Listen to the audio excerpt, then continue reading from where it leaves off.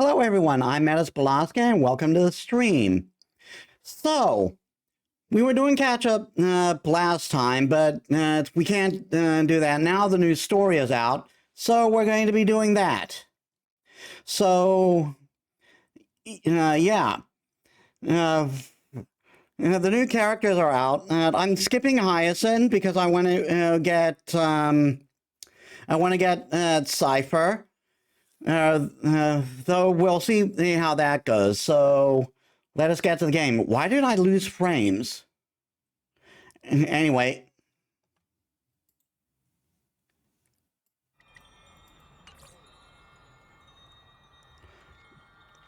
I'm on my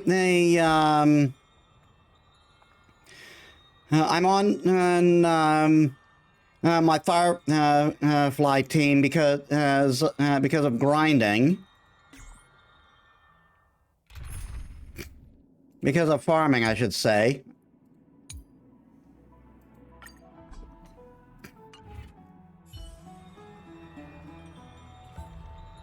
But we barely got to use the Casterus team last time. But first, somehow we got this.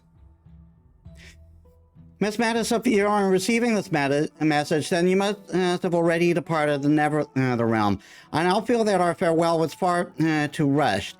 It was only after you left I remembered I still had something to tell you.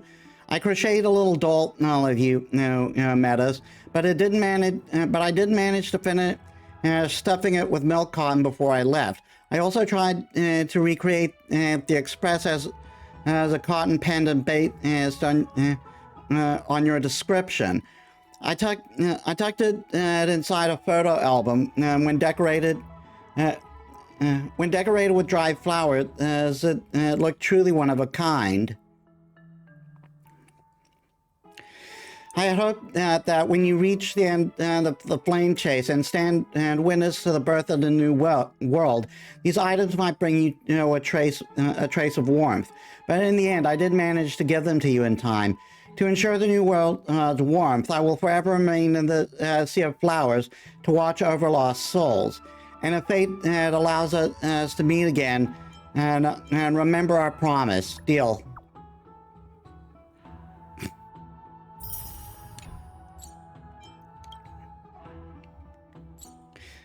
Hello, Metis. My work on the Zhanjiao draws to a close. Now a traveler like me is about to start my next adventure. What?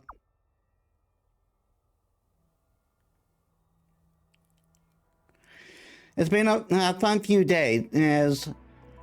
So I left you a gift. I've done a letter before I went away. Remember to pick those up from the Express. From the Heron and Express an Exalting Sanctum. You're leaving? Where are you going next? Zhongshan?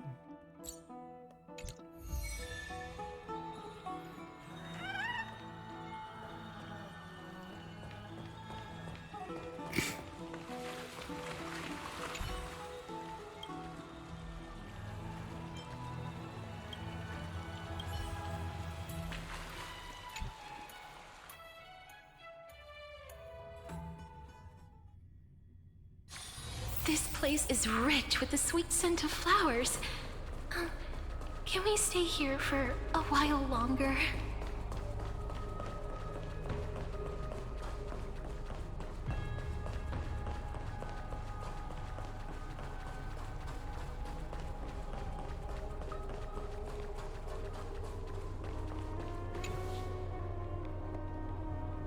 Thanatos and Cersei's core flames have been returned. Sometime after that, 12 constellations hover above, overlooking the vortex of Genesis. They embody the 12 Empyrean deities, fate, foundation, creation, and calamity of this world. Now 10 among them have fallen, and their core flames return to the origin of Genesis. Above you, constellation and shimmer, their brilliance echoing the faint slumber of each titan. and you have experienced 4 ascensions and 4 partings. The Lance of Fury once became the Mad King, plunging the world into ceaseless strife until your valor brought it to an end. And its demigod successor, the undying Mightymost, chose to bear the title of Kremnos alone, and returning home to be crowned as the last line of defense for the Holy City. Mighty may your battles know no defeat.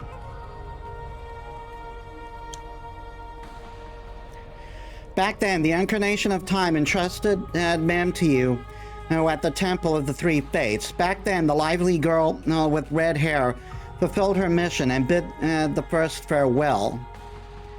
Time speaks not of fairness, yet it never stops, and now this power resides in your hands. See you tomorrow, Trianne.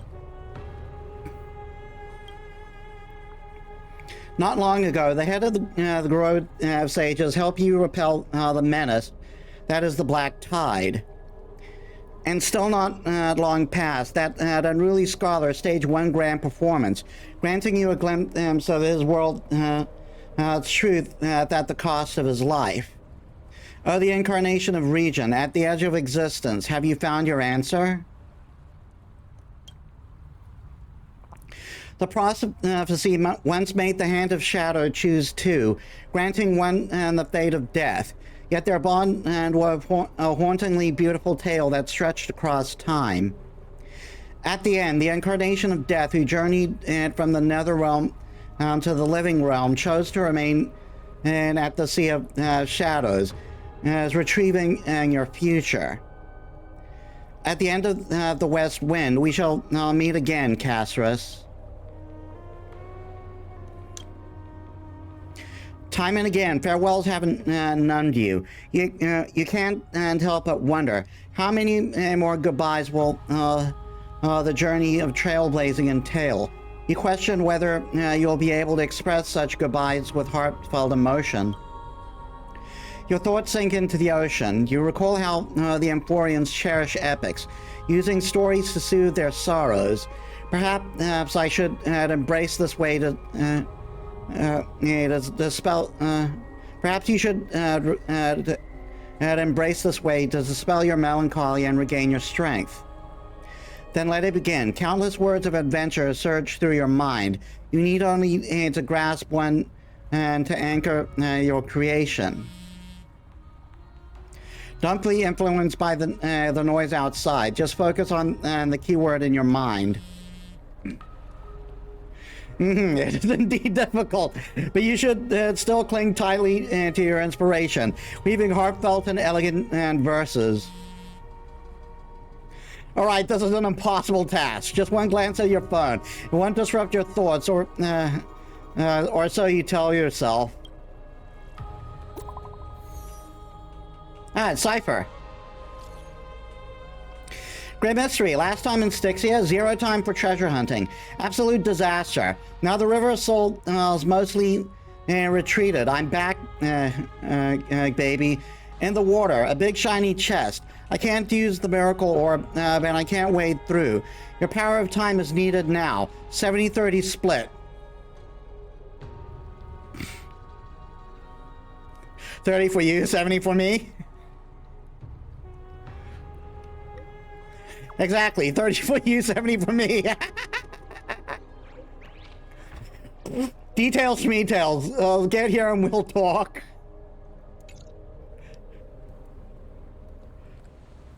You must admit, even during this arduous and struggling low point, there are still those who live joyfully.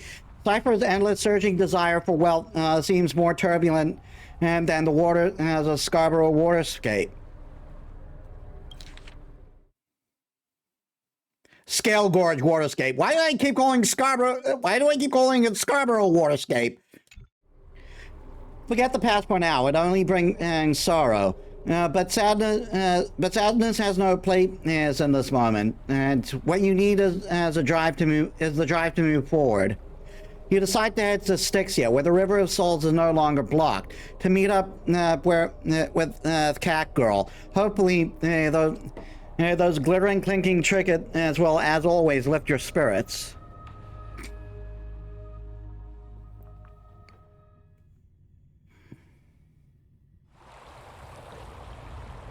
Oh, Styxia's moonlight is so beautiful.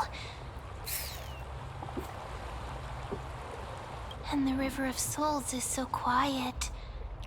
It's like everything that happened was just a dream. I wonder if Cass is doing okay on the other side.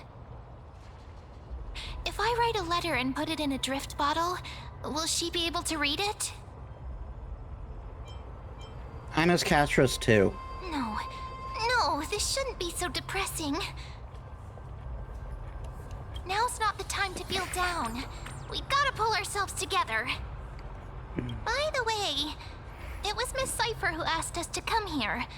But where has she gone? Huh? I don't know. But this aura feels so familiar. Let's go check it out together. Be very careful. I have a bad feeling about this.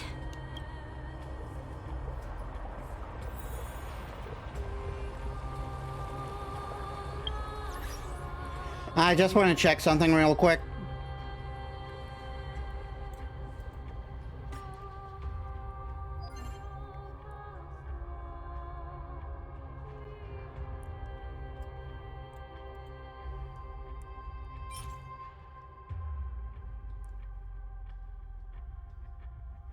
Yeah, that's in the area we haven't reached yet.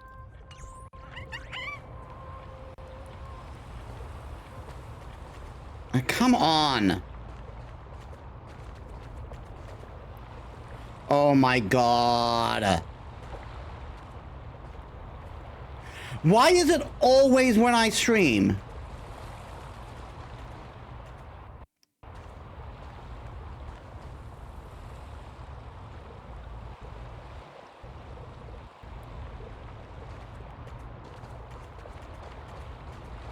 It's always when I stream. And what's going on with my model now?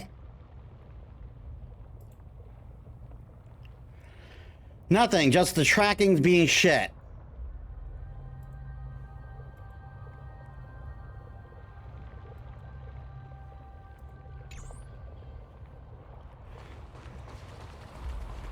And I lost more frames. Oh my god. Why is it always when I stream these problems happen?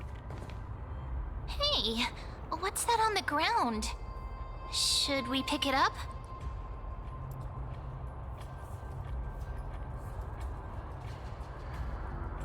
Careful, careful. What is going on? It's a piece of black cloth. Now, where have I seen this before? What? How could they be here? Mimi! Look out!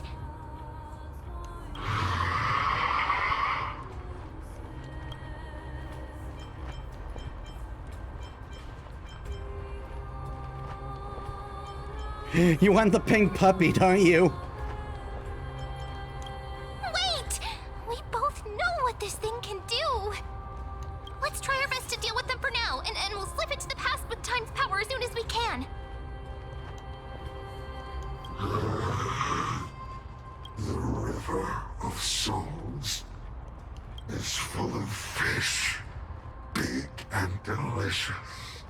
What? Why am I facing weird?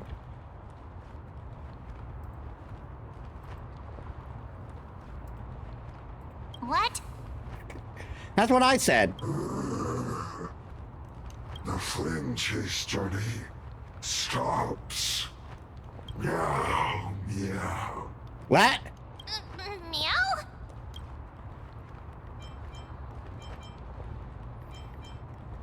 What's happening? It's Cypher.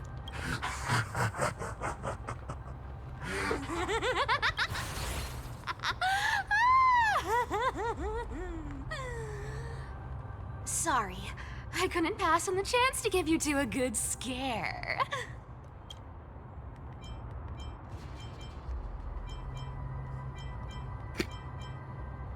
The Cypher must be a fake too. Run!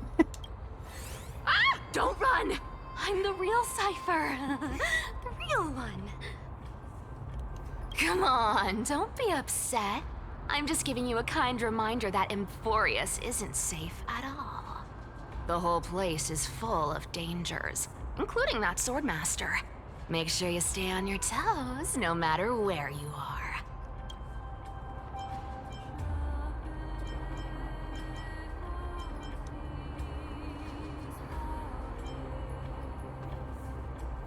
So you're playing good cop and bad cop. Hey, I'm just making it up to you. You'd do the same in my shoes. So, was that a Flame Reaver disguise? Or a magic trick? It looked so real. Is that the power of the trickery demigod? Disguise? No. It's not as simple as that. Let me think about how to explain this. For example, what did you think when you realized that piece of cloth came from the Flame Reaver's cloak? We thought that maybe the Flame Reaver was around here somewhere? That's right.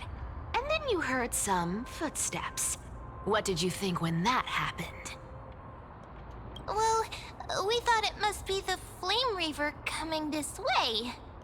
Yep, exactly. I just used some hints and, mental suggestions to help you believe in a lie. Lies are what Zagreus is best at. If everyone believes in a lie, then it becomes reality. Power to make lies into reality? That's got all my hair standing up.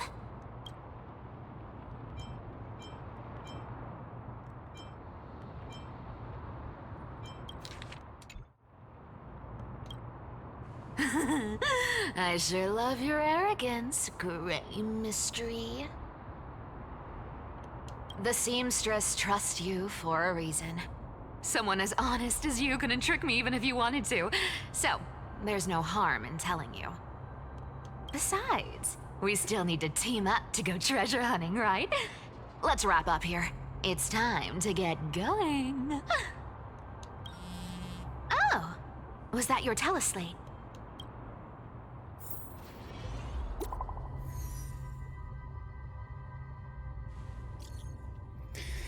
Metis, did you rest well? I came during the lucid hour and you didn't, seemed asleep, so I didn't wake you up.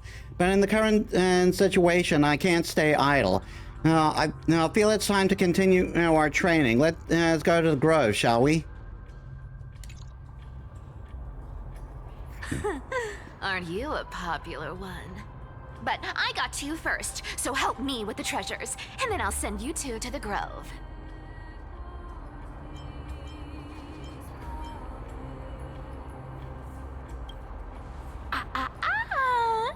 Curiosity killed the cat, you know. Do you think I'll spend it all? That's so not why I hunt for treasures. Don't forget, I'm a demigod too. And there's a line reserved for me in that stupid prophecy as well. You shall walk with greed and die over petty change. But I don't believe in that. As long as I keep collecting treasures, then I won't need to care about petty change. And as long as I don't hurt other people when I get what I want, I won't be walking with greed. Right? Isn't that simple?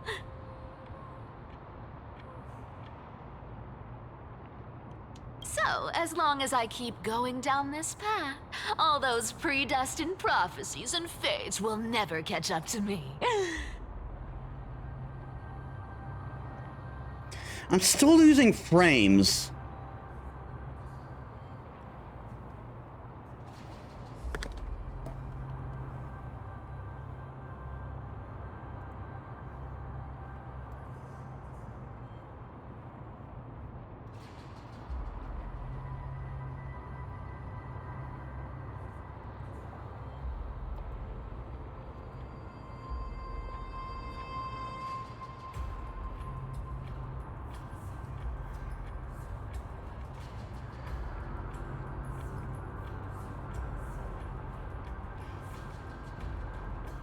I need to take care of this.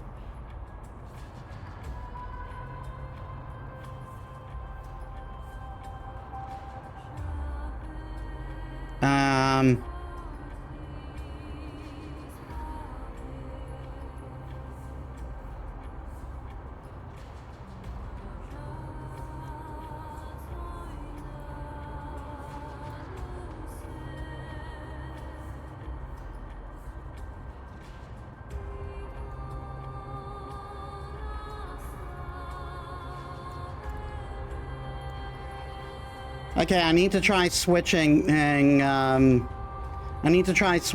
relays. Give me a bit.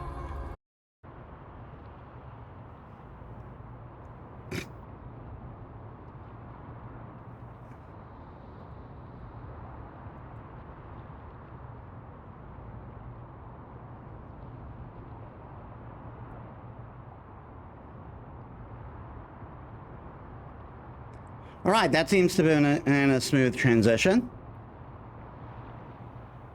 We'll see how it goes with that.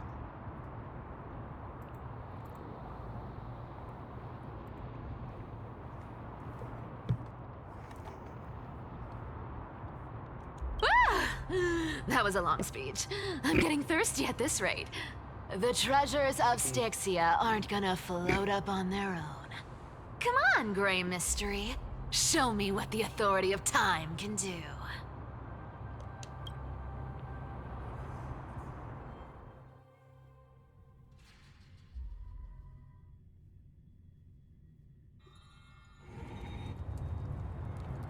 A few days later, at the crash site at the Abyss of Fate. So, this is the car of the Astral Express you've spoken of. My repository of memories has been enriched with another fascinating piece of information. Thank you for leading me here, Lord Donham. Oh my god. I'm surprised a council elder like yourself would be willing to journey so far to inspect the Express. Archimans hold wisdom and knowledge in high esteem. If the citizens knew of your origins, I'm sure more would be intrigued by the Trailblaze. Sadly, discussions about the world beyond the sky remain taboo. It's been quite some time since you first arrived in Nakama. Presumably, you've been looking for a way to leave ever since. I've been actually gathering clues and testing different things. Sadly, the more I find out, the more powerless I feel. Don't be too hard on yourself, my lord. This puzzle has stumped Amphorius' scholars for centuries. It isn't something you can solve overnight, even someone as gifted as yourself. In the Grove, I discovered extensive research on the Sky Titan, and it appears that many scholars from Amphorius believe the taboo against the world beyond the sky stems from a curse cast by Aquila. Exactly. Of the 12 Titans of Amphorius, Aquila is known for being the most capricious. The weather itself reflects their mood. Tranquil sunshine, mournful rain. Aquila's breath is a brisk wind, and their cries resound as thunder in a storm. Additionally, Aquila is one of the two Titans whose core flames have yet to be returned. The sky above affects every citizen. It's clear that Lady Aglaya's decision to confront Aquila at the end of the Flame Chase journey was a carefully considered strategy. If returning Aquila's core flame can break the sky's curse, we won't have to exhaust ourselves searching for a way back. We can simply focus on aiding the Chrysos heirs. Anti-Catherians have no home to return to, so I understand your concern for your old friends and homeland. I used anti-Catheran technology, or scanning, as you might call it, to assess this car. Assuming my judgment is correct, I might be able to conduct a thorough overhaul of its power systems. Really? But Of course, that's only if you, my lord, permit me to interact with it. by all means, please proceed. But be careful. The express thrusters are extremely delicate. You honor me with your trust. I will be very careful. Liga carefully scans the damaged propulsion system, then methodically begins inspecting the components. This is unbelievable. You seem to understand its structure perfectly. Have you repaired something like this before? Not exactly, but we Anti-Catherans are inherently sensitive to machinery. Carefully endowed our kind with a unique advantage for analyzing and learning. If you give me some time, I might be able to fully restore this damaged car to its former glory. Then you and your esteemed companion could set off on your return journey sooner. But isn't the real issue with Aquila? Hypothetically, Lord Donham, if I could open up a path out of Amphorius that circumvents Aquila's divine punishment, would you consider ceasing your support for the Flame Chase journey?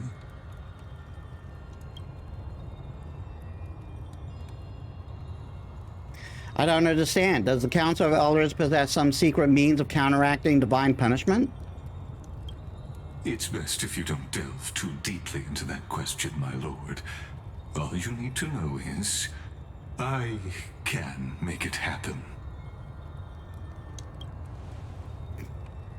Maybe this is not a decision by the Council of Elders, but rather his personal wish. The crucial point is, if you and your companion are unwilling to halt your support for the Chrysos heirs, it could offend certain interests.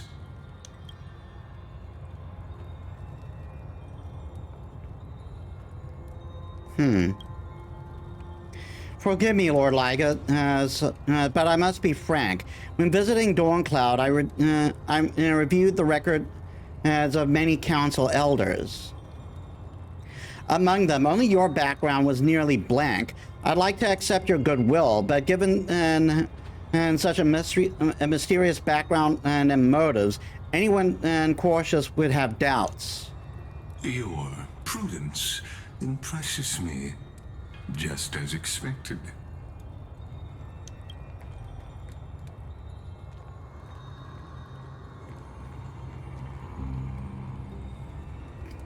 Are these people... Is this a trap? Is that why you accompanied me here? Please don't misunderstand, Lord Donham.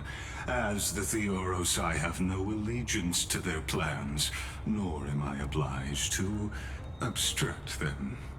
I am neutral. Out of respect for you, I hope to offer a peaceful solution to ensure the safety of you and your companion.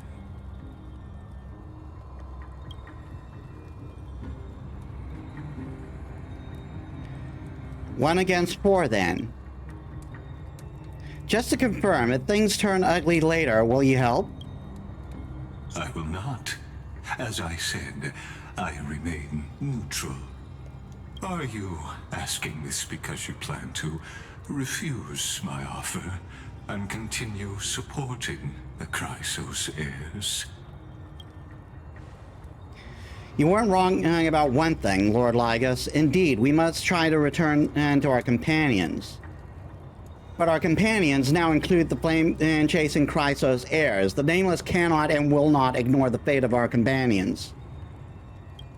So I see. This is what you call trailblazing. When I asked if you help, I meant... the ones who need them, the ones who need help are them. Damn.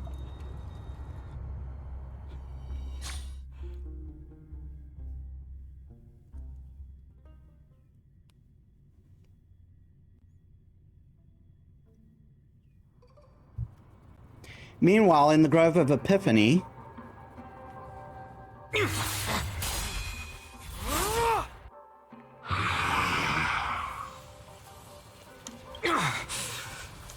You have such overwhelming power, so why? Answer me. Why do you stand in our way? Why do you want to take the core flames?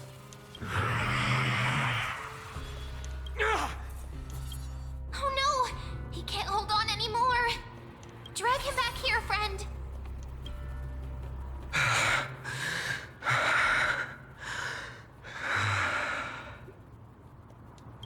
Are you okay? I'm okay. I can handle that kind of hit now. But a few months ago, that would have knocked me out.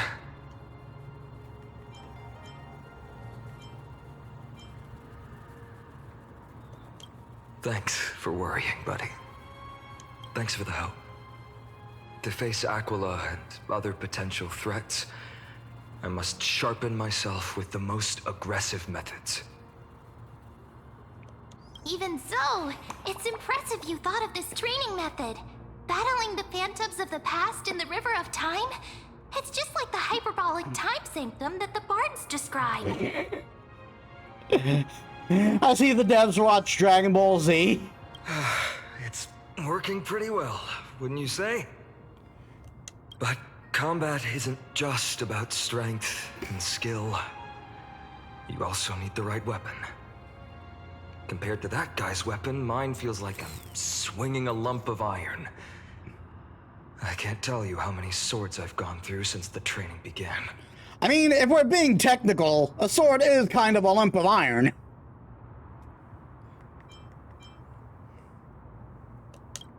Don't worry, I've already arranged that. Of course I need him. I asked him to make a suitable divine weapon for me. It's a little embarrassing to say this, but in order to help me, he deliberately turned down all other business. Oh, Cartonis is part of this flame chase journey after all. Full of energy. Thinking about how he's been recently, maybe you're right. But, Finon, I've been somewhat concerned about you. Lately, you seem more and more fixated on that Swordmaster in black. That's quite the sudden shift in topic. I've been holding this question in for a long time. You're getting stronger, but seeds of unrest are also growing in me. Don't worry. I'm not wielding my sword for revenge. She's been through Nikador's trial and understands. Those who can't walk out of the shadows of their past are ultimately weak. Times have changed. The responsibility I bear is both precious and fragile. I wield my sword for the future of Amphorius. I will not let hatred cloud my judgment again and neglect my duties.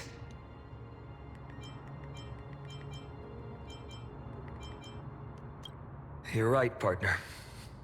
As of now, I'm not able to handle that Swordmaster on my own. I still need the help of my friends. Every time I say something, things get so serious. I don't want to be the person who keeps bringing the mood down. I'm out of energy for training today. How about we go to the library of Philia to lighten the mood? Sure, that's what I've been looking forward to. We deserve to enjoy ourselves after all the hard work. Today, I'm definitely going to...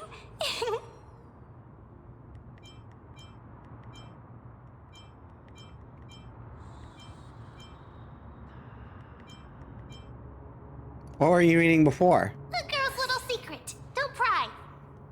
That's the charm of this place. You can find whatever you're into here.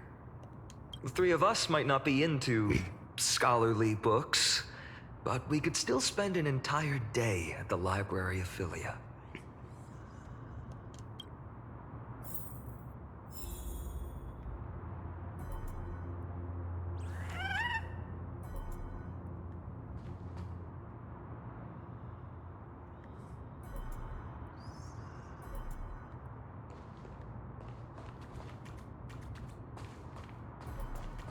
There you are, you little...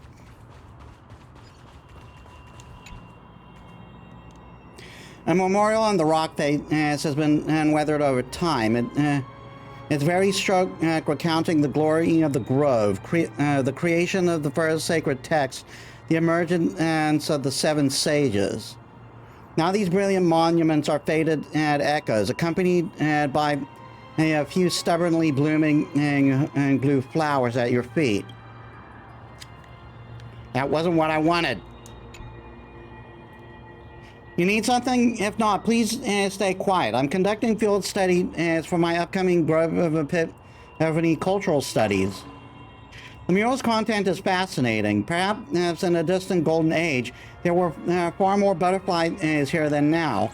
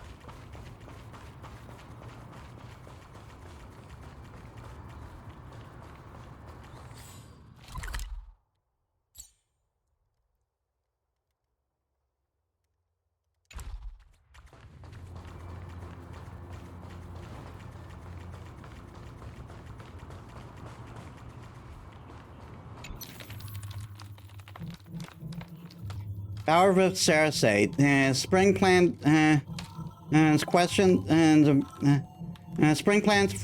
questions and fertile mind. Autumn yields wisdom pure, and true of it totally leaves. Find truth we find.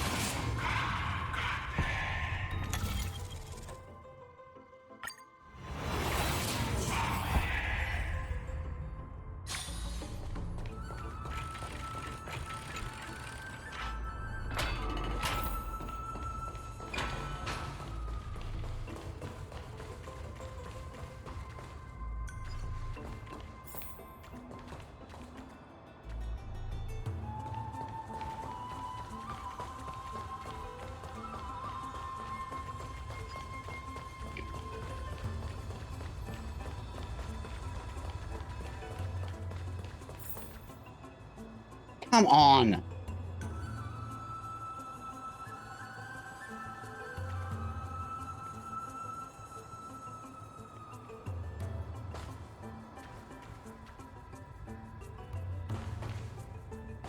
Why does this always happen when I stream?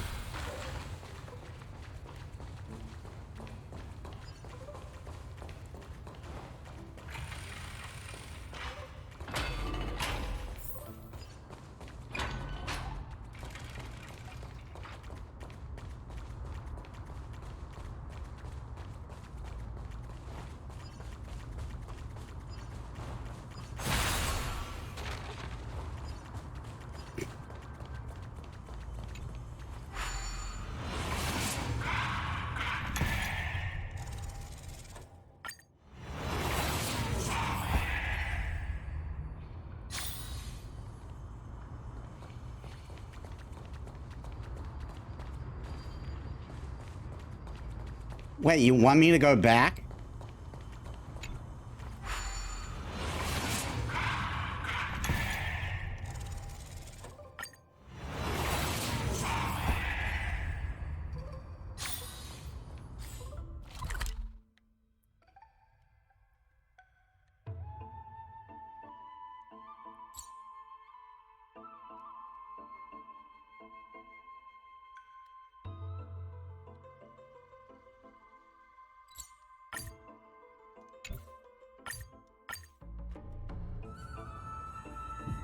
Here we are! Where was that slate last time? Was it here? Or maybe over here? I'm off to have some fun! It's free time now, so you should relax too.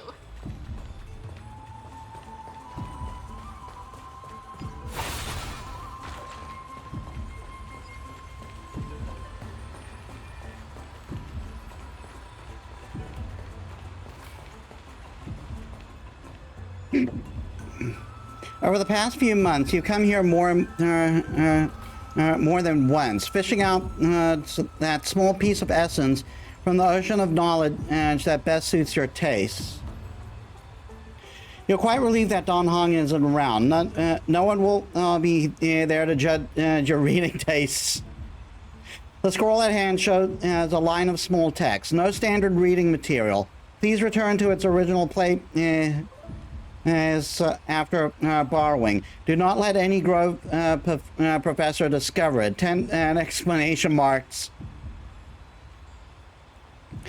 It seems that the scholars of the Grove, amidst their profound academic discussions, haven't forgotten their little hobbies.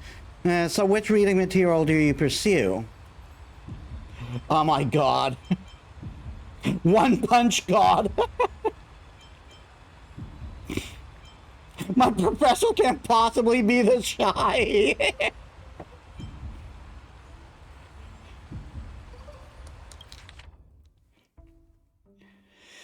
We wander through the flower sea, searching for the glimpse of those fluttering butterfly wings, but without success. There, I've heard, that very flower has its own florography. Generally speaking, that perception is correct. She heard the voice. She heard the voice, but couldn't see the speaker. Yet Cersei has paid it no mind. She calmly responded to her most special student while scanning her surroundings. What is your florography? I can't. I'm afraid I'm not a flower, but a tree. Evidently, this answer failed to satisfy the other party. A sound mingled with dissatisfaction and disappointment. Disappointment reached her ears, prompting her to add another remark. Now, well, if we're just speaking metaphorically, I suppose it would be intelligence. However, her objective was nearly accomplished. It should be around here somewhere. Now, she just needed to find some bait to draw her out. Intellectual, yet also romantic? Perhaps it's because I hibernate? You see, in my long dreams, I've made promises to countless lovers. Really? The butterfly-winged girl suddenly rose from the thicket before Cersei, startling her slightly. After all, at this moment, the distance between them was virtually non-existent. And gazing directly at Nestia's face, allowing the light it's reflecting from their lips to pass through her eyes, a hint of crimson flashed across Cersei's face, almost imperceptible to onlookers. Of course, her composure wavered for only a moment. Then Cersei wrapped her arms around the girl's waist and, as if pulling up a radish from the ground, gently lifted her from the flower thicket. Of course not. Caught you now. Placing her on the ground, the giant tree's incarnation gently stroked the butterfly wings with the edge of her leaves, performing the other's normal state before slowly withdrawing. So, now will you tell me, why have you been avoiding me? Would you two please refrain from frolicking in my antler garden? A cold voice unseasonably interrupted their thoughts. Indeed, for the garden's master, the incarnation of death, such lively atmosphere was truly something akin to a natural enemy. Sorry, we'll leave at once. Thank you for listening to my troubles, Madam Thanatos. Sarah, let's return to the grove. Sorry, then for troubling you. Honestly, you two are, alas, but Cersei's. You must be aware by now, right? The bitter sensation spread in her mouth once more. Cersei remained silent, merely nodding as she bid farewell to her old friend. On the way back to the grove, Nastia remained completely silent. After one unsuccessful attempt to question her, Cersei struggled to find another opportunity to speak and simply focused on the path ahead. Voices of gossip reached them, causing irritation. A genius, so what? She's just so terrifying. A stern figure approached rapidly. It was the source of the irritation. Nastia offered Cersei as a smile, then turned and walked away. Cast a sharp glance in the direction of the butterfly wing and girl's departure, then shifted his gaze back to Cersei's. First came the perfunctory reports and spiritless small talk, an escalation into argument that resembled personal attacks. Do you truly understand? I don't need to. Let me be direct, Cersei. To romance a student, even in your own creation, don't you find that perverse? Pal, this was the first time the embodiment of reason allowed emotions to govern her mind. The sensation left on her palm felt as if it was scorched through the heart of the tree.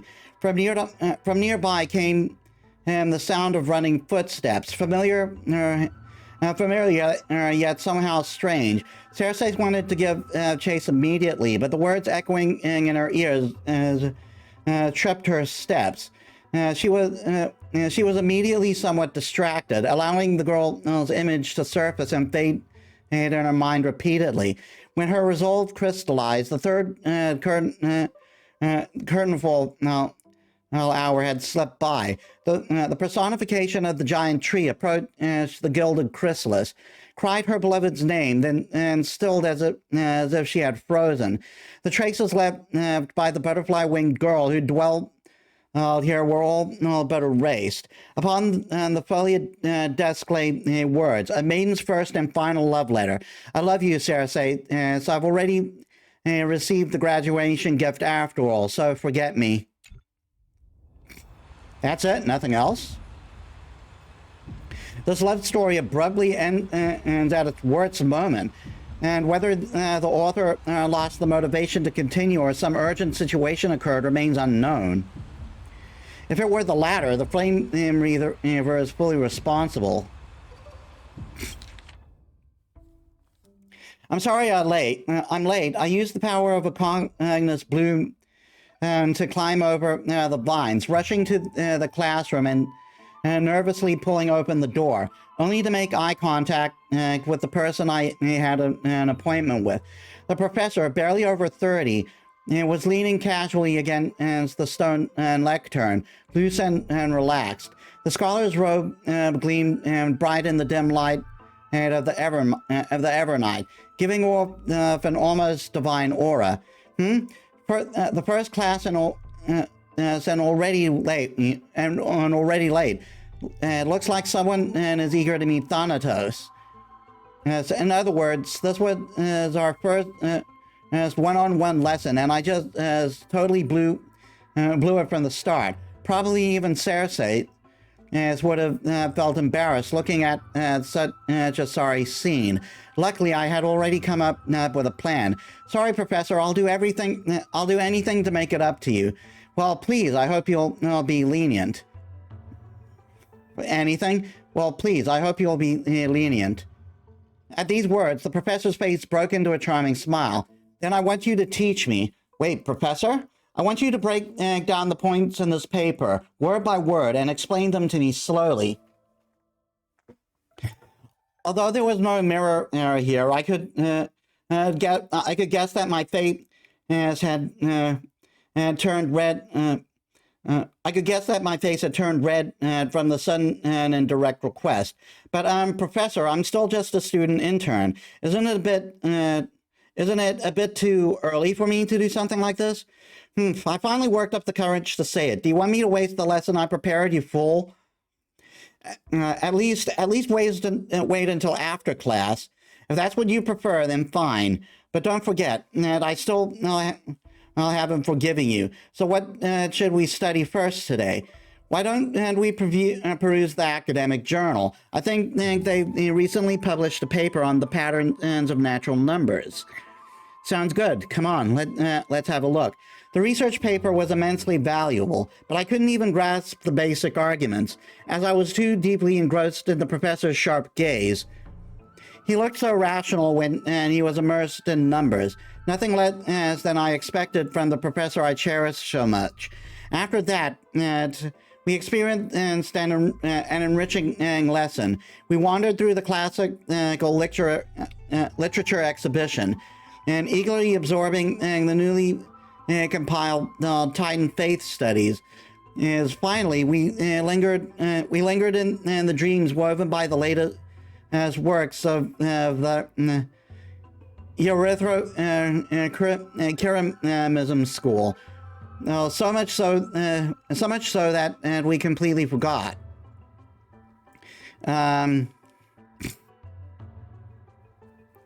The bell signaling the curtainful hour rang, and we looked at each other. Class was over. More than once, I had resented time for a seemingly linear flow, when I remained powerless to interfere with it. The professor looked at me and paused for a moment, as if making some kind of decision, then muttered, "Take out your paper. I'll help you revise it." "Really? You mean it?" "Yes, you are a student, and I take great pride in. I've been considering this for some time. Professor, let me understand your thoughts, your research, your everything." No further words were needed. Two seekers of knowledge, driven by instinct, began their deep exploration of ideas. At that moment, and we had yet realized that after this lesson, another name would appear in acknowledgments of the paper, and in the end, this would be the very spark that would lead to the founding of our academic symposium. After finishing this mind-shaking piece, only one image remains in your mind. The Express, wealth, phone. For a young Stellaron host, this type of literature remains too far ahead of its time. Brushing off the dust that settled on him, he adjusted his attire and stood firm, placing the giant eagle in a tense standoff. Facing the giant eagle in a tense standoff. Yeah, so you think you're something special just because you defeated the silent Giorio?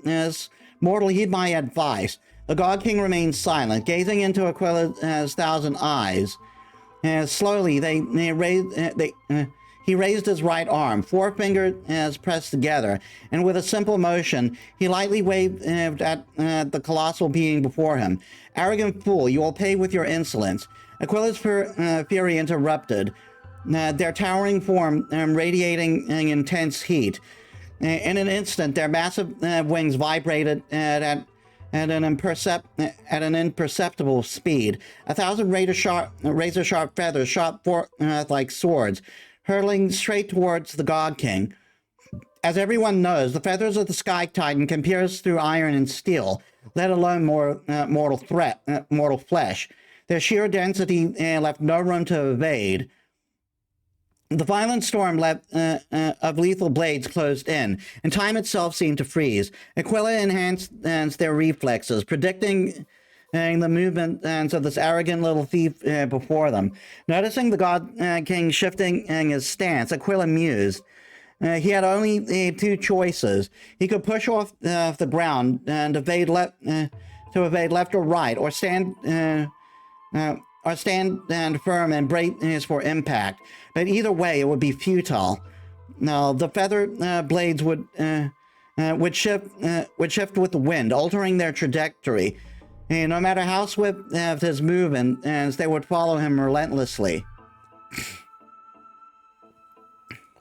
But who could have predicted? The God King never intended to dodge.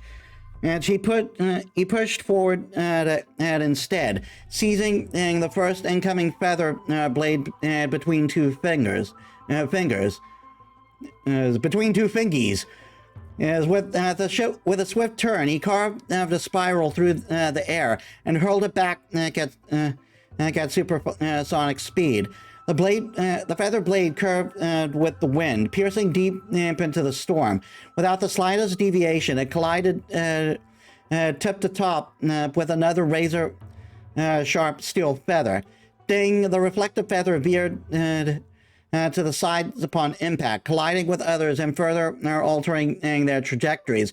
Ding! The sharp clashing of feathers rang out in an intense, irregular rhythm. A chain reaction unfolding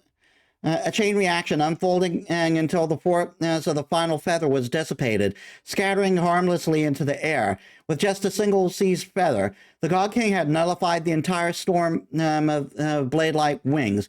Aquila was shocked. How could a mere mortal possess such divine skill? Yet as the being of godly essence, and they did not allow themselves to be shaken. Seizing the moment, and as the scattered feathers clouded their vision, they swiftly brought down their clawed sharp as steel greatsword, aiming to end the battle in a single decisive strike. Boom! The massive claw struck dead center where the God King stood. The sheer force of impact carving a deep crater into the ground. So something felt off. Aquila's mind raced. The sensation was strange. Had it missed? Or they focused their gaze only to witness the impossible. Their enormous razor-sharp claw, many times larger than the God King himself, was caught. It held effortlessly in a single hand, as if the God King were merely grasping a piece of cutlery. The countless white feathers drifted through the air, painted at an eerie contrast against the battlefield's deadly stillness.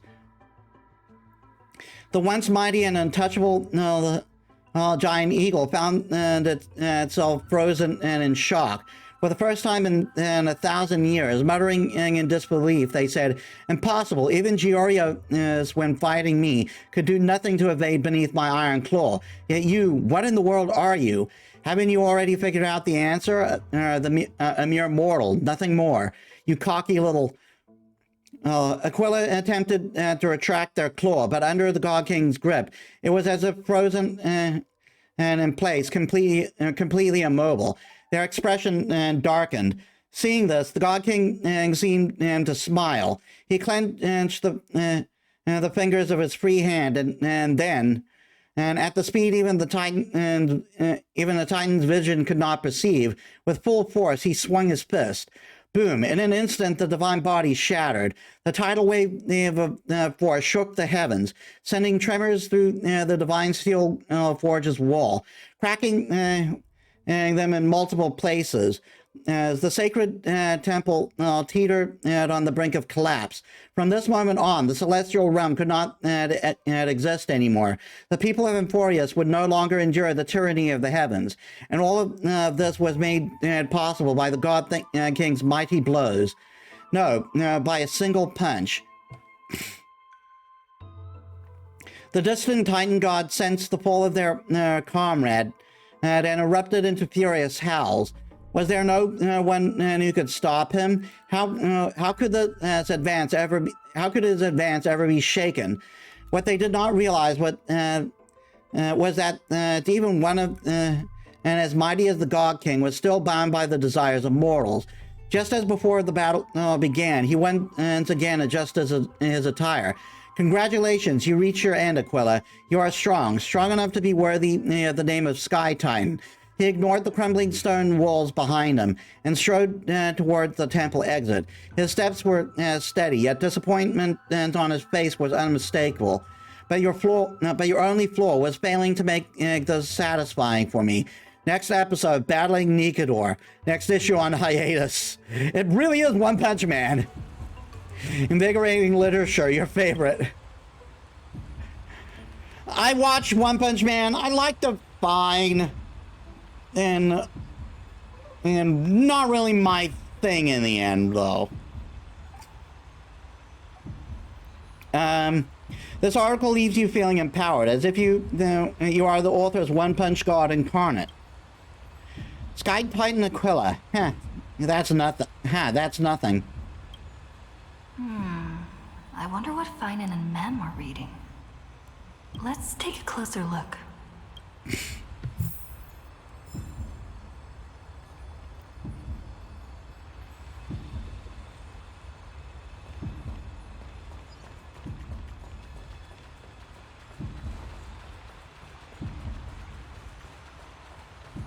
Ooh.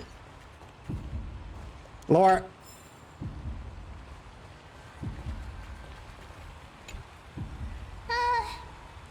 Month of cultivation, curtain fall hour, a time to feast on grains, but poor time for fishing. Oh, but then again, are there even any spots left to fish in Emporius these days?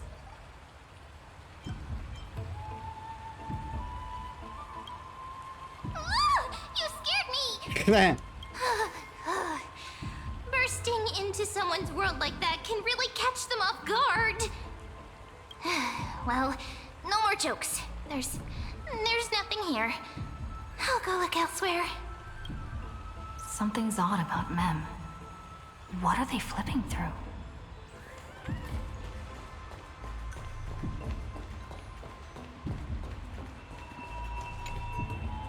Oh, these cards are so detailed and fine. Ruler, weaver, traveler, healer. But the interpretation for each card is so long. Do I have to memorize them all? Is this a reference to Fate?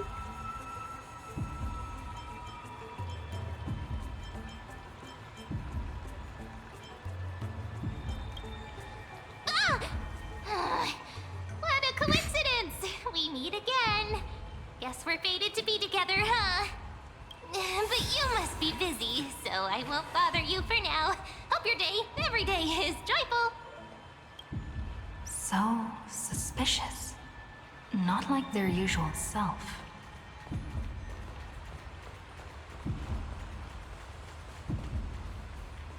Oh. Finon's the optional one. I should get that done first. Well, I thought I felt a draft just now. Peeking isn't polite, my friend.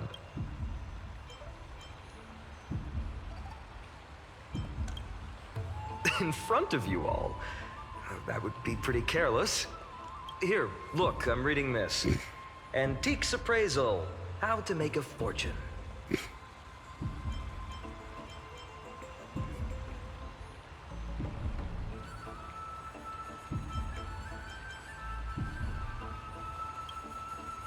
You didn't know?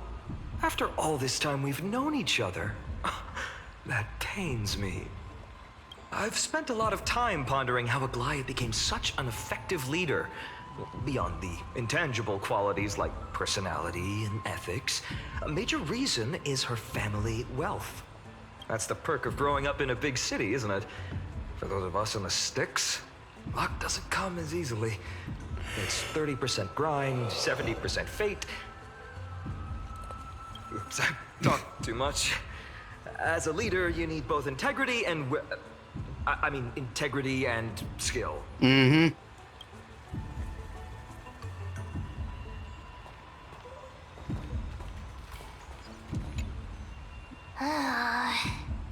You sure are persistent.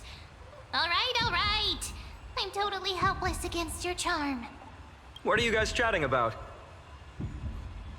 is this the Amphorius Divination Compendium? Why are you here too? Sorry, seeing you two chasing each other around, I suddenly found my book not that appealing anymore. Never thought Mem would be into divination. But it's not exactly a niche hobby, so why all the secrecy? I wanted to set up a surprise! Master it in secret and give you all a shock.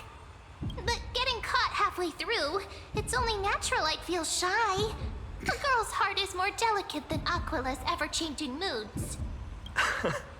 A surprise, huh? Someone else used to tell me the same. She was really good at stargazing and divination, especially with cards. Yeah, just like the ones you're looking at.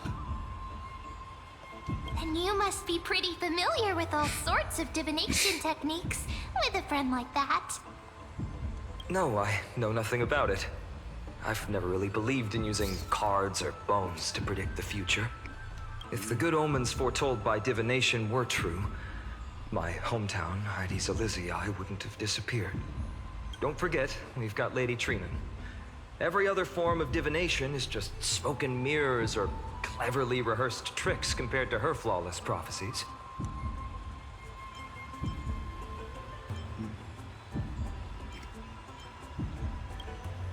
To me, divination could be a power that guides our spirits. Fate always casts a shadow in front of us, clouding our view of the future. That's why people turn to divination. It's just to find a small reason to give them courage to face the unknown. After all, the first chapter of the Divination Compendium discusses the significance of divination. I'm just expanding on that a bit. Strange. That person I knew used to say similar things. Looking back, whenever she interpreted a card for me, I couldn't help but feel uneasy. Even though I never believed in the outcomes. Maybe it was her tone. Cyrene. She could paint a complete fantasy so vividly, it utterly captivated me as a child. Right, I still carry a card she once used. Do you want to see it? Oh, wow! It's so exquisite! I'd love to have a card like that. And specifically has you on the portrait.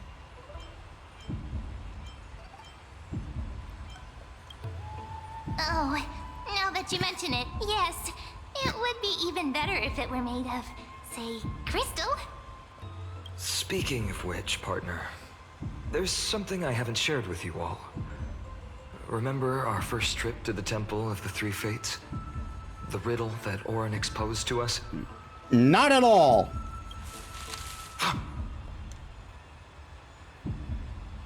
Who's there?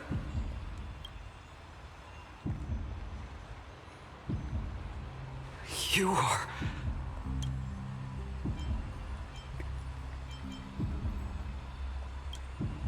These folks are up to no good. Black clothing, masks decorated with golden blood. Are they cleaners? To directly call us by our name, it seems you, Lord Finan, have studied the forgotten history of Amphorius quite thoroughly.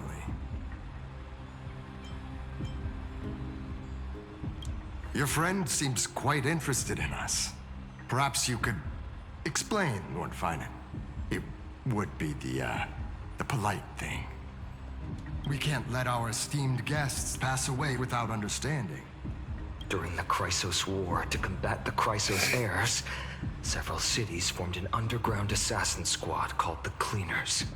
Their task was to erase anyone with golden blood from existence. Assassination, poisoning, political persecution. They would do anything to achieve their objective. Well, this historical perspective seems biased, glossing over the Chrysos heirs' abuse of divine powers and their blatant initiation of war in order to defame our predecessors. Could you disclose the name of the author behind this popular legend, Lord Finan? I'd hate for the innocent children of Akama to be tainted by such slanted narratives. You should have stayed buried in the dust of history. The Citizens' Assembly has once again legitimized the mission of the Chrysos heirs. But as for you, not one citizen would cast their vote for you. Executioners lurking in the shadows. What does it matter? We've long since stopped expecting to be understood. People have become too accustomed to peace, and they've forgotten the disasters that arose from allowing generations of the Chrysos heirs to rule. Complete nonsense. Did you really travel all the way to the Grove just to have an argument? I enjoy dealing with people as straightforward as you, Lord Finan. You've probably figured out why we've come before you.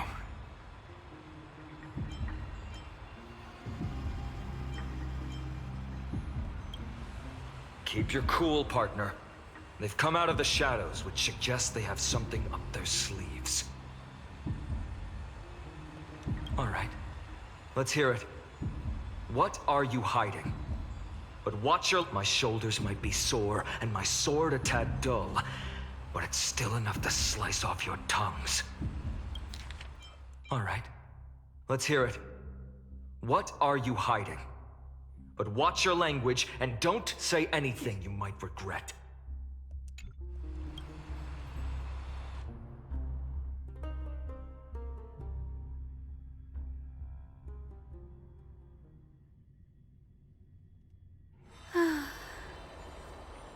How's it going, Cinny?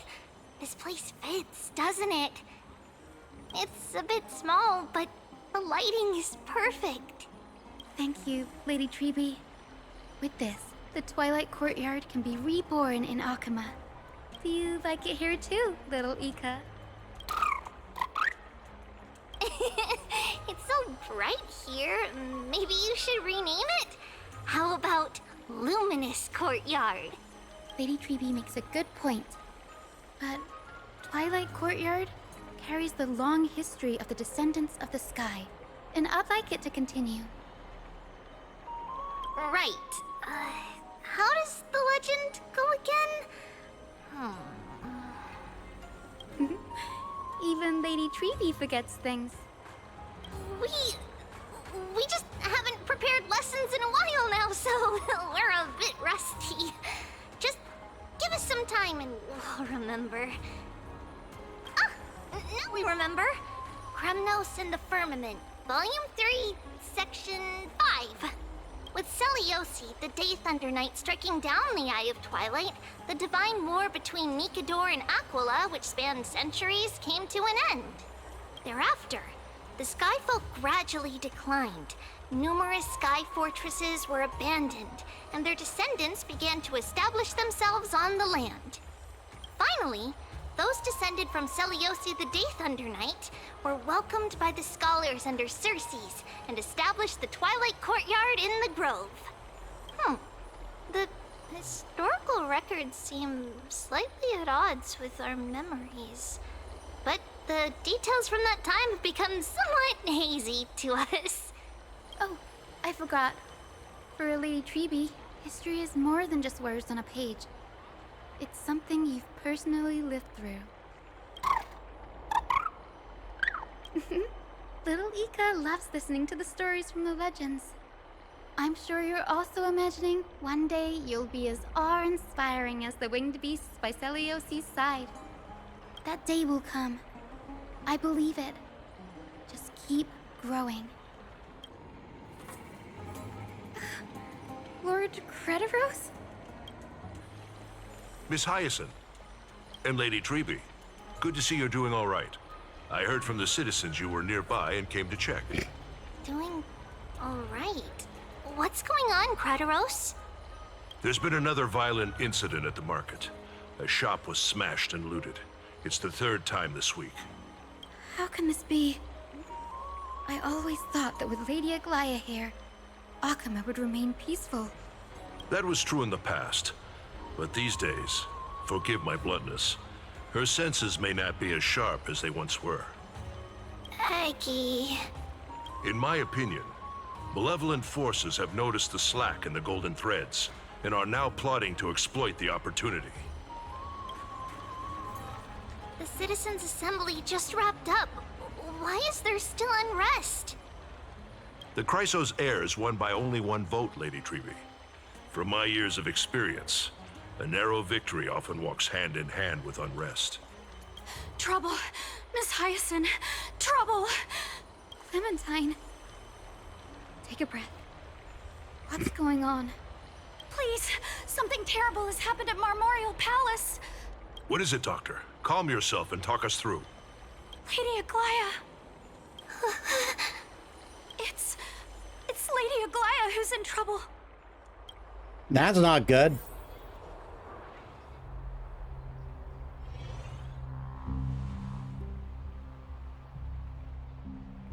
In the Memorial Palace.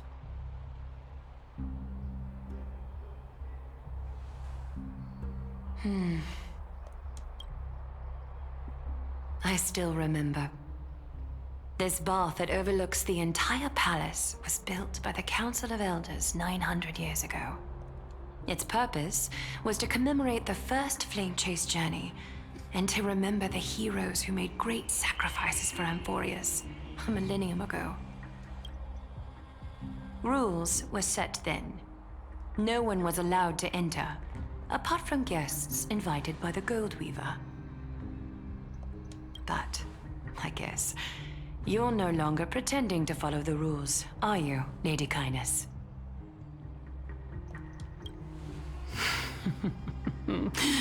Aglaya, Aglaya. You ageless witch, hiding behind a divine facade to deceive mortals. We've been far too kind with you. Kind? There's no need to use such a word to cover up your incompetence. Anaxagoras humiliated all of you before the citizens. If you still had any shred of shame, you'd throw yourselves from Dawn Cloud at the curtainfall hour to salvage the last fragments of your dignity.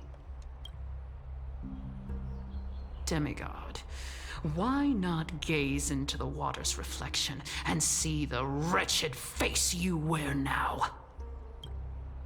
These days you're not only blind, but also deaf.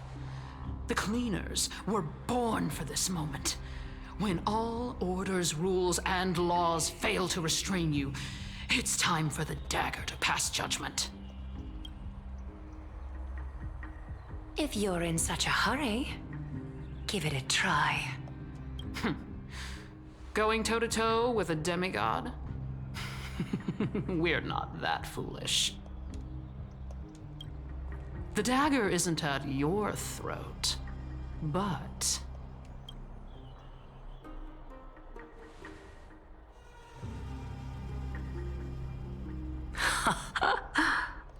Your gravest accusation is that my humanity is fading. And you claim my concern for mortal joys and sorrows is nothing but a facade. If that accusation holds, what makes you think the lives of these civilians will sway me in the slightest? Fine. I'll gladly use a few more words to shatter that demigod facade of yours. Like I said, you're not only blind, but deaf too. Lately, your control over Akima has weakened. You failed to notice the thefts we arranged in the market, nor did you catch wind of the meetings happening in the Dromus workshop. Plots are unfolding right under your nose, yet you remain indifferent. Humanity? Fading? Aglaya, why not use your precious golden thread to peer into my thoughts? See if the gift we've so meticulously prepared for you can move that cold demigod heart of yours.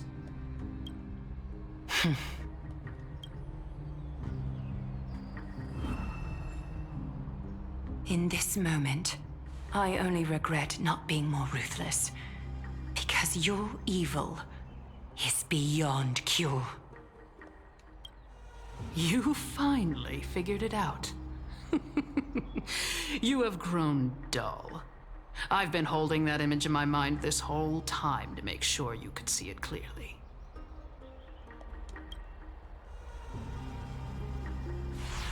I want you to have this knucklebone talisman, Big Sis. I hope it brings you luck every day and keeps you safe from bullies. That girl who can't speak or hear. What if she accidentally lost her eyes, too? I'm really hating this woman.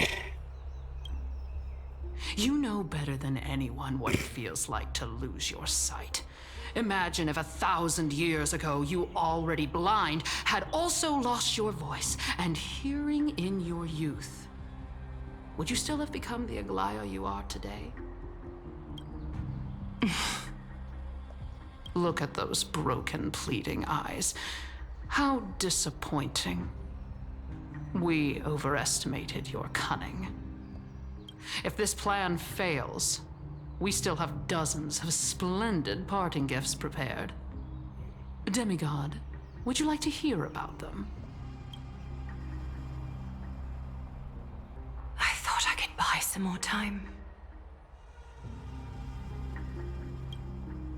In these 1,000 years, I've witnessed the fall of 10 titans. From my naive arrogance at the beginning to slowly learning how to guide others.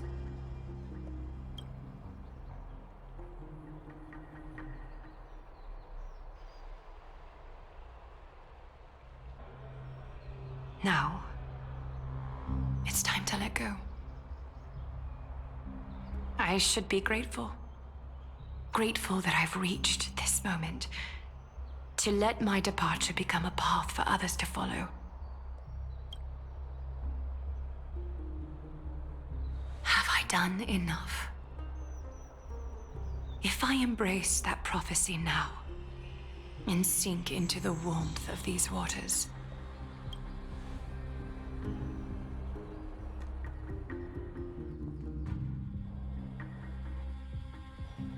Come the fuck on! What is going on? will the wandering wind stop to mourn me? Sci-Fi.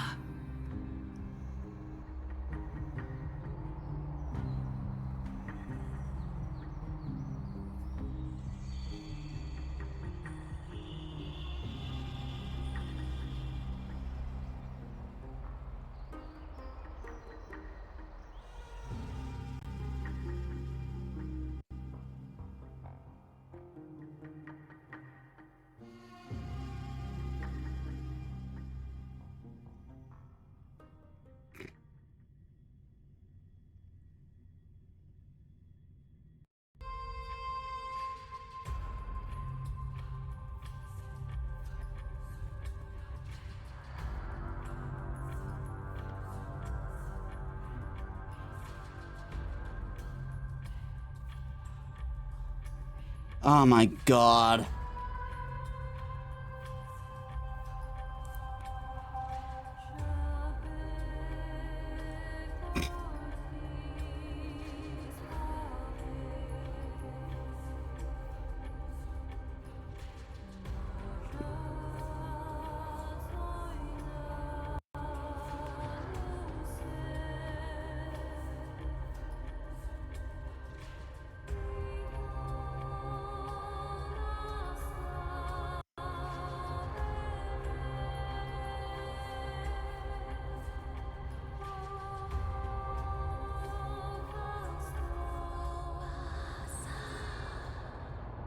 A millennium ago. We keep going back in time. Seamstress!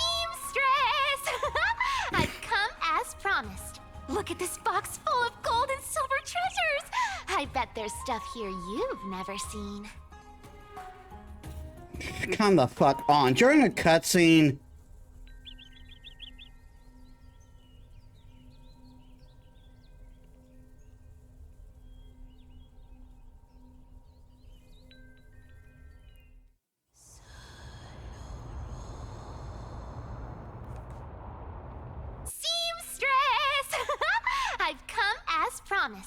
Look at this box full of gold and silver treasures!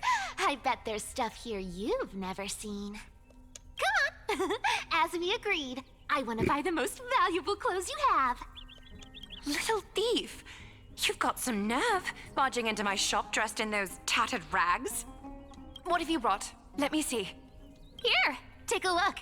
Only the finest goods. See the sapphire? It's even more blue than Fagusa's eyes. Such exquisite luster. I've only seen an ocean's tear of this quality in my mother's treasury. Wait. You've seen one before. And here I thought I'd leave you speechless. What a letdown. It's just an old memory. My family estate all burned to ashes long ago. This workshop is what I built from scratch. Wow. A daughter rebuilding her family business. How admirable. Enough with the jokes. At least you did get to enjoy those luxuries. Mind your manners, kitty. Tell me, Sci-Fi, where did you come from? And how did you acquire these treasures? I won them fair and square in a bet. What? Do you doubt me? Speak up, seamstress. Give me a straight answer. Do you want these or not? Strange. You're clearly lying to my face. But my golden thread doesn't tremble at all. That's because I'm not lying. I've been telling the truth from the start. Is that so? The scars and the mud stains on your face tell another story. Oh, come on. Can't we just do business without all this chatter? Don't worry. I didn't leave any evidence, so no one will bother you.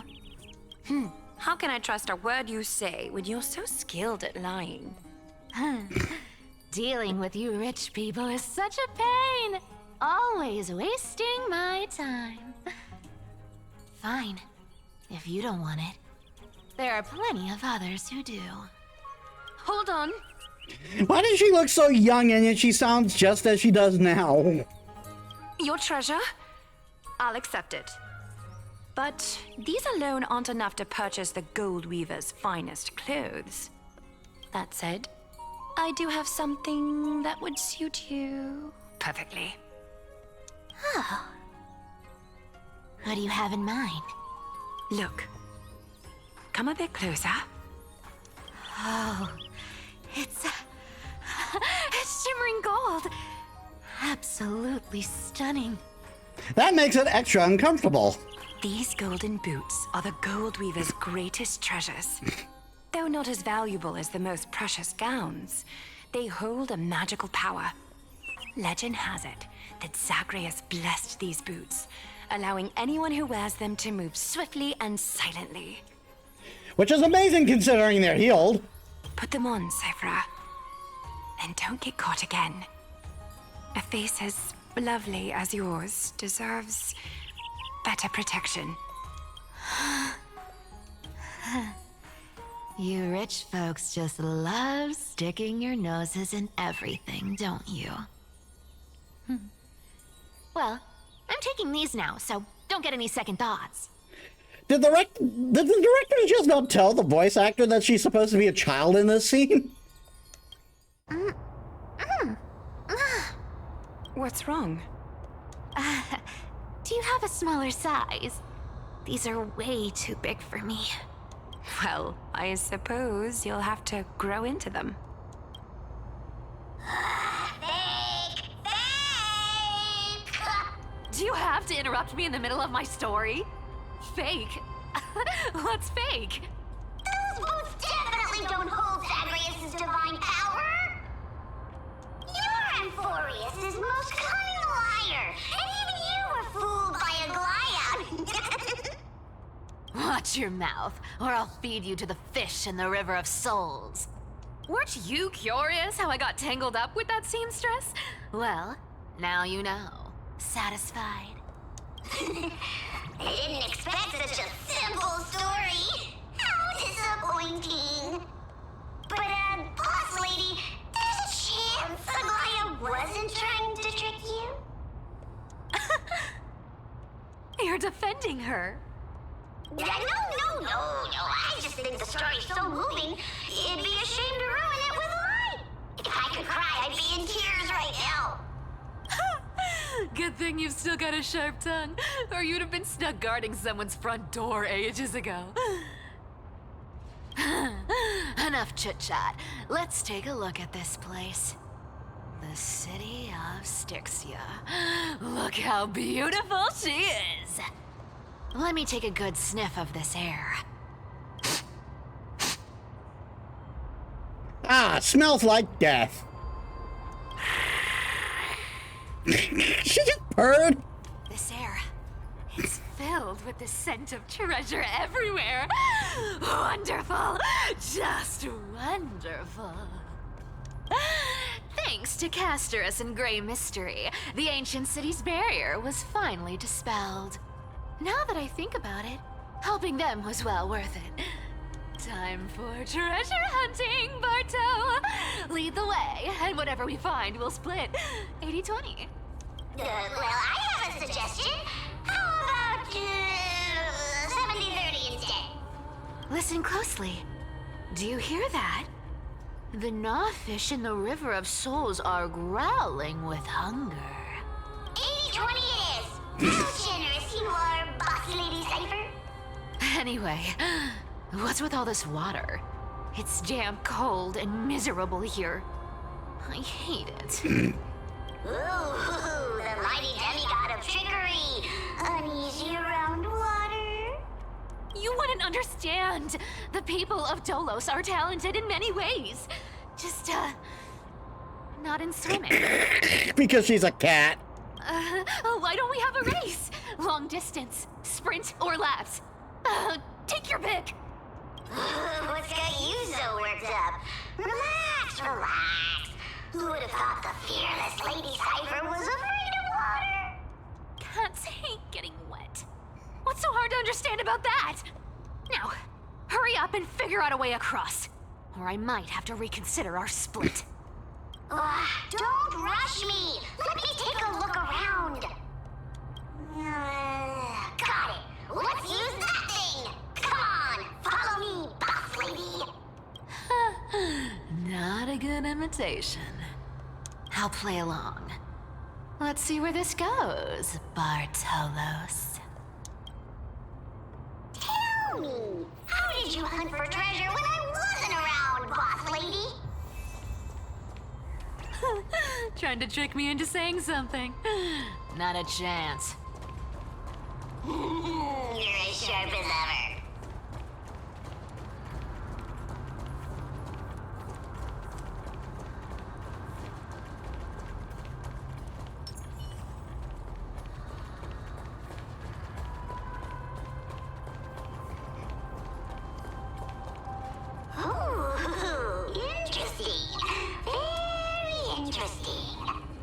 Was this device designed by priests of Ornyx? Do you think you can handle it? Don't underestimate me, boss. Just find a cozy dry corner and wait for me.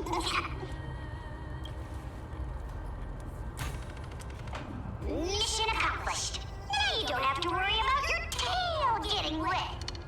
Not bad, but just a warning. If this thing fails while we're halfway through the water... Don't worry, trust me. For that sweet 20% cut of the loot, I'll make sure you're taken care of.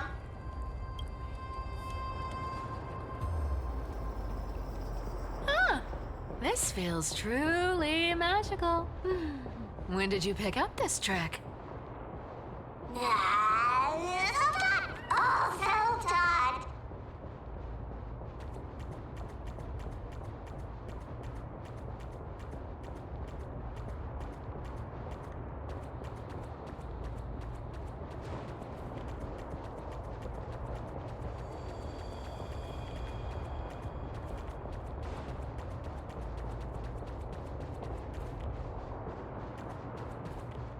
We're here. Can we turn off this spotlight now? It's really blinding. No problem. Just use the device over there to shut it off. There's the new enemy. I fought that in the whatchamacallit.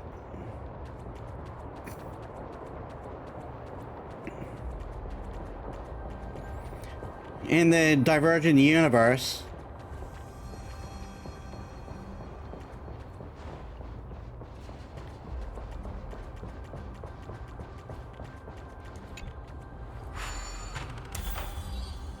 The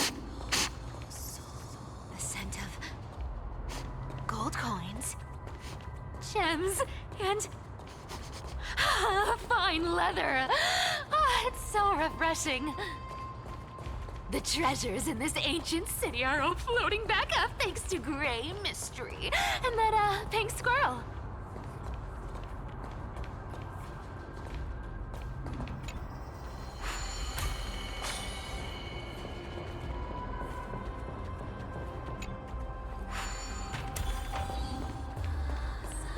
Guess this is just set up to keep you on track.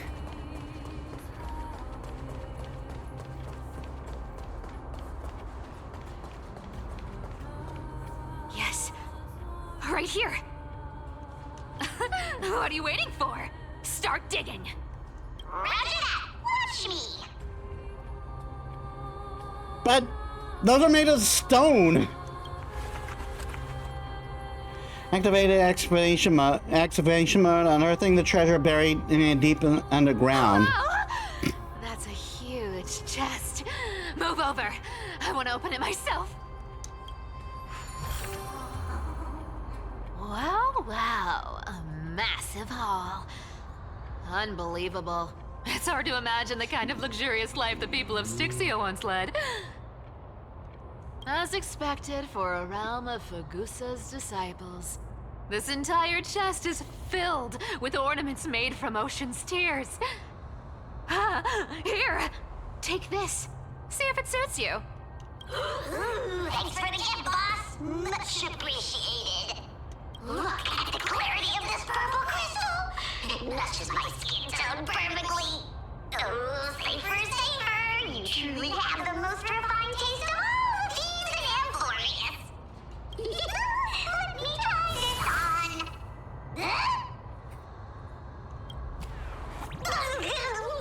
Where is my treasure? How long have we known each other? I can't believe you still fall for this. This is... How could I have forgotten about this? I'll believe it as true, and a lie becomes reality. What a convenient ability. The demigod of trickery's divine gift. Far more practical than any golden thread or teleporter. All right, enough fooling around. Here's the real thing. Lead the way. Cipher rules! I've already pinpointed the next trove of treasure! Starting navigation. Boss lady, we're set to make a fortune this time! Got any plans on how to spend it? Of course. Spend nothing. Have you forgotten my silly prophecy? I remember, of course. My, that sounded unsure.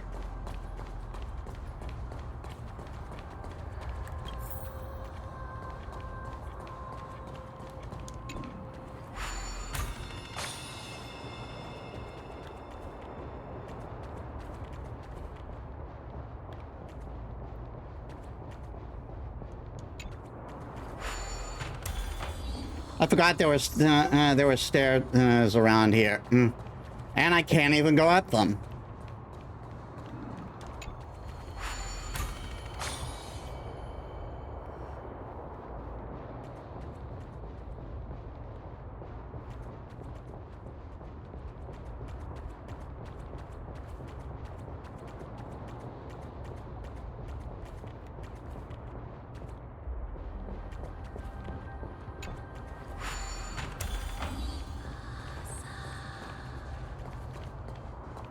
How am I supposed to get there then?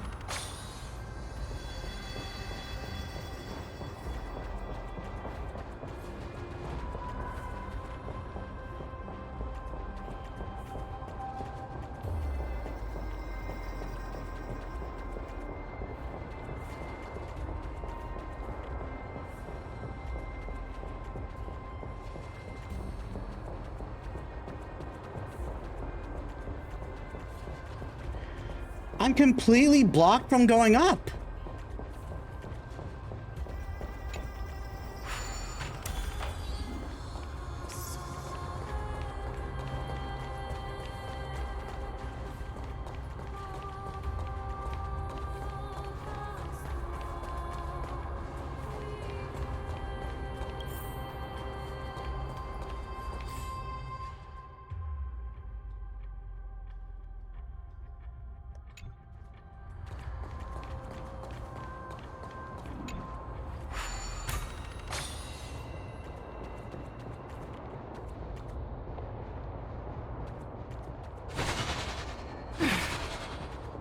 I have no way to go.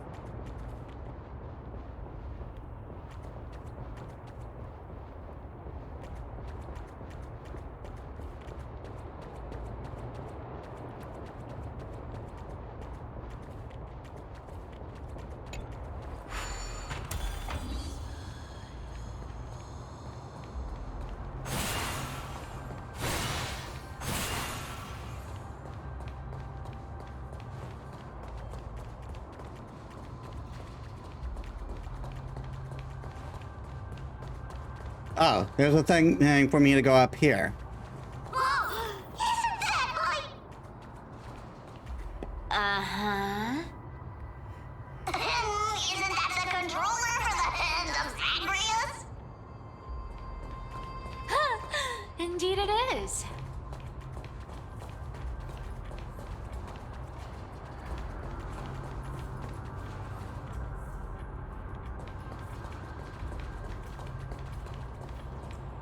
Once activated, this thing makes a racket that can be heard for miles. It's just too stupid.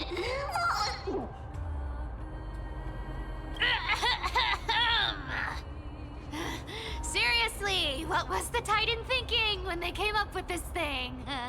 Hey! If you don't want the trickery to be exposed, you'd better start by keeping your mouth shut. What do you say? But lady, you're absolutely right. I'll be careful with my words.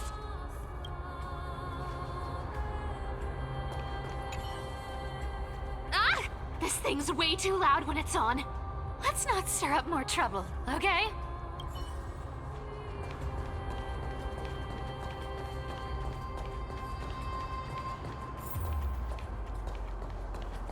Here we go round the river of souls. Spirit thief goes, spirit thief goes. Ah! What are you even singing? You're totally out of tune.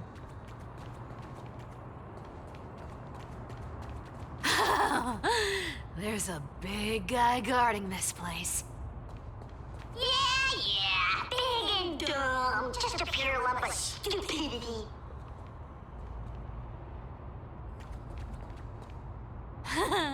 Look at its face. Oh my, how could something be so ugly? Yeah, so ugly, ugly enough to make even me, a little imp without a digestive system, feel nauseous. If that ugly brute messes up my face, even the stoic Talantin might end up shedding a tear. Indeed, that would be heartbreaking. Clearly, running away is the sensible choice. So, how about you take the front? I'll attack from the side. Right. Fleeing fits a rogue nature. Huh?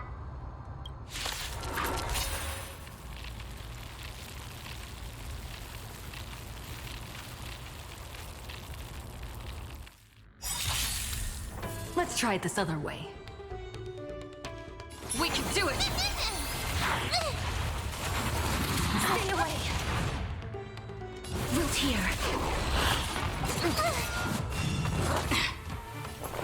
Eternal. Step up, let's see ya.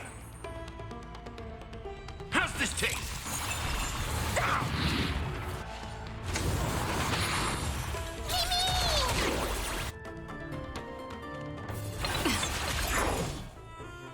As you wish.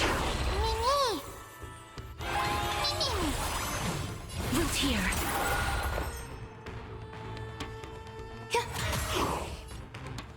Time to mix things up. So this is the one with the black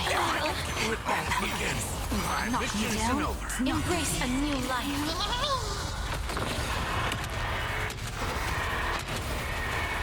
May death protect us!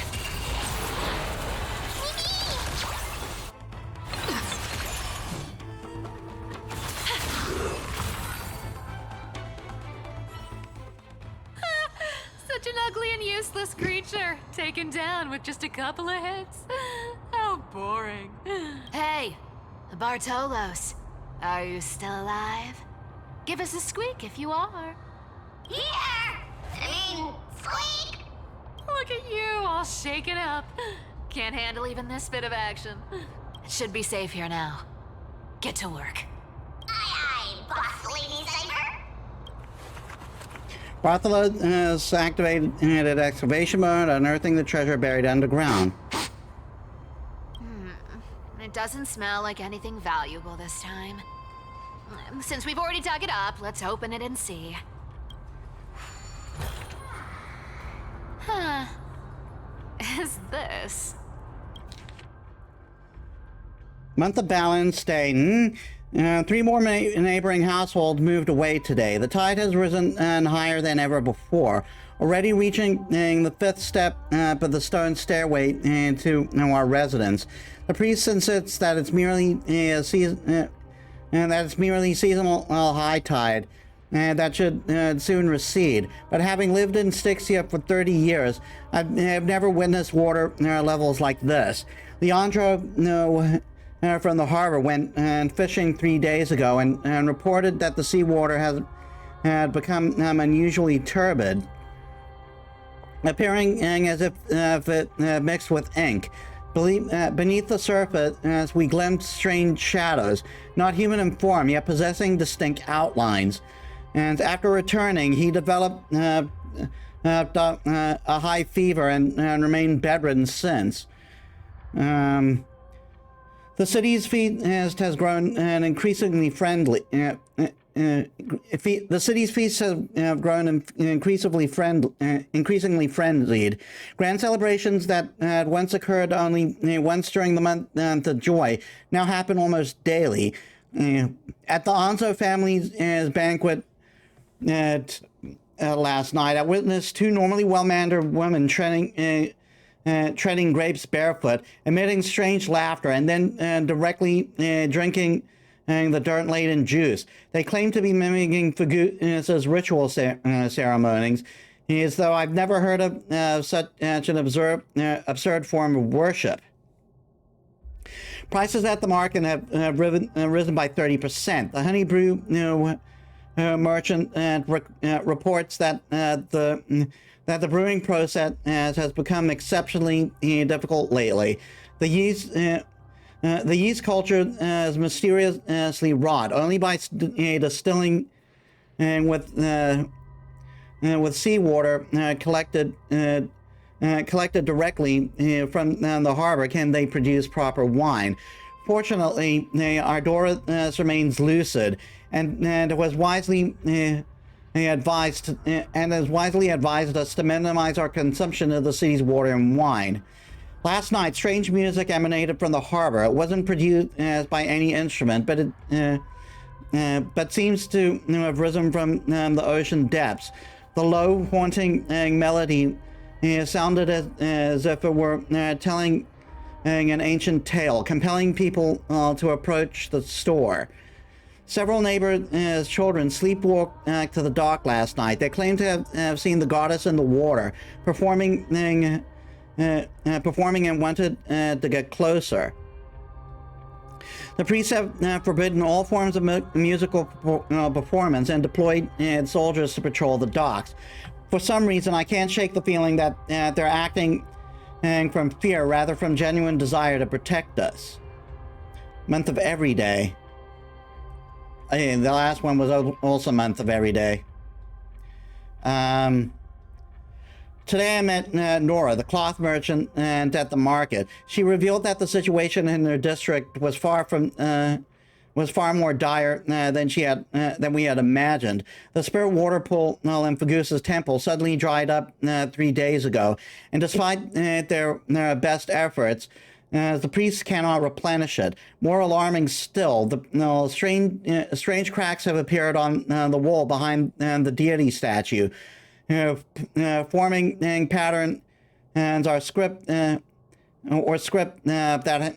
no one can decipher, nor also shared a peculiar rumor. Some claim to have seen in their dreams a woman playing a lyre, draped in black veils, with eyes gleaming like seawater. She allegedly told Dreamer that Styxia would soon face a great transformation, and only those who hear her voice would be saved. Some city residents have begun referring to her as the prophetic sea musician, despite the priest's determined efforts to suppress such rumors. Month of Freedom. We finally decided to evacuate with our entire family. The seawater has reached the highest watermark at the dock, yet some remain oblivious, still immersed in endless revelry. Our family and the neighboring Milan household have decided to journey to Akama together. Reportedly, the world-bearing Titan's protection extends there, and the Titans of Darkness have not yet invaded those lands. We plan to slip away quietly tonight from the northern dock exit. We pray to Fagusa for a safe passage. We've been traveling for 3 days now. Last night, the Milan family's youngest child suddenly developed a high fever, continuously muttering strange phrases that resemble an ancient ballad. His father decided to take him back to the city for medical treatment, though we all know there is little hope to be found there. This morning, and looking back at Styxia from the hillside, I was horrified to discover the entire city enveloped in a strange aura, with seawater shimmering with an unnatural blue radiance in the sunlight. From a distance, those magnificent buildings seemed to twist and distort in the water, as if they were merely illusions. Month of Weaving. We encountered several other fleeing townspeople. They brought even more horrifying news. The seawater in Styxia has begun displaying strange colors and textures, sometimes thick as honey, sometimes solid as grass. As those who remain in the city have begun undergoing bizarre transformations. Even more disturbingly is at night. The entire city is in an indescribable glow, as if enveloped by some gigantic amniotic membrane. They say that this is Fagusa's punishment, but I can't help wondering, is this the Titan's wrath, or some power even greater than the Titans at work? We've decided to continue along the way. We've heard rumors by someone named who can supposedly appease Fagusa's wrath, but these are merely legends fabricated by desperate people. We common folk can only rely on our own feet to flee this disaster. Tonight, after the children fell asleep, I secretly examined a small vial of seawater I brought up from the city. It was the last drop collected from the spirit water pool in Fagusa's temple before we left. In the moonlight, it displays a strange shimmer, as if something moves within it, unlike any ordinary water. By chance, I discovered that gently tapping the vial with my fingertip produces a peculiar sound, like distant lyre notes echoing. In that moment, I seemed to glimpse some mysterious woman standing upon the sea's surface, sorrowfully playing a melody that no one could understand. And I don't know if this is illusion or reality, but if such a being truly exists, one who can hear the sorrows of Styxians, then as we embark on this uncertain journey, please grant us a flicker of hope, even if it's merely a beautiful dream. Akama is now within reach. Taking one final glance back at my homeland. The beautiful scenery of old is nowhere to be seen. Only the sordid masses of light and shadow and undulating on sea level, resembling foam heaped by waves before dawn, dissolving one by one and to gradually reveal its cold and true nature. Ooh, this looks tragic. Do you think they made it to Akuma? Probably not. I've never seen or heard of anyone from Styxia and Akuma. At least, I'm still left for Dolos. Guess this city wasn't so lucky. Huh. It does seem unfair, doesn't it? Just because they were born in the wrong place, they had to face such devastation. Meanwhile, those in Akuma, simply because they're supported by the world-bearing Titan, continue to survive. Yeah, the world just isn't fair, is it? Speaking of the world-bearing Titan, Cypher, didn't you tell me once you used to be an apprentice at Kefali's priestly court? Huh. Did I? Yeah, you definitely told me, and I remember it clearly. Maybe it's been so long your memory's gotten a little fuzzy. Oh, right. I did tell you. It wasn't a big deal. I just snuck in with a bunch of mumbling priests and watched them do their spooky rituals around some glowing rock. Honestly, I was only interested in the wallets of the old grandpas on the council back then. Don't remember much else. It's been what, nearly 1,000 years? Oh, I see. But you in a priest robe? No, that's hard to picture. Who asked you to picture that? Besides, priest robes from 1,000 years ago were nothing like the ones today. Right. I didn't think about that. I was just curious if you ever overheard anything interesting from those priests. How ridiculous. Come on, let's head to the next spot.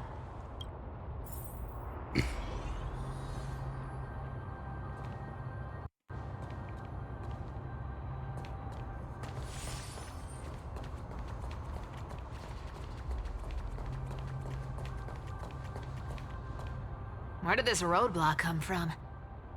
Ugh, this is so annoying. The treasure is right in front of us. Oh dear, we're stuck here. But I have a plan. Should we call on that big, noisy, cumbersome hand of Xandrith? Never thought that thing would actually come in handy. All right. Do you want to handle it? Leave it to me, boss. I don't need a controller. After all, you know.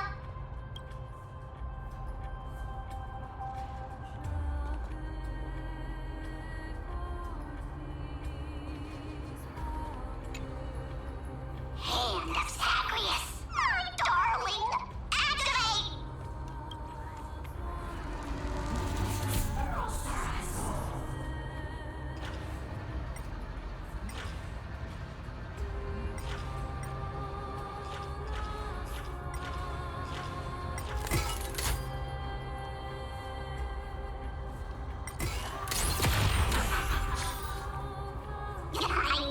Looks like a charm. Not bad. However, I still don't see how this ties into trickery. Let's go to the next room! Hey, slow down! That question you asked me earlier. I think I just remembered something. What? What did I ask? You know, that question. The one you specifically asked me. Right after we dug up the second chest. Forgive me, boss lady, but have you been under a lot of stress lately? I didn't ask anything. You must have imagined it. Oh. Is that so? Maybe you're right. I have been a little on edge lately. I need to relax. All right, let's move on to the next treasure trove. Treasure,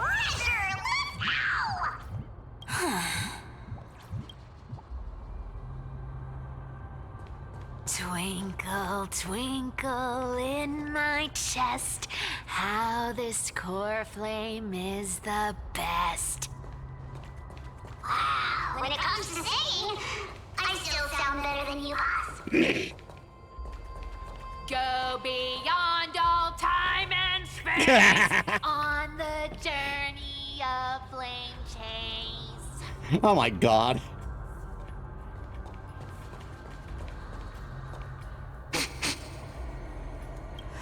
This scent feels like something incredible is buried here. Incredible indeed! If even Boss Lady says so, how could I not be excited? Do I need to give instructions here? Get digging. What? Oh, isn't this a golden scapegoat? Interesting. Looks like whoever buried this treasure wanted to play a little game with us. Oh, isn't there a myth about this thing? Those who feared fire became sheep. Those who did not became human. Sheep, humans, whatever. All I know is unlocking this gets us treasure.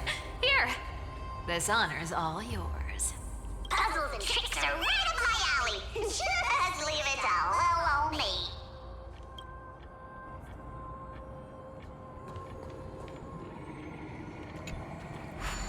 A mandatory scapegoat. Wasn't seeing this didn't see this coming.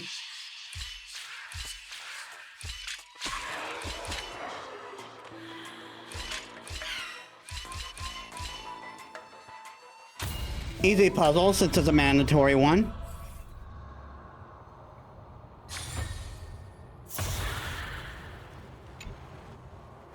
Told you, nothing can stop me. Cypher, it's your turn now. Stop! Stay there, and don't turn around. Huh? What do you mean?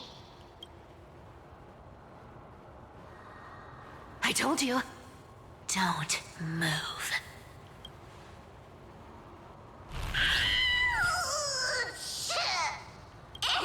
My poor old back. What are you doing? Shh, quiet. Don't say anything unnecessary. That seamstress. She's listening. What? Boss, do you mean? Stay put and keep quiet. I'll handle her. Whoa, whoa. Seamstress. Getting sneaky, aren't we?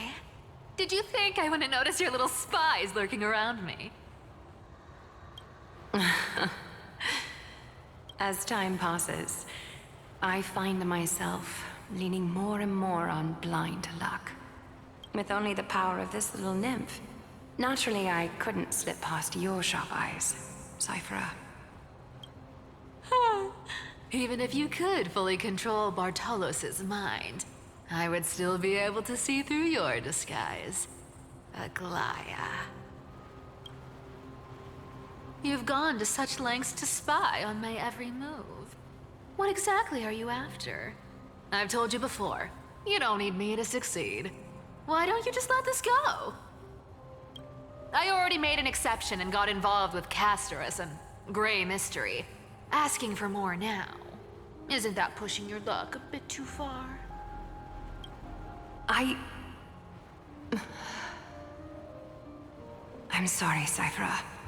I've plotted and schemed my whole life. But I never could have predicted our relationship would end up like this. I've spent centuries trying to figure out where I went wrong, replaying every moment over and over. But you've never given me a chance to explain myself, face to face.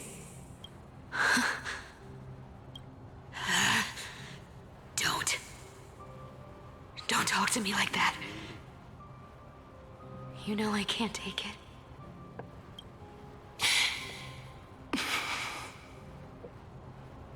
1,000 years ago, out of foolishness, I let my silence steal away the most beautiful sound I'd ever known. my sealants.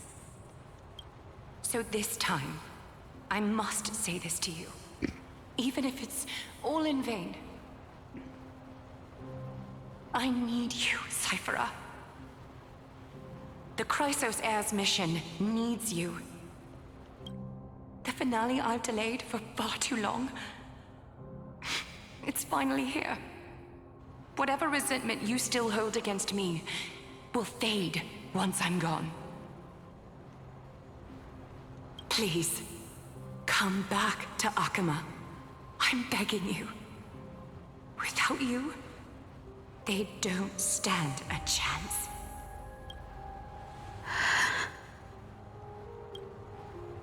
I'll think about it, seamstress. But stop watching me. Unless you want to lose me for good. Don't worry. As much as I'd love to hear your voice again, to see your face, it seems that chance will never come. Goodbye, Cyphera.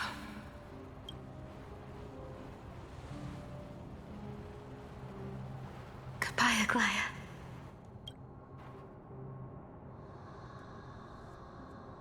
Ah, what a shame. I thought there'd be some real treasure under that goat's head. Turns out, everything in that chest was soaked in water from the River of Souls. Nothing valuable left. Those relics were once priceless. But time has eroded away all that they once were. Aww, hearing that from you makes it sound so sad. Wait, why am I getting all sentimental? I haven't even processed what just happened. That horrible woman. When did she... Oh!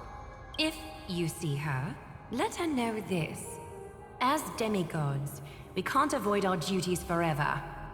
Could it have been back then when... Do you remember now? Looks like you don't need me to jog your memory. She must have slipped that nymph into your pocket while you were distracted. Don't underestimate that bug. It's every bit as dangerous as the seamstress's golden thread. Let your guard down for even a second, and it might take over. Make you spill secrets you'd never share otherwise. Whoa, that's like some brainwashing monster straight out of the Black Tide! Creepy. Boss, how did you realize something was wrong? I'm curious. What exactly did that nymph make me say? Actually, it gave itself away very early on. Speaking of the world-bearing titan, Cypher, didn't you tell me once you used to be an apprentice at Kefali's priestly court? We've been partners in crime for 1,000 years. We've talked about everything there is to talk about. Except for that one experience at Dawncloud. I never told you about that. I absolutely wouldn't have shared that with anyone. But, boss lady, there's a chance Aglaya wasn't trying to trick you? And as far as I know, the embodiment of trickery despises that golden thread which forces people to speak the truth. You'd never defend Aglaya. Isn't that right, Zagreus? You have a terrifyingly sharp mind. After all, I'm the only one in the world who knows you're still alive. To make sure you survive the Titan trial, I had to fool the entire world. If you want to keep that lie from falling apart, you'd better keep playing your part in the days ahead. Even if it weren't for saving my worthless little life, I'd still walk through fire for Cypher without hesitation. You may have been reduced to this form, but you still haven't lost your way with words. Speaking of which, Cypher, you're not taking that wicked woman's words to heart, are you? Life's been pretty great lately. Why get into trouble now? Don't you think? Honestly, I've been thinking. Maybe a trip back now wouldn't be too bad. You're back again, so Cyphera, your face. I need clothes. Anything. Just throw me something. A piece of cloth will do. Just enough to cover the wounds. I will pay back the amount I owe. I promise. You're bleeding golden blood. Yes. What about it? So what if I'm one of those Chrysosairs they talk about? Those infinitely strong heroes. World-renowned swordsmen. Exceptionally intelligent scholars. Cyphera. Oh, I'm sorry to disappoint. Who knew that group of amazing people would include me? A pauper. Thief. Con artist. Maybe I should just make another cut to drain all this yellow stuff out of me and... Please don't talk like that. Please. Stop it, Cyphera. I'll give you clothes. Warm you up and... stay here. Stay in my workshop until you're healed. Aren't you going to ask me how I got these wounds? Right. What's the use? I'm so good at lying. Even your golden thread can be fooled. If you can't verify the truth, why bother asking at all? I don't need to ask. Nor do I need to use the golden thread. I know everything you do is for survival, at all costs. Stay here. You won't have to deal with the cold or go hungry again. Stay by my side, and you can start putting yourself back together. Aren't you worried I'll ruin this place's reputation? Or that I might sneak off with your precious clothes and sell them? I wouldn't have invited you if I were worried about those things. You're weird, seamstress. You know, they say a child who often lies remains a liar for life. I've tried not to become a liar, but honestly,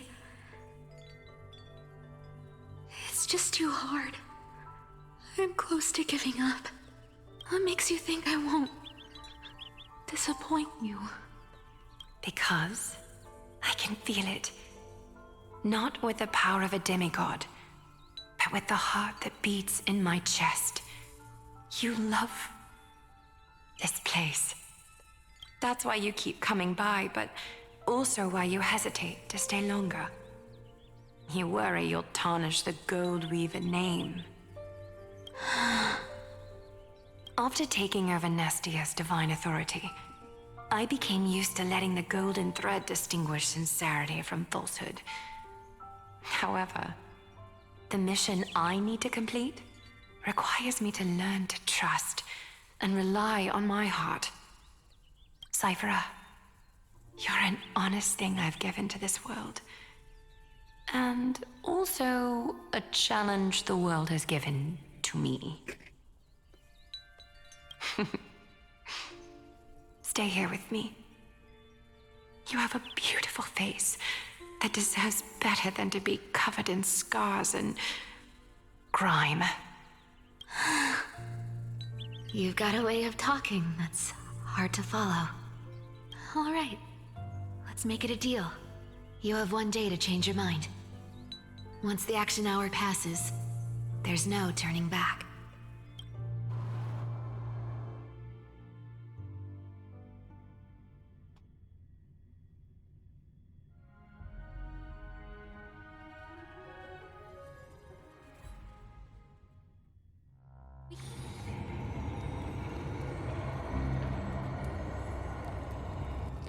These folks in black are not responding to provocations, nor they seem intent on fighting. What exactly are they waiting for? Pressure. Fear. Planting seeds of anxiety. It seems this is the strategy they've chosen. an organization that sees it as their mission to eradicate the Chrysos heirs. I've read some chilling accounts, stories of the cleaners using alchemical arts to plant fragments of memories into their successors, ensuring both identity and hatred live on. From what I know, these stories are true. The kindness we know today, strictly speaking, is the 27th kindness. Objectively, the rise of the cleaners was both inevitable and necessary. Yet, their ruthless and twisted methods earned them nothing but disdain and condemnation from history. And still they endure, an organization persisting through time, now working tirelessly to obstruct the flame chase.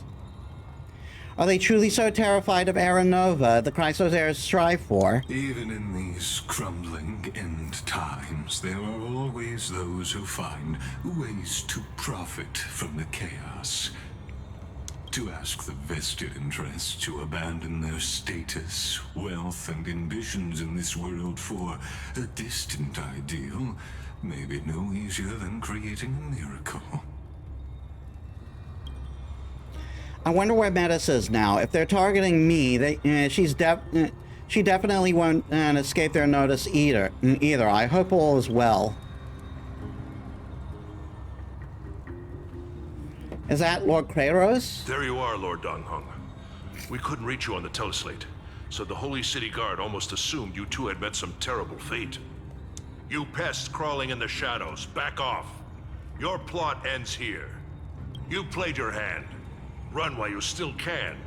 It might be your only chance to survive. Stay away from Akama forever. If you set foot there again, the fury of its people will tear you apart. Because Aglaya is dead, and in the eyes of the Holy City citizens, her blood is on your hands.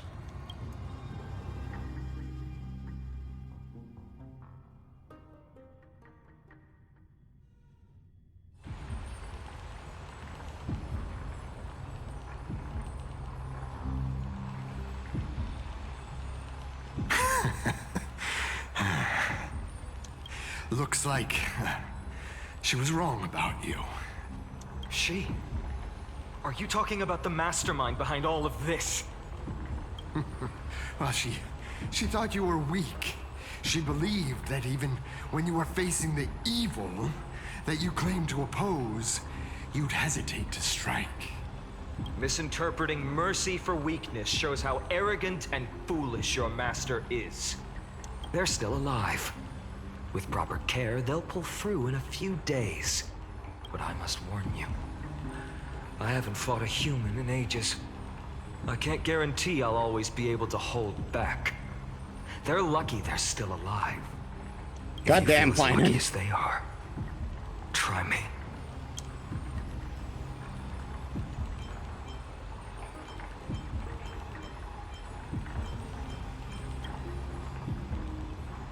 Finon is seriously upset.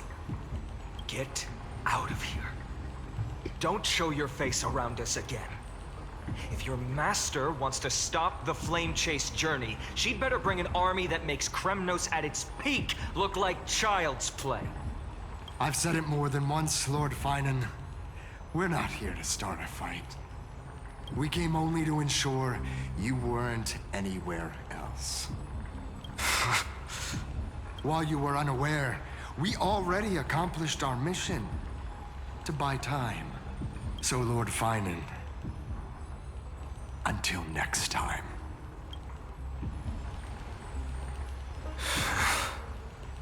Are you okay? I'm fine. Anyone who uses innocent lives as bargaining chips has gone too far.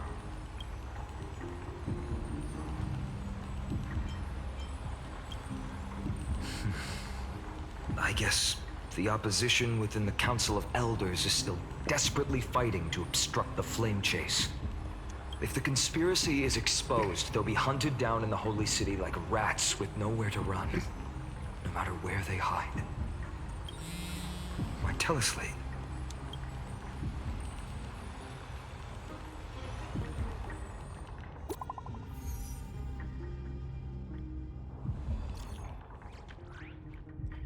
Global announcement, due to force majeure, the World Wound Web operations will be temporarily suspended. Please please stay calm and remain in your homes.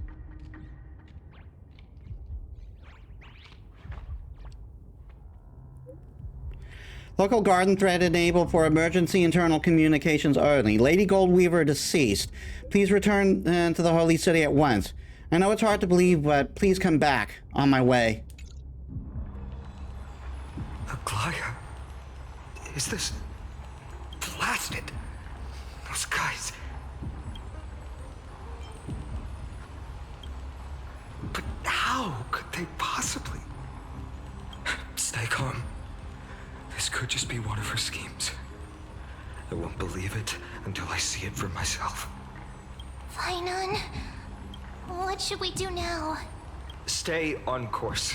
I'll contact Treeby and ask her to keep the citizens calm. We'll hurry back to Akama as fast as possible and assess the situation in the city. If we run into any enemies along the way,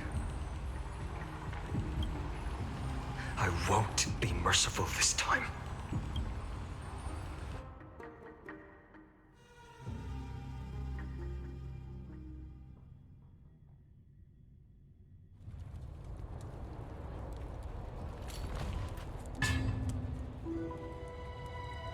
Cartonis?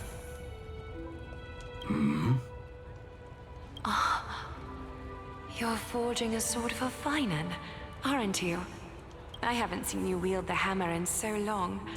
I couldn't help but be entranced by the sight. You, Aglaya. In this form, you come to me. It means... That's right. At this moment, my physical form is already shattered. My journey as a human in this world has come to an end. It's time to fulfill our pact. Of course. The pact. I haven't forgotten. The thing I entrusted to you.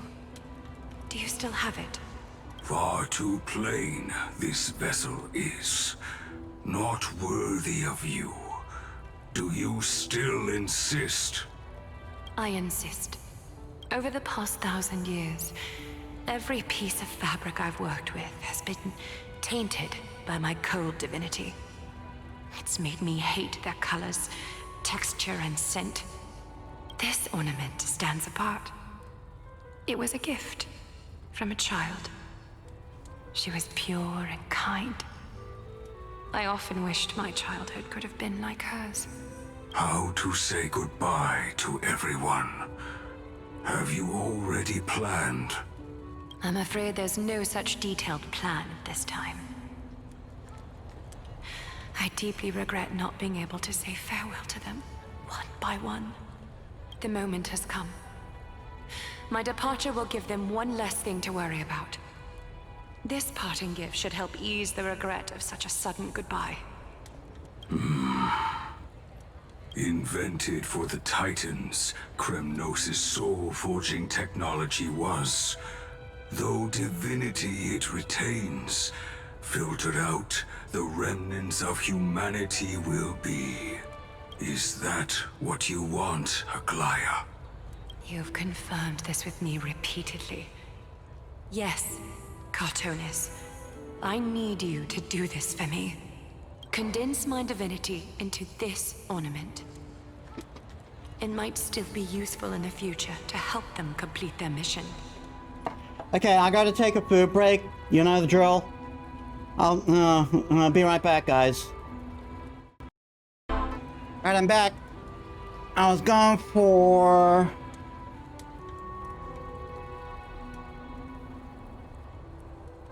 roughly 14 minutes.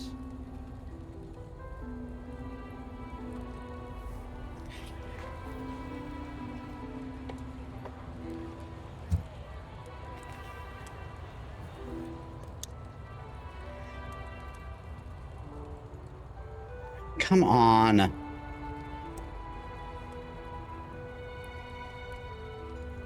Selfless until the end. I really don't know why this always goes wrong when I'm streaming. Envy that child. There's no need to. Already lived a grand life your humanity has. Your praise puts my heart at ease, Grand Craftsman. Now please, take me through the lost tempering that fate has to offer.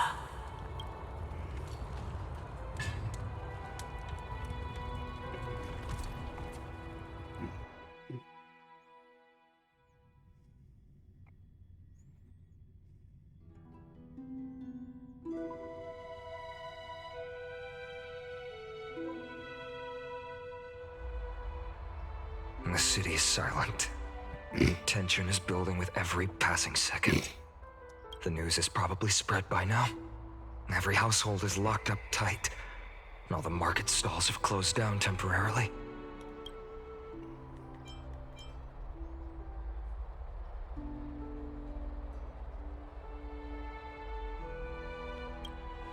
I can't imagine how she could have been taken down by a handful of assassins. Unless it's all a part of her plan. If this is all part of a larger plan, Traby must know something. She just couldn't say it in the message. Let's go find her.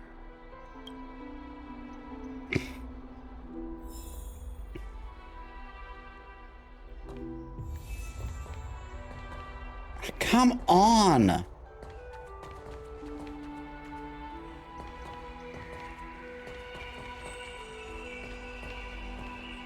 Oh my god, I can't believe how much this is...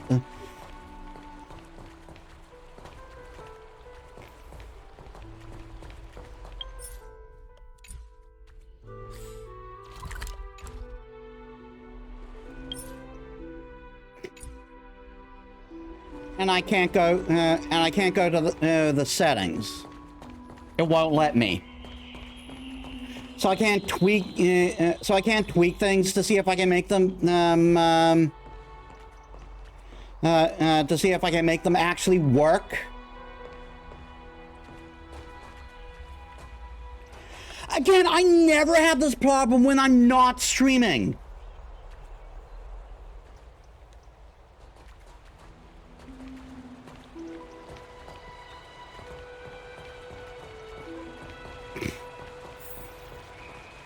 Hung came back before us.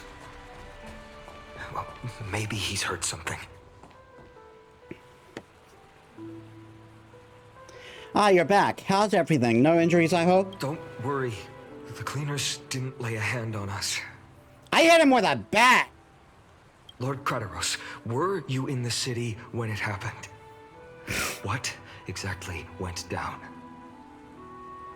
Regrettably, no one knows the details of that moment.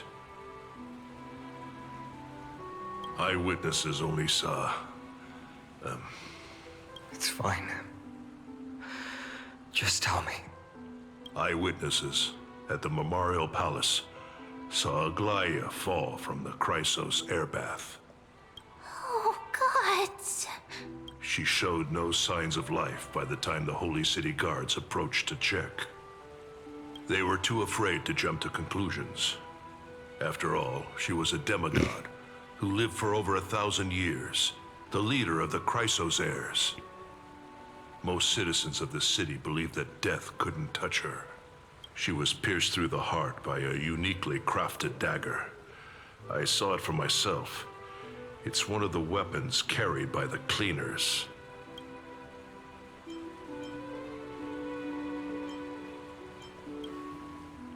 I also don't understand. This doesn't add up. Why else? Fucking politics. The ones who appeared in the Grove and those who confronted Don Hung in the Abyss didn't immediately resort to violence. They were just watching and trying to intimidate. They didn't have any reason nor the courage to attack Aglaia. Perhaps... Speculating blindly won't help. Let's go find Lady Tribby, as she understands Aglaia's mind best. I'll stay here to lead the guards and maintain order. Find out what happened, but don't take too long. With Aglaya gone, someone has to take her place and lead Akama. Also, Miss Hyacinth was the one who declared Aglaya dead. You might want to speak with her. Thank you, Lord Crateros.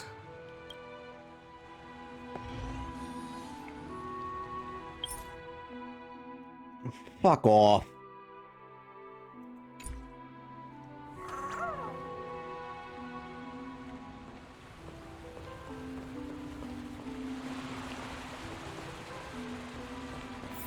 The baths are empty.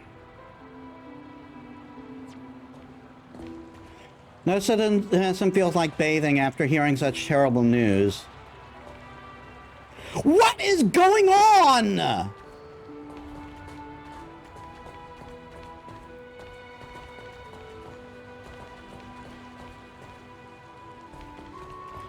I want to enjoy the story, but I can't because the game keeps fucking up on me and I don't know why.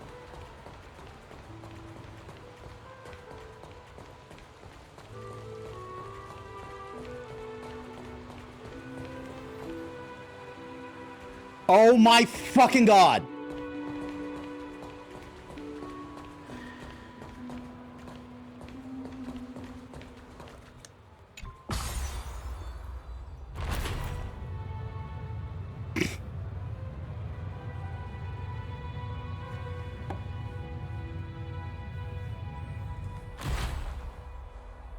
Hyacinth. You're back. We heard from Kratos. Are you alright? I'm fine. I've been staying close to Lady Treby and Lady Trinan after the incident. It's great that you could come back so quickly. They need someone with them now.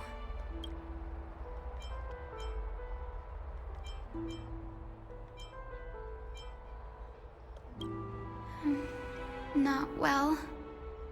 After all, we witnessed Lady Aglaya's last moments. I tried to treat her immediately, but even the sky's blessings. Declaring her death was the hardest thing I've ever had to do as a doctor. Lord Finan, don't push yourself. You're carrying a heavier burden now. Please, don't fall. It's fine. I can handle it. What I've lost is a mentor and a comrade in arms. But for Treby and Trinan, they've lost a 1,000-year-old bond. Like they're losing a part of their lives. You should rest, Hyacinth. You've been awake for a long time, haven't you? We'll handle things from here. Okay. See you later, everyone. Next, we should visit Lady Treby. Oh my god!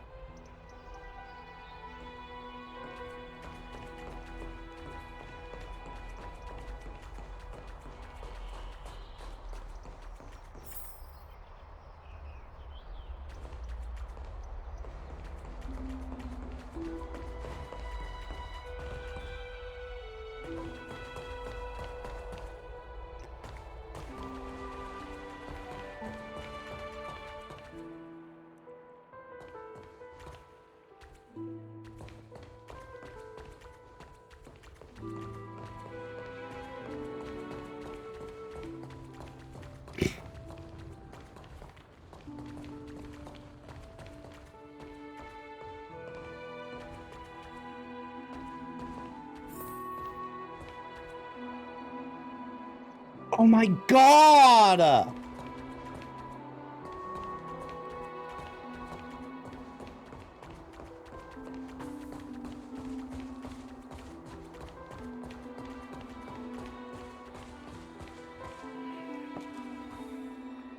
Snowy. Little Gray. You're back. Lady Treby, Snowy, don't. Please don't apologize to us. You went to the grove to prepare yourself for the threats to Akama. You didn't do anything wrong, so don't be hard on yourself. We were always by Aggie's side throughout this long journey, so we understood her thoughts better than anyone. She knew she wouldn't see the end of the Flame Chase journey, yet she gave everything without hesitation. For the future of everyone. I know what Aglaya expected of me. Right now, the last thing Akama needs is a leader wallowing in self-pity. The scroll over there was entrusted to us by Aggie. She instructed us to hand it over to you when the time was right. I think now's the right time.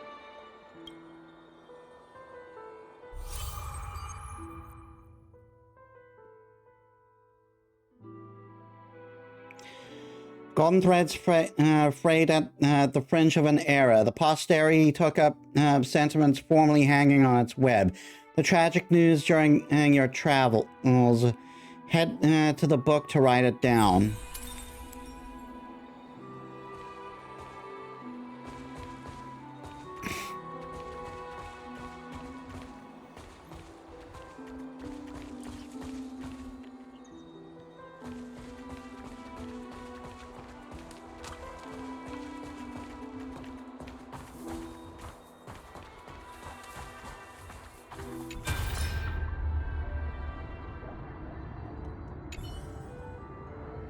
Aggie, so you really don't have to take the medicine anymore? No need, teacher. Medicine can only steady my flesh, but it cannot stop the decay of my soul. I've already borrowed too much time from this world, and now the time is up. Now is the best time for my exit. Please don't cry on my account, teacher. I have a final selfish request. Can you lend me an ear? Aggie, go ahead. We will definitely fulfill it for you.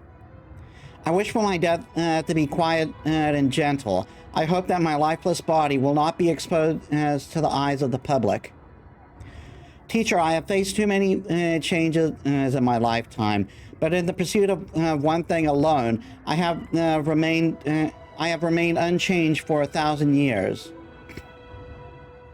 It's beauty, isn't it? Huh. That's right, teacher. Beauty. Aggie, do you think Snowy is ready?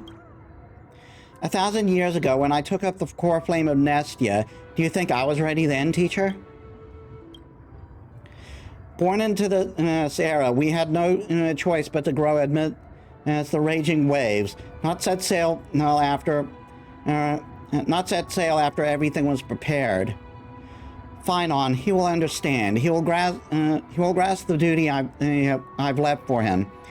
He is mature enough to know, no longer blinded by anger or hatred.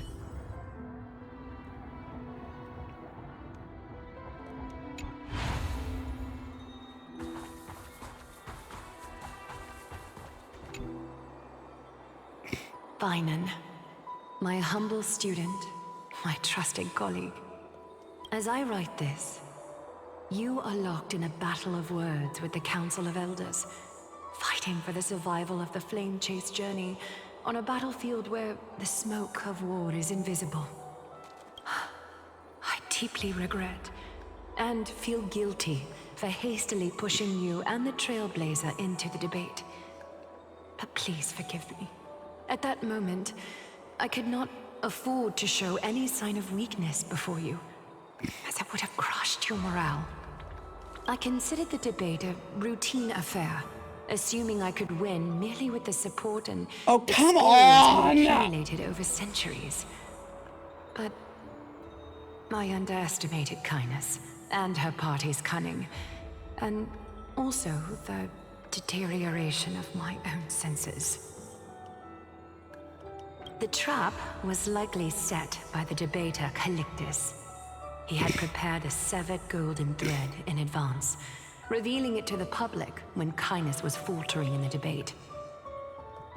He claimed I was reading everyone's thoughts with the golden thread to cheat in the debate.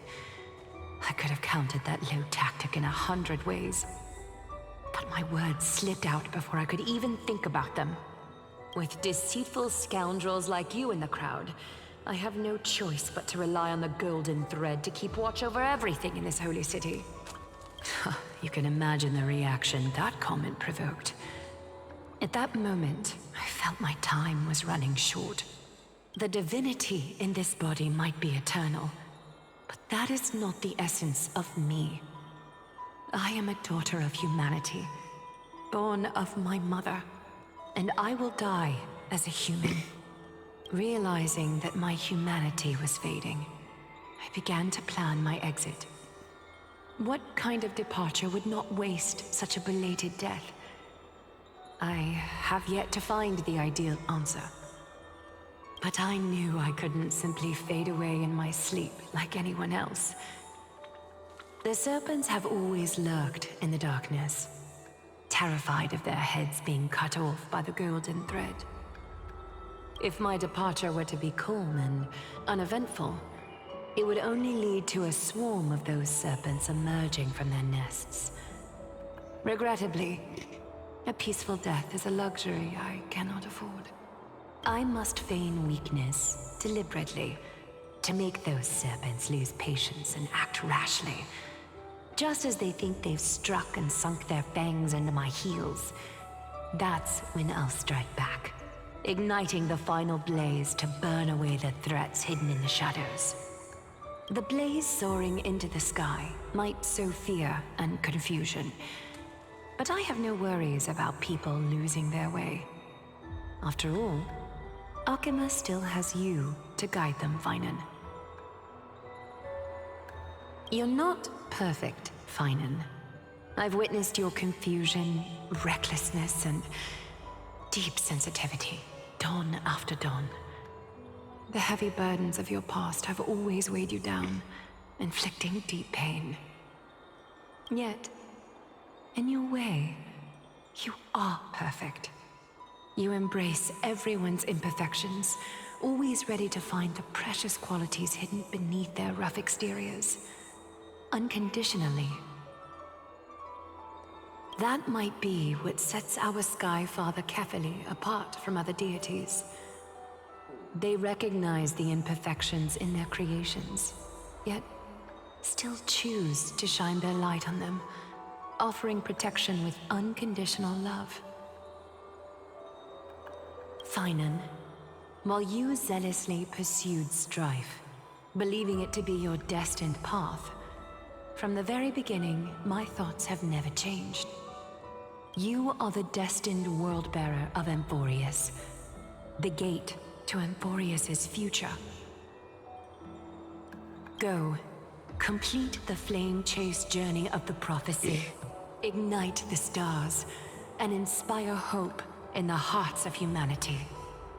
I will be waiting at the end of the West Wind, looking forward to the miracle you will create. Aglaya, how could I possibly be worthy of the burning torch you've passed into my hands?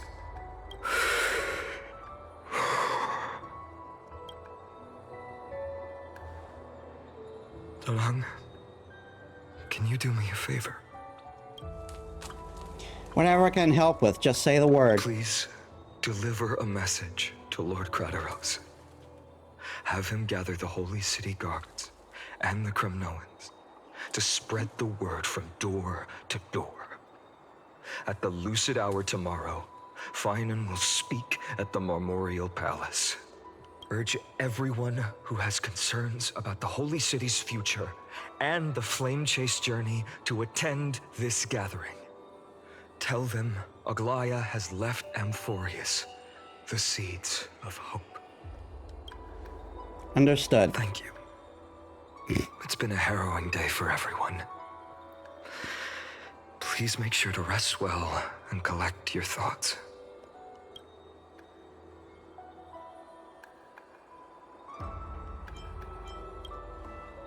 Cortonas. What brings you to Marmoreal Palace? I planned to get everything settled before coming to see you. Is there something urgent, Cortonas? How are you holding up, I wanted to see. Better than I expected, you seem. There's no room for doubt anymore. It's time to take action and show everyone that the leadership of the Chrysos heirs is still strong. Right, your assessment is. Now, here. Take this. Is this it? You've completed it. Dawnmaker. The name I've chosen for it. Before dawn, prepare for battle. For tomorrow, wield your sword. Befits your stature, it does. Chrysos heir. Dawnmaker. Unbelievable. You've never seen that black-clad sword master. Yet you've recreated this so precisely, just from what I described. Precise, your description. Imbued it with the power of dawn I already have. Guided by your will, gleam with golden flames, its blade will. Wield it, may triumph always be yours. Thank you, Cortonas. I will use this sword to protect the beings of Emphorius. Another thing there is. What's this? Stored here, the remnants of Aglaya's divinity are. This was her commission. Her death she had long foreseen. Can she still hear us? It's difficult to confirm. About divinity, we know very little. In this way, she wanted to be with you. Always. I understand. Let me keep it. With this, I'll have another constant companion by my side. May this world never have need for a deliverer. Someone told me long ago. But when the world dashed her hopes and fell into disarray, if she could see me now, leading from the front, rallying people against their destiny, she would surely smile.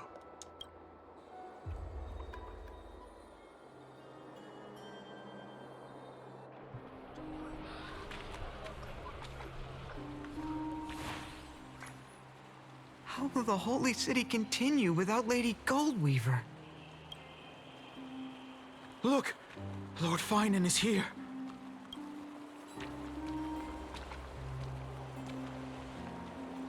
Will he step up to lead Akama?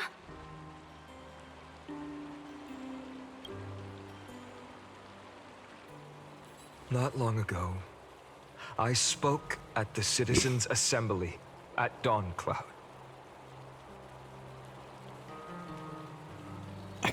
Come the fuck on. I wrestled with every word, searching for the right ones to rally support and keep the Chrysos heirs' flame chase alive. In the end, I remembered a lesson from one of my teachers. In battles where words are weapons, outrage and blind passion often overpower reason. I followed his strategy. I painted my opponents as nothing more than pests, tore apart their character, and laid out their crimes. The strategy worked. I secured enough votes to achieve my goal, but afterward, there wasn't even a flicker of joy. I realized that apparent victory masked a deeper failure. In my pursuit of success, I fueled division and strayed far from my very purpose that led me to the flame chase journey. This journey was supposed to unify, not divide, to strengthen us, not weaken us. It was the gold thread that mended our rifts in the past. Some saw it as a means of surveillance, a tool of control. But no one can deny that it was Aglaya who held this city and even this shattered world together. Now she is gone. Yes, as you have heard, the demigod Aglaya, who guarded the holy city for a millennium, has indeed fallen.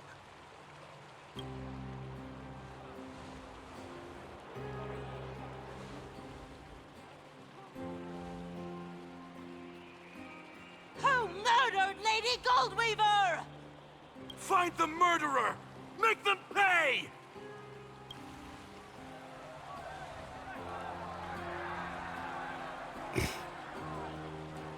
I felt the same as all of you initially. I wanted to stand here beside you, to condemn the sinners, to discuss retribution, and to see justice brought down upon them. But my perspective has changed.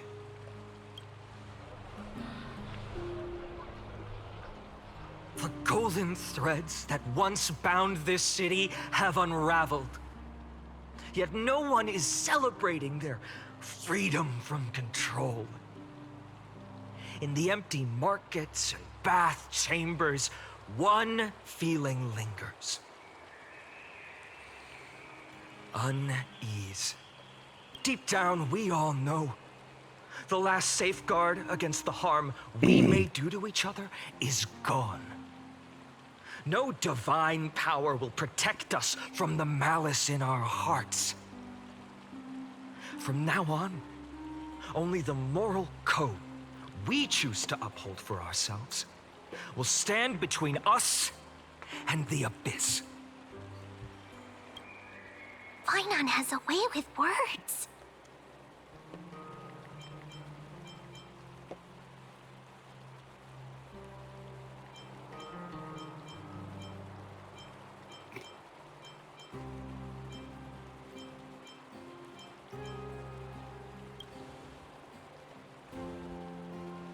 Indeed. The flame chase journey is nearing its end. With only one Titan left for the Chrysos heirs to conquer. Aquila! Before I rise to the skies, I challenge you. Cast out the shadows and malice within your hearts. Let your spirit shine brighter than the sky itself. Let me bear witness. Even without the divine authority of romance, Akima will remain a sanctuary in these end times. A place for the kind people Aglaya dreamed of. The kind of people foretold in prophecy. A better people! Better people! Better people! Better people! Better people! Better people! Better people! I appreciate your willingness to accept the challenge. You have reminded me that Aglaya left me perhaps the simplest duty in the world. To bear the burden of creation, I need only to give one thing. It's a gift she once gave me without hesitation, and now I share it with each of you. Unshakable faith. There's still a long way to go before Amphorius is reborn.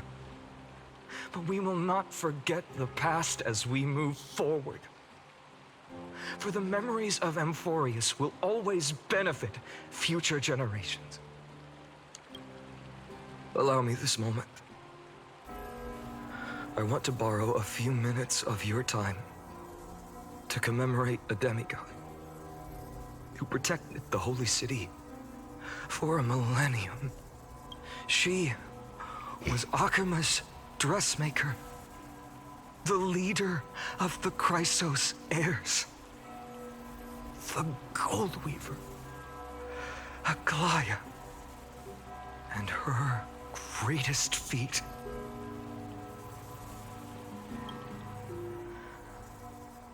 was being a selfless person.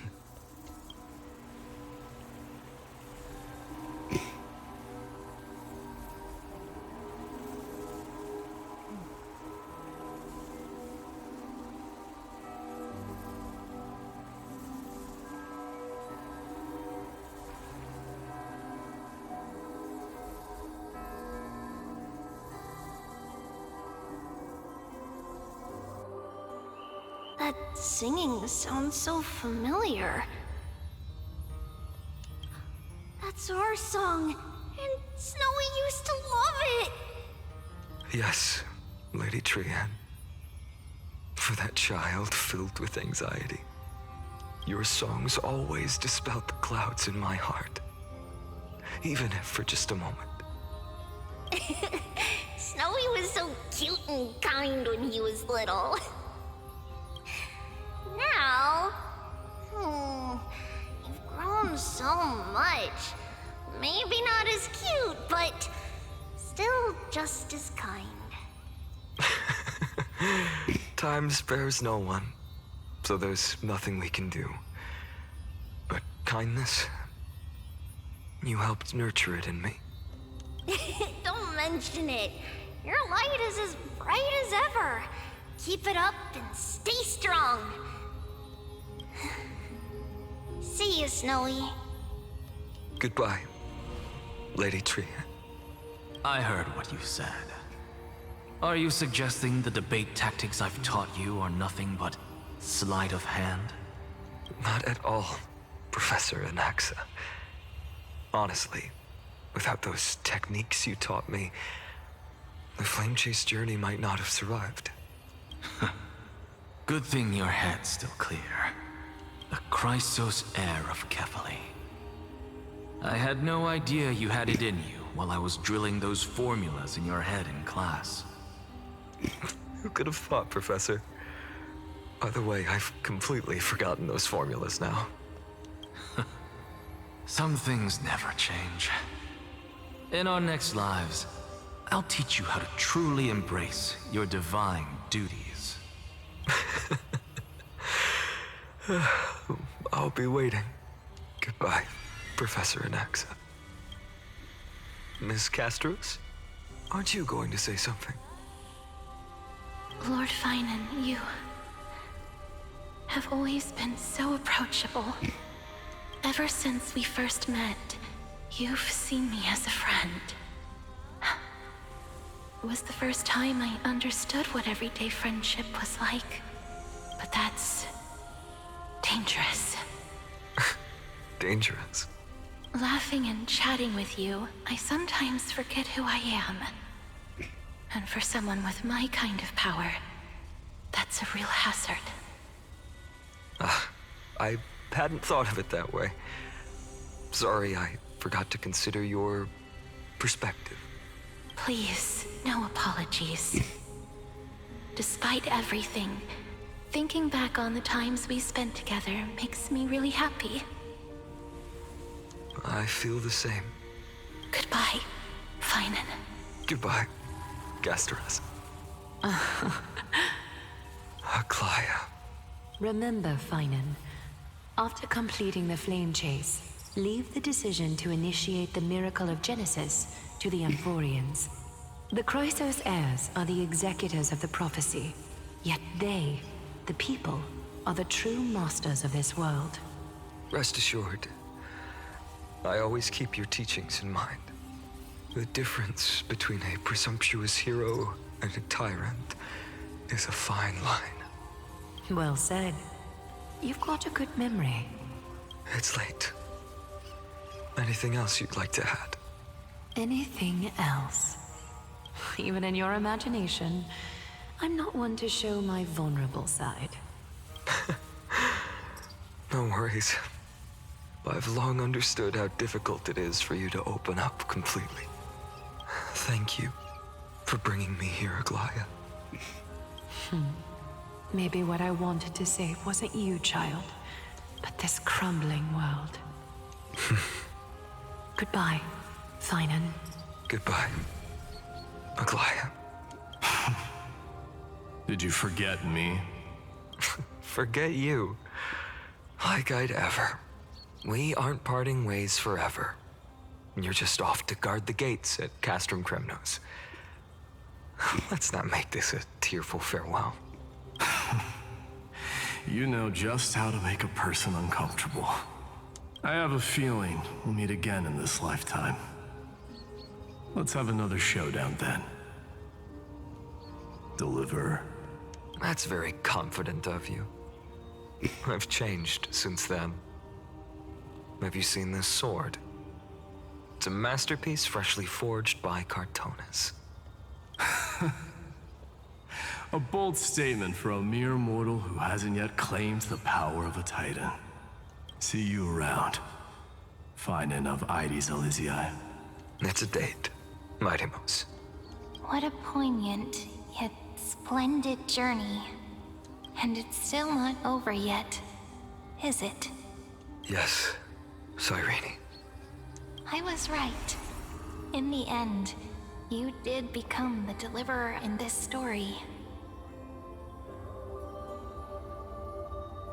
Is it just me, or does that silhouette look suspiciously like March?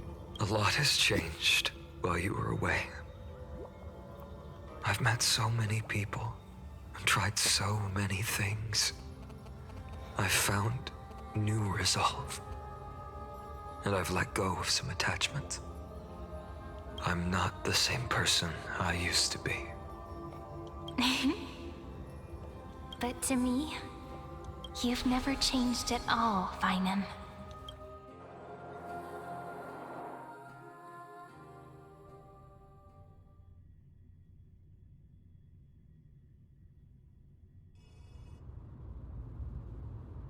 Days later at Dawn Cloud. Dawn Cloud. This place holds so many different kinds of memories. I remember you could see the Gold Weaver sign from here, all the way down the mountain. But my eyes aren't what they used to be 1,000 years ago. Cyphera, you... Seamstress. Tell me, does Akama have any treasures so rare that not even your... I mean, our shop has seen? Of course it has. I heard there's a gem of all worlds hidden somewhere in Dawn Cloud. Apparently, it's a piece that fell out of the Dawn device.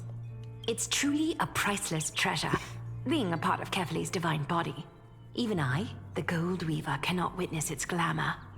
Gem of all worlds. Nice! Got it! Well, please keep looking after the shop while I... Let me guess, Cyphera. You're probably already plotting to sneak into Dawn Cloud to steal that gem, aren't you? And your next move is probably trying to sell it to the highest bidder, then distribute that money to the poor and the refugees in the Holy City? Look, Seamstress. Are you sure you aren't peeking into my head with your golden threads? You might be skilled at covering up lies, but your compassion is all over your face, plain as day. Don't lie to yourself.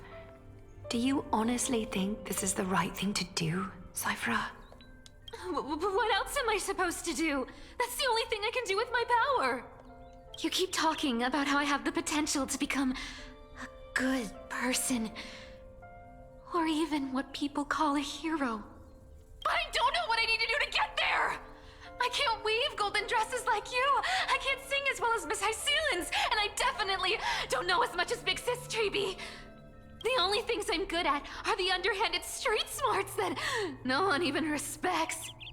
But I still want to be worthy of you.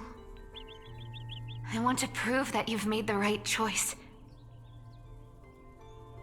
Even thieves can dream. Right? I know, Cypher. I know. You are justified in your anger. Destiny is never fair. And your path is doomed to be even worse than everyone else's. You are fated to walk in the dark and bear the world's misunderstanding in this journey. But you have to believe that everyone in this world is unique in their own way. I am convinced that you're the only one who can bear the authority of trickery, even if you have to contend with the legendary 300 master thieves of Dolos. Aglaya, I just want everyone to believe that the world is beautiful and that everyone is simple and kind. If only I could get everyone to believe that. Would that lie become reality? If enough people believed in it, even though it's a lie. Lies will always be lies, Cypher. But sometimes they can be more noble than the truth. Huh. Are you really planning to just stand there forever? Honestly, sneaking around doesn't suit you, Deliverer. I never thought I could slip past your sharp ears, Miss Cypher. I just didn't think it'd be right to interrupt when you're obviously lost in thoughts. Still as charming with your words as ever, boy. Your speech at the public baths wasn't half bad, I'll admit. It managed to touch my heart. Just a smidge. Thank you. I had a feeling back then that you were in the audience. Intuition certainly is a thing of wonder. Oh, and you didn't call me out on the spot. You waited all this time to tell me. Well, I thought you'd need some time to yourself. After she passed away.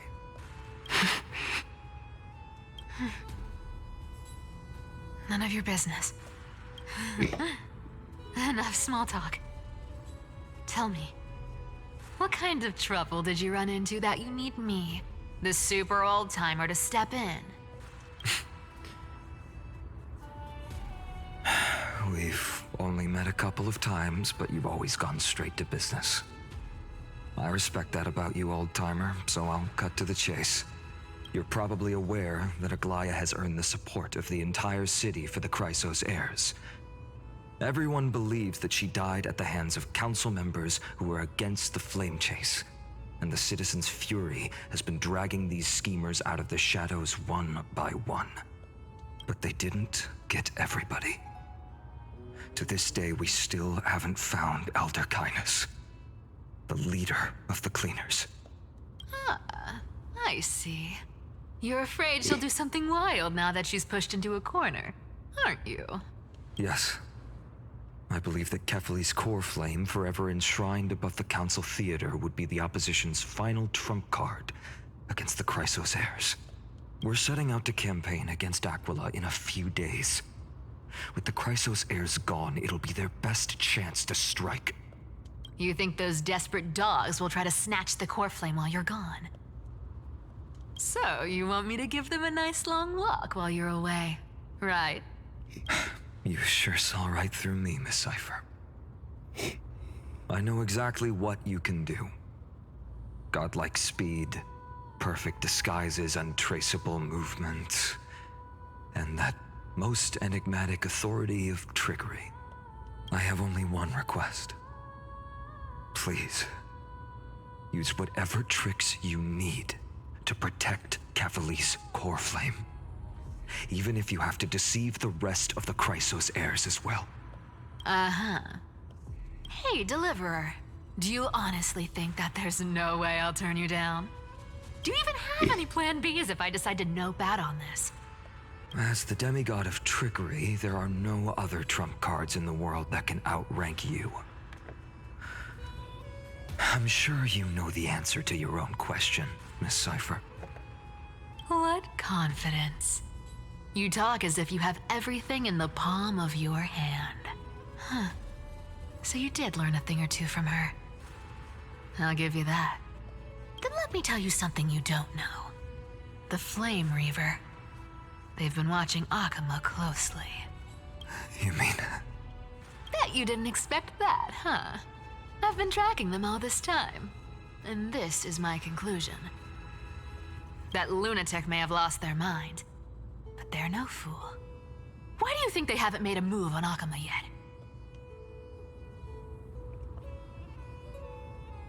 For fuck's sakes. Professor Anaxa once analyzed this. He thought it was probably because Kefali's core flame was protected by the Council of Elders' secret arts. Ha! Secret art's my foot! I could break those mechanisms with the flick of my finger. Allow me to let you in on the actual secret. They probably held off from attacking Akama because the Seamstress's defense network was way tougher than you thought. Now that she's gone, and you're heading out to the Eye of Twilight, with the city's defenses in shambles. What a dangerous situation we find ourselves in. But since you're the one who brought it up, I'm guessing you already have a solution in mind. Just look how ridiculously calm you are right now. But you guessed it right. Consider this a 2-for-1 deal. I'll keep that lunatic entertained on top of protecting Kefali's core flame. You owe a big favor after this. You have my deepest gratitude.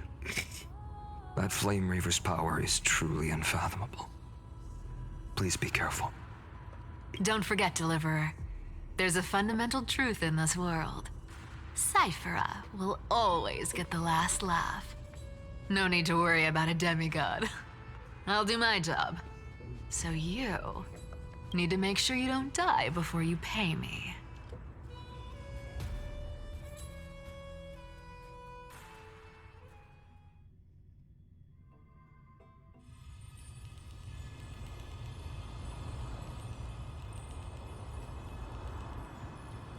Meanwhile, in the Grove of Epiphany,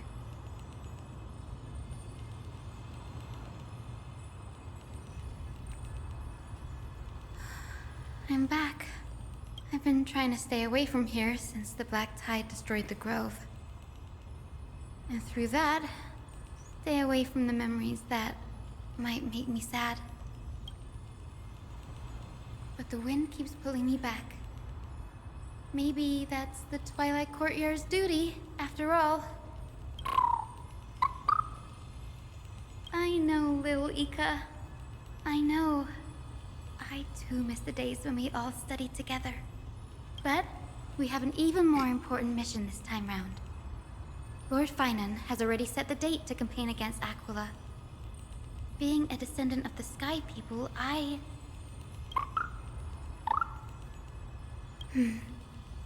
You're right.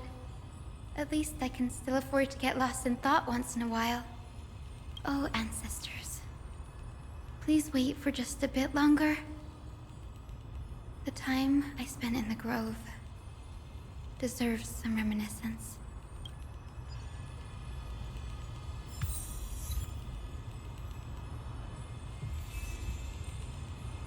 oh my god.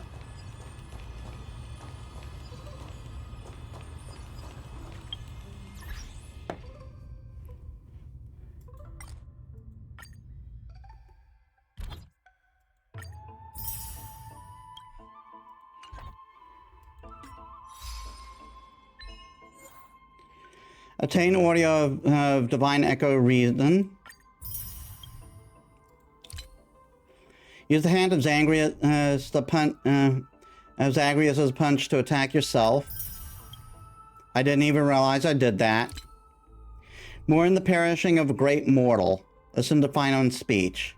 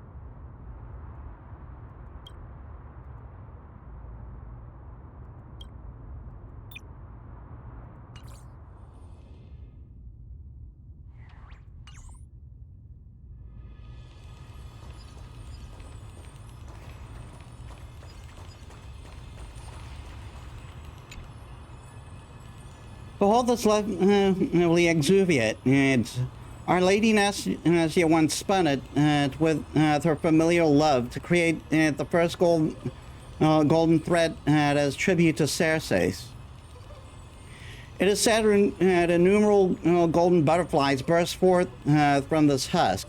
Their scaled dust raining down like golden stars descending to earth. What joy it would bring to see such splendor.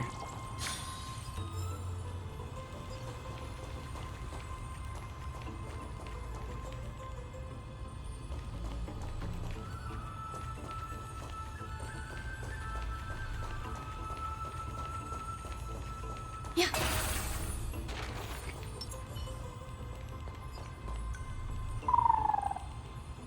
This was where Professor Anaxa gave us the lesson. I can still see that day in my mind. And that was your last lesson in the Grove. Now, each of you will head off on your own path. How much the Grove's teachings can help you in the real world depends on how well you can put knowledge into practice. However, heed this warning. If you ever do anything disgraceful out there, don't ever claim you were the student of Anaxagoras, one of the 7 sages. Professor Anaxa, there are still other classes scheduled on the calendar. Are you sure you didn't... Firstly, call me Professor Anaxagoras. I don't know what's up with these performance issues.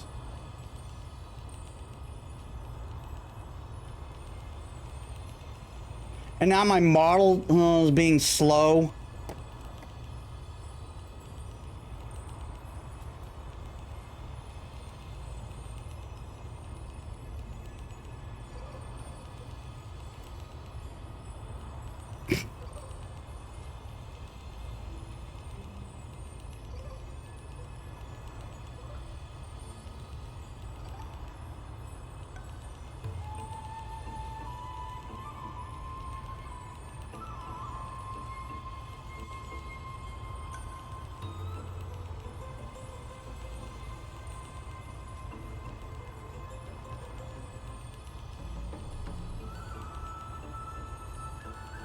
Oh my god.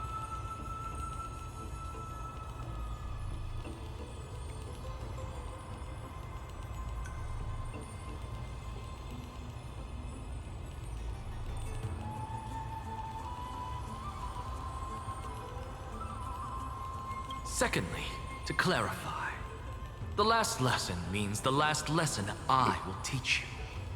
I will be entering seclusion from today onwards to research ancient alchemy, and all my teaching activities will be put on hold. What is with these performance issues?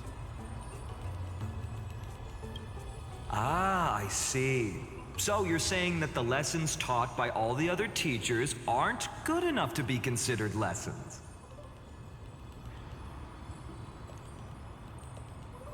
All you do every day is wag that sharp tongue of yours. That's a credit deduction, fine enough IDs Elysiae. This is painful. This is fucking painful. What is going on? I have nothing left to say. Next. Please wait, Professor. According to the Grove's protocols for a cohort's final class, the lecturer should take some time in that lesson to discuss the students' post-graduation aspirations with them and guide them toward a solid path. Surely you can't skip such a crucial step, Professor. The teaching assistant, Miss Hyacinth, is truly Professor Anaxa's nemesis. Fine. Since Hyacinthia insists on this, let's go through the process. Since some of you are so eager to speak, why don't we start with you, Finan of IDs Elysiae? What is your post-graduation aspiration?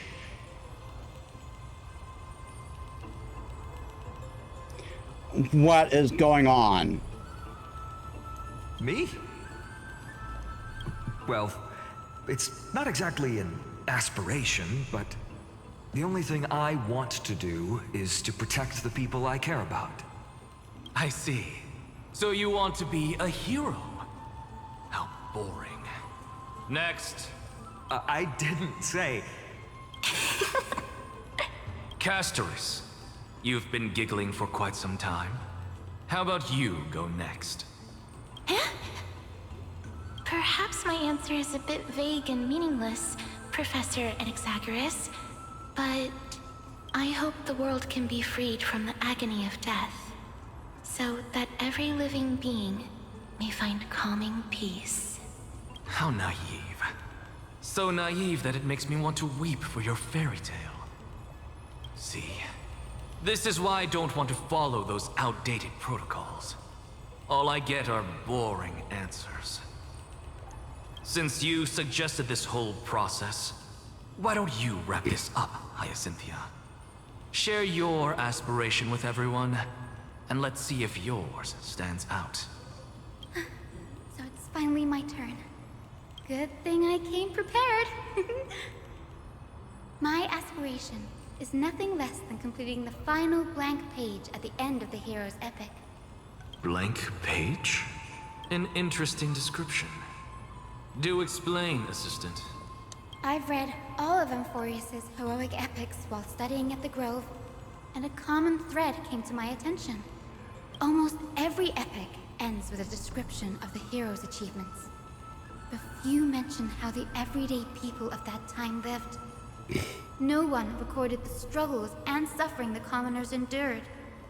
So you're saying that, instead of legendary heroes, you're more focused on commoners living on the peripheries of historical records. Perhaps I'm influenced by my background. My ancestor, Seliosi the Day Thunder Knight, raised her spear against the sky and ushered in the flame-chasing era that continues to this day. Her story is told to every child descended from the Skyfolk. We have no doubts about Seliosi's greatness, yet her towering figure overshadowed every record from that entire era. What about the Day Thunder Knight's family, allies, and friends? What about the survivors and those who died in the great battles? Whenever I think about their stories by the campfire, I realize the details of those legends have been long lost. And only Seliosi's name remains. Her brilliance had become as blinding as Aquila's, lording over everything on the ground. That's why I'm glad that my era does not lack heroes. All my ancestors had was a sad past. But I have a future I want to protect. Instead of becoming a hero and ushering in a golden deluge to baptize the world anew, I want to stay in the backline and save all the ordinary humans from drowning in the rising waves. I wish not to return to the sky, but to walk among the masses on Earth. I believe it's the only way for the saga of creation, to include a footnote for the everyday people in its blank page.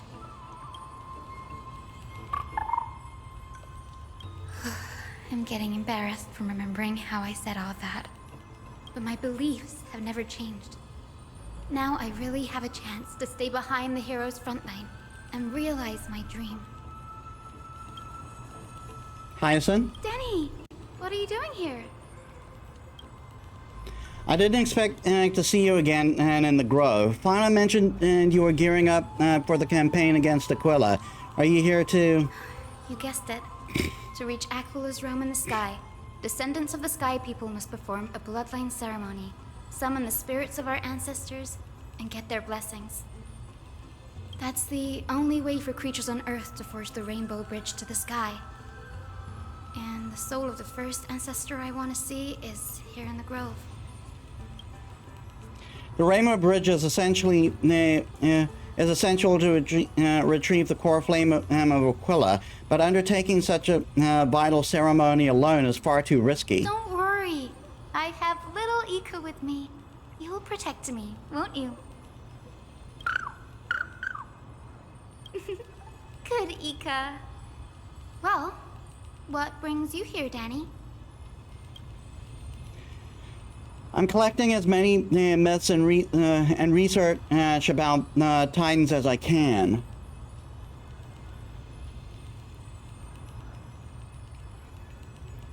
Everything about Emphoria is a valuable addition to our data bank when I get back to the Astral Express. Right. If all goes as planned, you and Gray will be able to go home after this mission, won't you? Yes, assuming we can actually break the curse about worlds beyond the sky. I have a feeling it's not going to be smooth sailing. Oh? Could it be that you too have some kind of hidden powers to make prophecies now? That's not it, but I'm starting to question how real everything is under a conversation with a member with the Council of Elders. No, I didn't understand that either, little Ika. Don't worry about it. There's a lot I still don't understand. Since we've already met up, why don't you come with me, Danny? I was thinking the same thing. The grove is fraught with danger right now, and an extra pair of hands translate is to extra security. That's the dependable express guard for you. So, should we get going?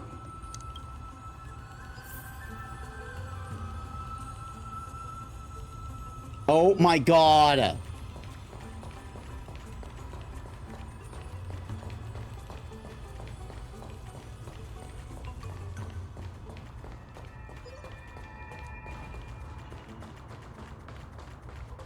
The chroma coffer is vibrating.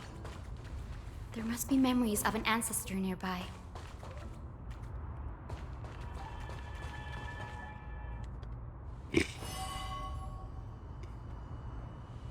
What's this? This is the divine object of the Sky People, the chroma coffer. Our ancestors dictated that when a descendant of the Skyfolk is ready to challenge Aquila again, they must first awaken the spirits of their ancestors with the chroma coffer and receive their benediction. Only after this can the chosen Skyfolk reascend to the heavens. Is it to prevent those who are not qualified from pointlessly losing their lives? Very prudent, wouldn't you say? The soul of an ancestor slumbers here. Now, I will awaken them. Right. I am Hyacinthia from the Twilight Courtyard, a descendant of the sky who has inherited the duty of flame chase.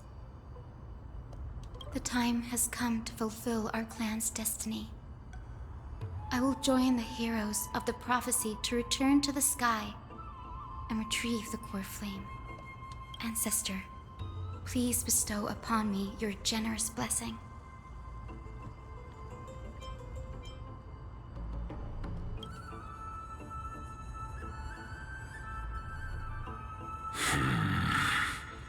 Who has awakened me?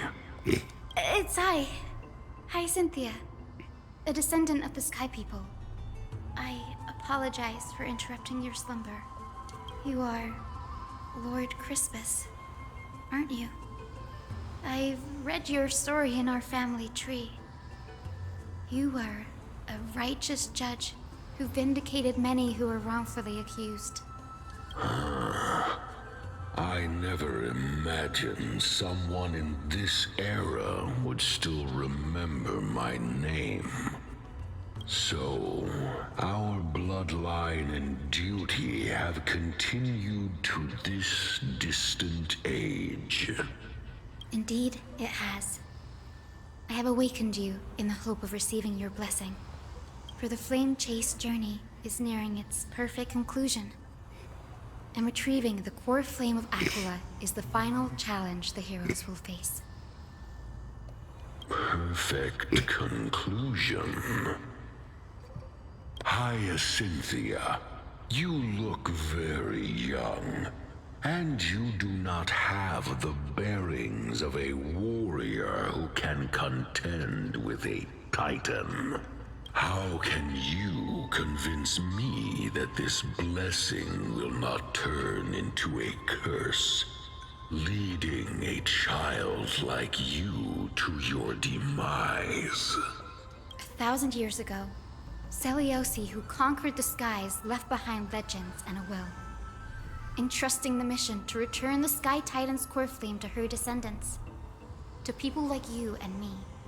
Though I'm not a warrior, I will not turn away from the mission that has flowed through our blood for 1,000 years. And I am not fighting alone. I have the strongest and most tenacious companions in the world. Amphorius is in an era brimming with heroes. The burden of retrieving Aquilus' core flame no longer rests solely on the shoulders of the chosen Skyfolk. I now wield the power of healing. I aim to mend the fissures in the sky and heal the wounds of the people. I desire to define the mission of the Skyfolk in my own terms, to conclude the vigil that has spanned millennia. I sense resilience in your words. Not an outward resilience, but something deeper within. Receive my blessings, young Hyacinthia. May you gain wings to return to the sky via the bridge of rainbows. Thank you for your trust, Lord Crispus. We won't let you down. Well done, Hyacinthia. Thank you. My ancestors were all pretty strong-willed people. It won't be easy convincing them. I've run through these upcoming conversations in my head more times than I can count. Thank you. Looks like your efforts paid off. Now, the next ancestor on the list. Her spirit is said to rest in the vortex of Genesis. A pity that the ceremony has to be performed in strict order. Shall we head back to Akama together, Danny? Vortex of Genesis, huh? I have a suggestion. Remember how you suggested I learn the secret arts of water from Fugusa's priests? I've been practicing that in my spare time and made some progress. Now, as long as I have spirit water with me, I can use those techniques to carve a path directly to the vortex of Genesis. Oh, I remember. I didn't expect you to keep at it this long. That's so like you, Danny. Compared to the currents of my home, the waters of Amphorius are rather untamed. Subduing the water wasn't easy, but I've gotten the hang of it now. That makes sense. Fugusa was always described as a fickle titan in the myths. Since you're offering, then let me put your skills to the test, Danny. The spirit water gate formed with this technique isn't as stable as a ritual basin. It'll likely only let one person through. And as Fugusa Priest has designed it, the entrance serves as the exit. You'll need to come back through the vortex once you've met your ancestor's spirit. Little Ika and I will be waiting. Got it. I'm counting on you, Danny.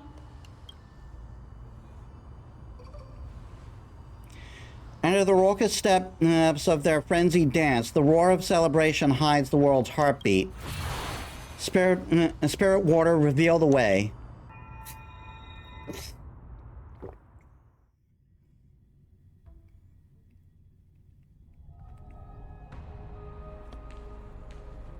The vortex of Genesis. Unbelievable. Danny is full of surprises. But this does feel way more disorienting than the ritual basin. Wait, is Lady Treeby here too? And who is that next to her? Oh, I think I know who that is. Do you have to go already, Sci-Fi? It's been ages since you were last in Akama. You could have taken some time to rest, and we could have caught up. That's alright, big sister Treeby. I've gotten used to life on the road. Staying in this bustling city actually feels off. Besides, your prize student gave me an incredibly tough mission to handle. Cut Snowy some slack, Sci-Fi. He's still so young, yet he's shouldering all the responsibilities Aggie left behind. Besides, Snowy's not the kind to ask for help lightly. Since he came to you, it means you're the best person for the job. You really spoil him, big sis Treeby. Guess I'm past the age for someone to look after me. Sci-Fi. Just kidding. I get it. That deliverer boy does have a certain charisma about him. It reminds me of Aglaia in her prime. Anyway, I'm about to head out. Oh, big sis Treeby, before I go, got a little gift for you. Well, didn't expect you to be so thoughtful. What's in it? That's a part of the game too. If you want to see the full picture of what's inside, you'll have to wait until nightfall. A gift with a mysterious twist? Seriously? Huh? Looks like we have company. Lady Treeby, and this graceful lady must be Miss Cypher. I'm Hyacinthia from the Twilight Courtyard. Everyone calls me Hyacinth. Pleased to meet you. Bright and cheery as a lamp. Well, hello there, pink child. I'm Cyphera from the long-fallen city-state of Dolos. As for the rest, it's all in the history books, so I don't need to repeat it here. Pink child. So, you're from the Twilight Courtyard. Does that mean... Yes, I'm a descendant of the Sky People, the Chrysos heir about to take over the authority of Sky. Whoa! That's unexpected. I figured Celiosi's descendant would be, I don't know, taller, stronger. Don't judge a book by its cover, Sci-Fi. Cindy is a master of her craft. She's the most skilled and dependable physician in all of Amphorius. Don't worry, Lady Cypher. I may not be as strong and warlike as Lady Celiosi from 1,000 years ago, but I'm confident I can carry out the mission of the Skyfolk.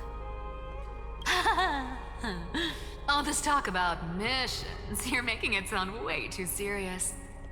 You've got to look out for yourself, girl. Don't push yourself too hard. I'd hate to see that cute face all scratched out by Aquila's claws. Sci-Fi cracking jokes? Looks like you haven't forgotten what Aggie said all those years ago. Anyway, I've got a mission to handle, so I'll get going. Good luck, Miss Hyacinth. And if things get tough, just let that deliverer take the lead. Cypher uses the Coin of Whimsy's ability and teleports away from the vortex. Miss Cypher is in such a hurry. Don't worry, she's always been like that. It's good to have her back in Akama lending a hand. Well, enough about her for now. You're here because of your mission, aren't you, Cinny? It's the perfect opportunity for me to go and tuck Sci-Fi's gift away somewhere safe. The Vortex of Genesis is all yours.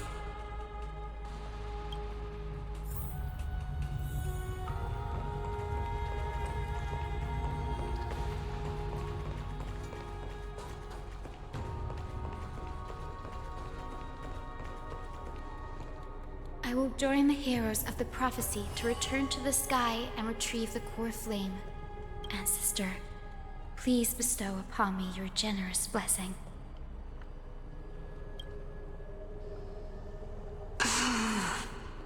Child, what brings you before me? Could it be you're a descendant of the Sky People? Yes, I am Hyacinthia of the Twilight Courtyard, the successor of the Sky People's flame chase duty. You must be Gem Electra. Legend has it that during the Chrysos War, you led our people to ally with Akama and held back the Kremnoan forces. It was your victory that earned the Sky People a place in the Holy City. Hyacinthia, you seem well versed in our clan's history. And this is the Vortex of Genesis? It is. Look, 10 stars have already been lit. The Chrysos Heir's flame chase journey is nearing its end. Are those the core flames of Fagusa and Georios? Does that mean Hycelans and the Mountain Dwellers successfully carried out their duty? As fellow pillars of Amphorius, who would have thought that Sky's duty could only be fulfilled after 1,000 years?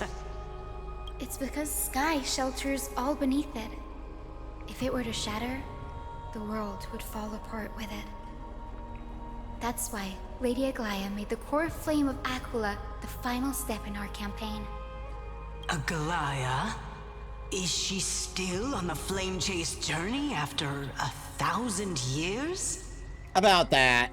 Unfortunately, she has recently left us. But you're right. She was indeed still guiding the Chrysos heirs forward. Incredible. That girl actually managed to endure the merciless erosion of time, and lasted for so long. Answer me, Hyacinthia. Since you recognize me, you must have also read my writings, no? Every record regarding my lineage is etched in my memory, including your words. In that case, you're probably aware of the prophecy I sought from a certain Trebios. Yes. At the end of the Rainbow Bridge, the Skyfolk will mend dusk and dawn.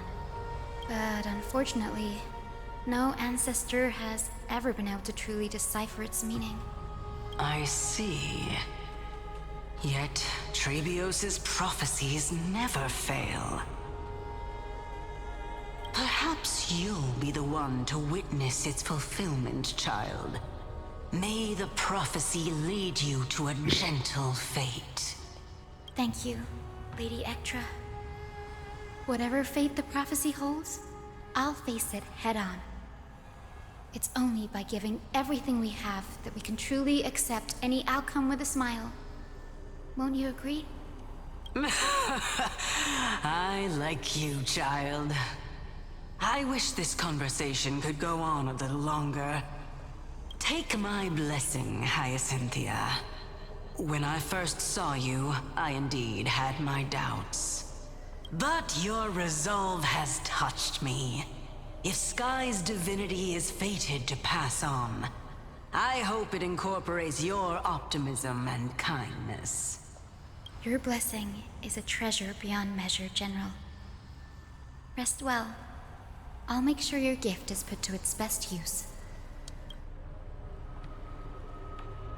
General Ektra is so different from how the records described her. She's quite a gentle person. Well, that doesn't tend to be more famously told when it comes to warriors. All right, time to head back to the grove.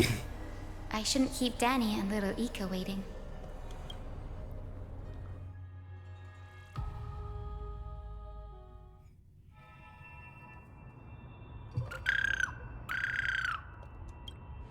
You're back. How did it go? It went great. Your spirit water art was a huge help, Danny.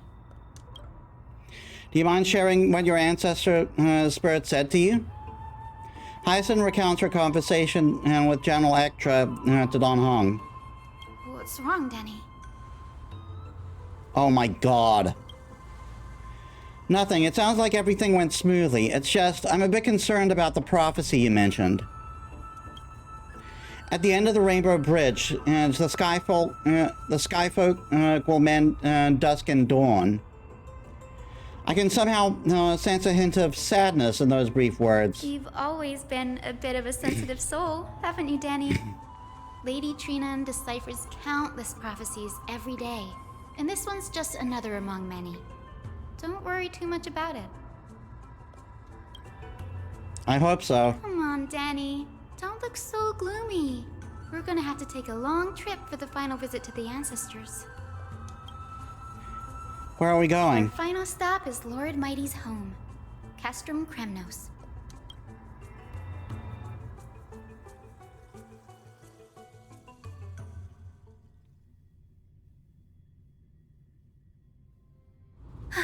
We're here. This is it. Castrum Kremnos. Lord Mighty has been fighting the Black Tide here, alone day after day. I'm worried about him. He sent a message earlier, carried by Thunder, warning us to watch out for the Flame Reaver's actions. That means he hasn't been consumed by the Black Tide's madness yet. We're here to complete an important mission. We shouldn't interfere with this battlefield. Don't you agree, Danny? I agree. There. That sleeping spirit is my grandmother. Your grandmother? Yes. My grandmother, Jacintha, was a warrior. She represented the Twilight Courtyard in the Kremnos Festival. She fought her way through every challenge and reached the final stage of the Kremnos Festival. She was just one step away from securing a peace treaty for the Skyfolk, but was ultimately defeated by the champion warrior of that time. I've never looked too deeply into the details of such ritualistic violence. The scroll simply described it as a glorious duel. But behind the glorious duel was a tragic end. Not long after the festival, my grandmother's injuries worsened, and she passed away far from home. This prophecy tablet was left here by the Kremnoans to honor her final wish. Her death marked the final collapse of the Twilight Courtyard, already fragile under the shadow of war. And the Kremnoan warrior she fought against Was Lord Kratos. Yeah, you still saved his life, even though he took your family. Seeing him lying there, gravely wounded, bleeding out, I can't put what I felt at that moment into words. But when I heard Lord Kratos took that fatal blow to protect Lady Trianne, all those tangled feelings faded away. To quote Lord Finan, Kratos must have done that to become a better man. It takes true courage to forgive. You're every bit as strong as your ancestor, Hyacinth. You're getting better at this, Danny. In her final diary entry, my grandmother wrote that when the moment of destiny comes, a descendant of the Sky People would deliver the message of their departure to her spirit. I wonder what she'd think when the one awaking her turns out to be her beloved granddaughter. I will join the heroes of the prophecy to return to the sky and retrieve the core flame. Ancestor, please bestow upon me your generous blessing. Is this the world of the living? Wait. You. Could you be? Grandmother? It's me. You're Hyacinthia. You're rather young for a grandmother. Hyacinthia, my little hummingbird. Why? How? Why is it you who awakened me? I have never imagined this. I thought I would feel happy for all my ancestors when this day came, but now I can't even experience the joy of seeing you again. Do you remember that You and Father took me to my very first sky ride when I was 8. Back then, you wanted me to pick one accessory out of 4. The sun crown representing nobility, the storm bracelet symbolizing strength, the ice ring embodying wisdom, and the radiant pendant signifying kindness. Grandmother, do you remember the one I chose? You spoke an innocent little prayer, infusing a faint thread of light to that modest pendant. Yes, and I remember how surprised you were. In all those centuries, no other child of the Sky People had ever made the same choice I did. Hyacinthia, there was a time when I thought you were a timid child. You never had much interest in swords or battle and had no relation to that fiery determination and strength in our blood. Yet I've told myself, that's not a bad thing. If my hummingbird could live her life in kindness and optimism, then it'd be a good thing. I never thought the burden of retrieving the core flame of Aquila would fall to you. Don't worry about me, Grandmother.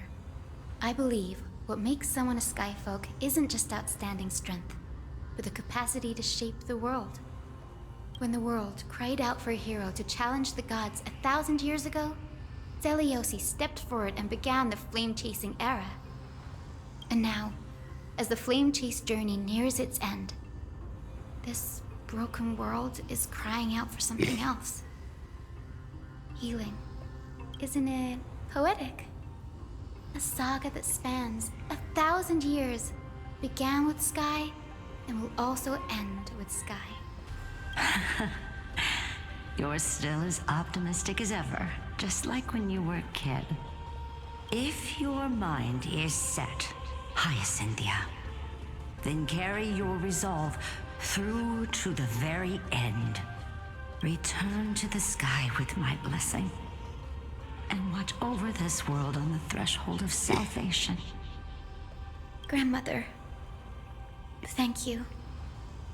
But I have one last request. Speak, Hyacinthia. We should still have some time.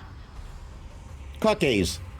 Before you go, could you tell me the tale of the Sky Hero once more? Just like you used to. Then listen closely, my dearest hummingbird. After all, this will be the last time. For millennia, the Titans waged relentless wars, leaving the world scarred and ravaged. A century of the Chrysos War plunged the nations into chaos and decay, until a spear, fueled by mortal rage, pierced through the smoke and flames that buried the prophecy of deliverance. Aquila, the celestial shaper, the 100-eyed divine bird crowned with the blazing sun and wielding thunder, those struck blind in 99 eyes by Nicodor, they kept one eye glaring at the children of Twilight who received divine blessing, yet turned their weapons against the gods. The Chrysos heir of the sky, Seliosi, the Day Thunder Knight, ascended the forbidden lands of the Eye of Twilight at dusk, clad in wings. To her left was the lion-headed Solibus the Sunlit Wings, whose roars breathed divine flames and scorched the world. To her right was the horse-bodied Lunibus, the Moonlit Plume, whose graceful steps trampled the stars in the heavens. The one warrior and her two beasts challenged the ruler of the sky, determined to seize the divine core flame through plunder. The Titans' every roar summoned lightning bolts, and their every movement stirred cyclones. The wounded Titan's blood poured down like boiling rain upon the world and converged into scalding torrents. In the final moments of battle, The sunlit wings set the Titan's wings aflame, while the moonlit plume sealed the divine body. The battered hero of the sky, with her wings broken and her body covered in wounds, struggled to lift her spear and pierced the last monstrous eye. The Titan's divine body crashed to the ground, and with it, the sky tore apart like fabric, about to fall with its god. The fear and pleas of mortals urged the hero of the sky to rise again. Seliosi, the Day Thunder Knight, the first of the Chrysos heirs to slay a god in this world, charged into the crumbling body of Aquila with her two fearless winged companions. She merged with the Titan, holding up the sky once more, only to leave behind a powerful message for the world. My descendants will be blessed and cross the Rainbow Bridge back to the sky. At the end of the prophecy of Genesis, they will reclaim the core flame from my hands.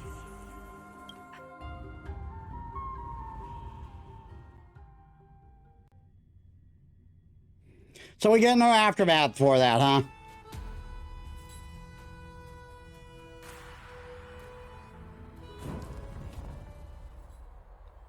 A few days later at Dawncloud.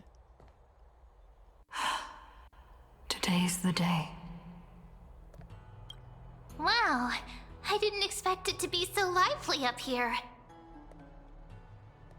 Are these people here to send off the Chrysos heirs? There's Svinen. Let's go talk to him.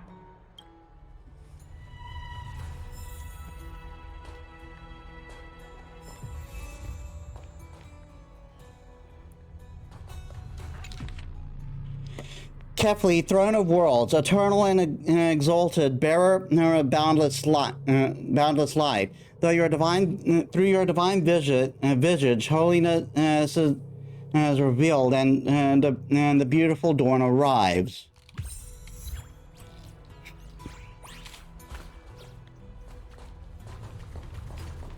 Kefli on high.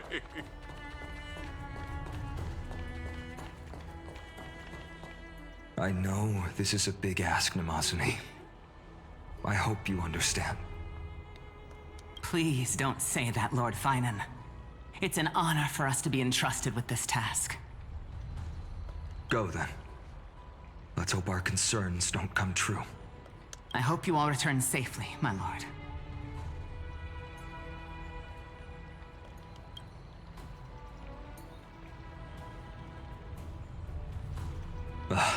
There you are, partner. You didn't oversleep this time, did you? The pink puppy woke me up.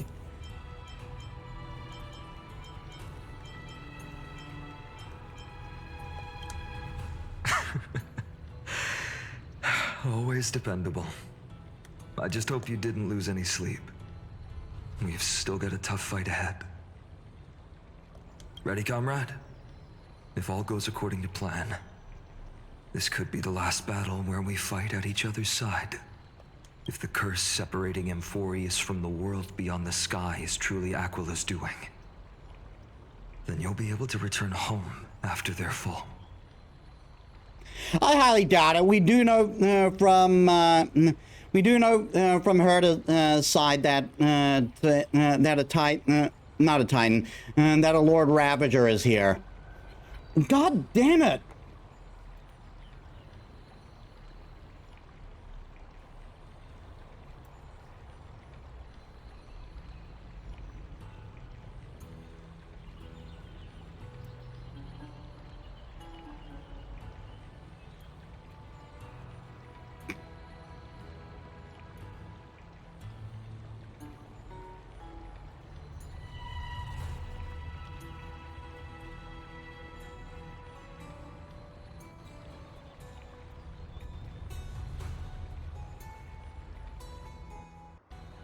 This is infuriating. This is fucking infuriating.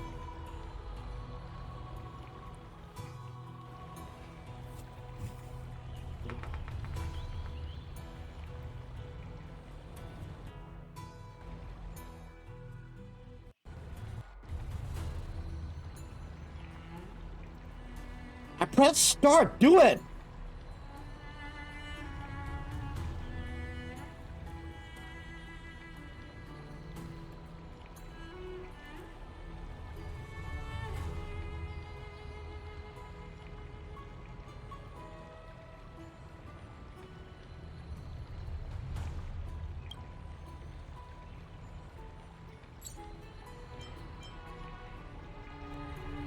Really? That's the first time I've heard that. She just makes things up. Don't take it too seriously. Sorry, I'm no help there. Don't worry. Dan Heng mentioned that Counselor Ligus can help you with that. You sound a little insincere there, buddy. That was totally insincere, partner. That would be a problem. We'll need to get you home before Aranova. Let's leave the emotional goodbyes for later. That'll give us some time to figure out what we should be feeling at that time. Besides, when we were playing the Seal Slammers... Really? That bumping seal game, didn't you teach me something back then? Crack the champagne at halftime to watch victory slip away.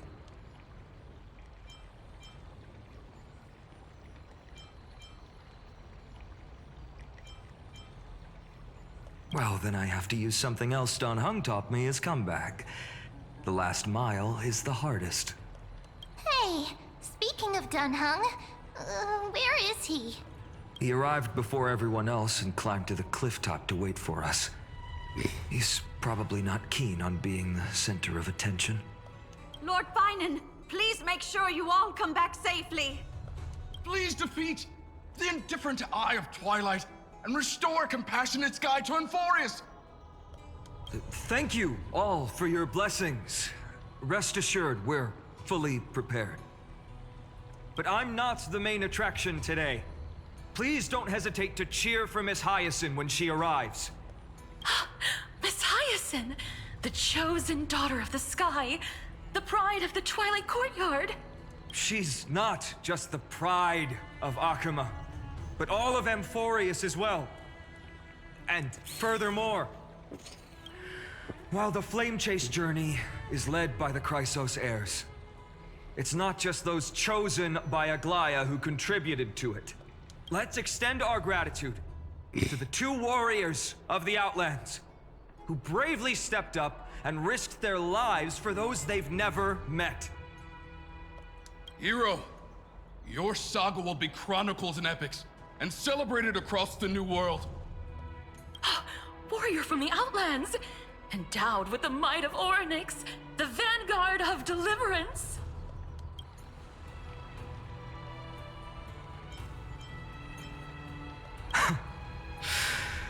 After all this time, you should know when I'm just being polite and when I'm genuinely speaking from the heart.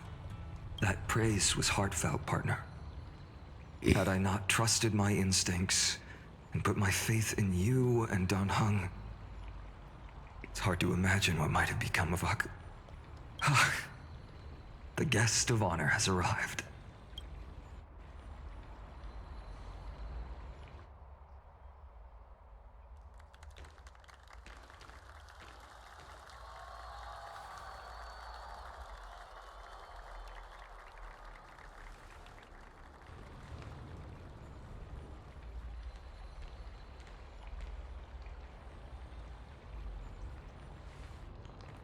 People of Akuma, I've been blessed by the ancestors of the Sky People.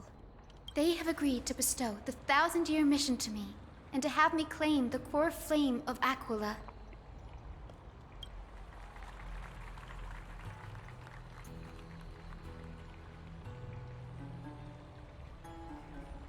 Today is the year 4932 of the Light Calendar. 1,062 years since the hero Seliosi initiated the Flame Chase journey. I, Hyacinthia of the Sky People, am prepared to lead the children of humanity back to the sky. It's happening every scene. Fucking hell!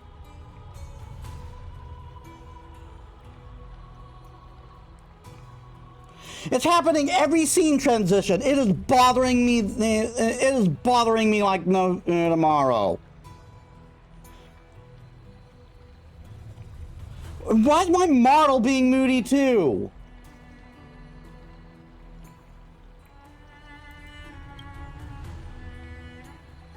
History doesn't breathe evenly. At times, it suspends its breath for millennia, as though time is frozen. At other times, it pants rapidly, as if poised to topple the world and our civilization in an instant. Its hurried gasps have sparked a tempest, sweeping all of us along. Hyacinth, as an observer, you've witnessed the return of 4 core flames. And now, it's your turn to fulfill your duty. Please, guide us into the heart of the storm as the executioner of this mission.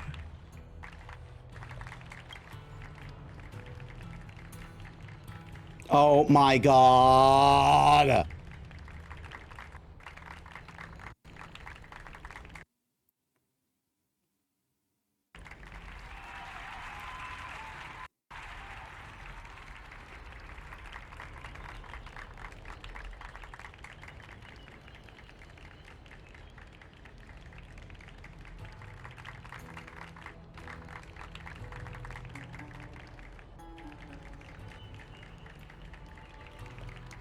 What happened?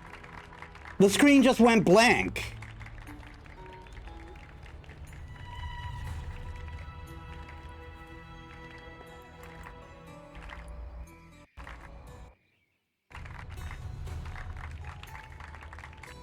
Oh my god.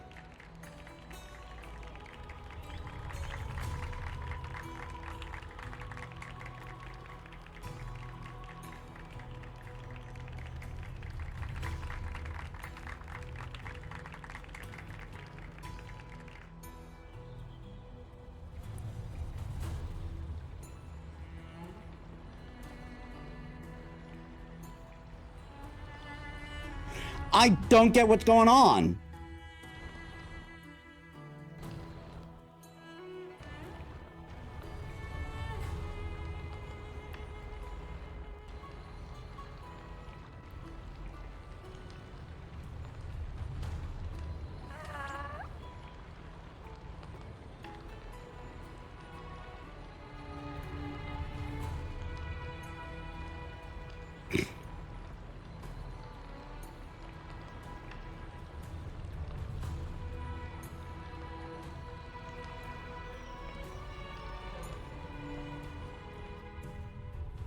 I know this is a big ask, Namazani. Oh my god, are you hope you understand. Please don't say. Go then. I hope you all return safely, my lord.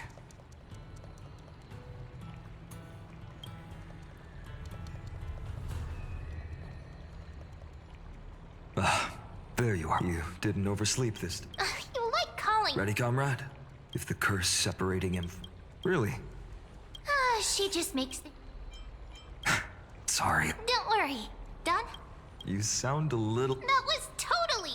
Because it happened during the scene, I gotta fucking do the whole scene all over again! Champagne at half.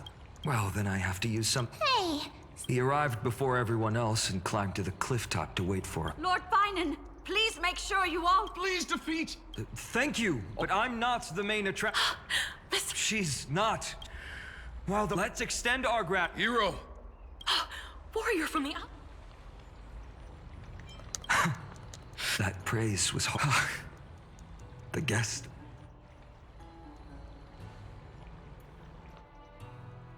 Oh my god.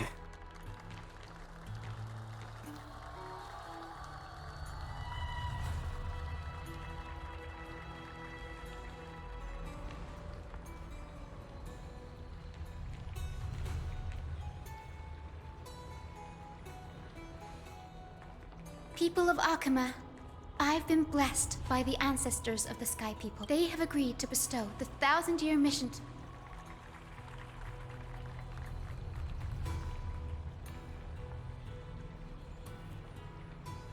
Today is the year 4000. I, Hyacinthia of the Sky People, am prepared to lead the children of... History doesn't. I'm trying to breathe skip through this as evenly. fast as I can. Its hurried gasps have sparked a tempest, sweeping all of us along. And now, it's your turn to fulfill your duty. Please, guide us into the...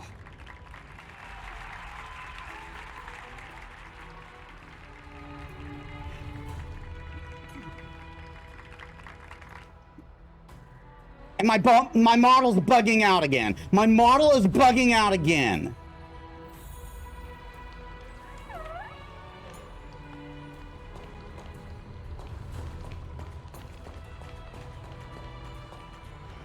Ah.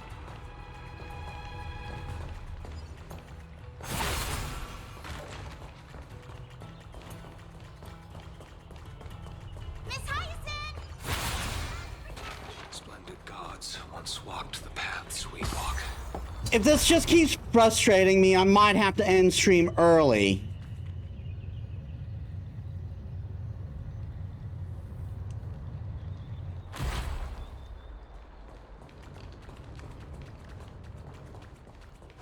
I hope the Chrysos heirs triumph.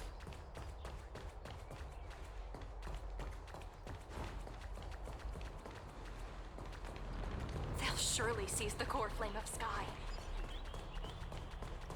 What is with the ping right now?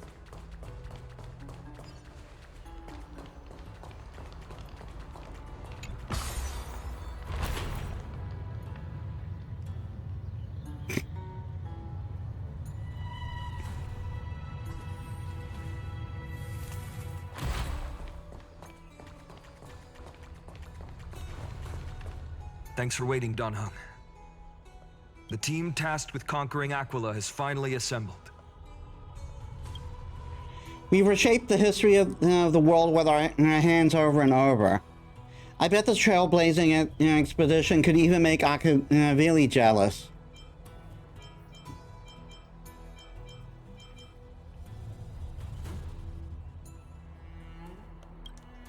So full of energy, comrades. Seems I chose the perfect day. Hyacinth, it's all yours now. Legend tells of the Skyfolk once divided into many tribes. The Sunfolk worshipped the sun. The Rainfolk were devoted to storms. And the Winterfolk waited for signs in the snow. Our ancestors lived under Aquila's light. Yet they were blinded to all but one color. They forgot that the light that illuminates the world is made of countless different colors. That's why the rainbow is my favorite. For not only does it reflect the many colors, it is also a bridge.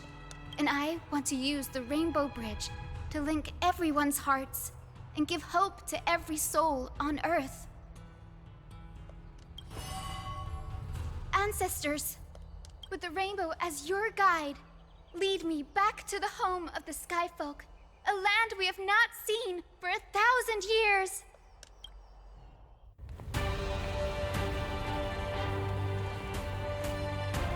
Oh, Rainbow Bridge, please guide us to ascend to the skies once more.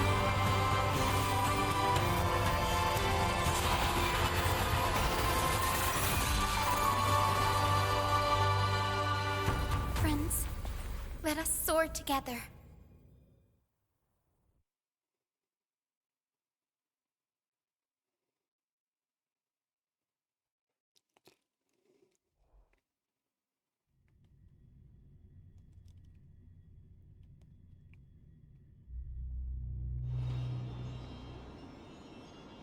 Flying along the Rainbow Bridge is truly an amazing experience. The Eye of Twilight. It's the legendary sky fortress of Aquila. I never imagined that one day I'd be able to step foot on it. My ancestors once built a magnificent civilization among the heavens. The Eye of Twilight, which we are standing on, is the home of Aquila and the heart of the city-state in the clouds. This must be where the hero Seliosi stood when she challenged Aquila and began the first step of the flame chase journey. We are here to end the journey she began.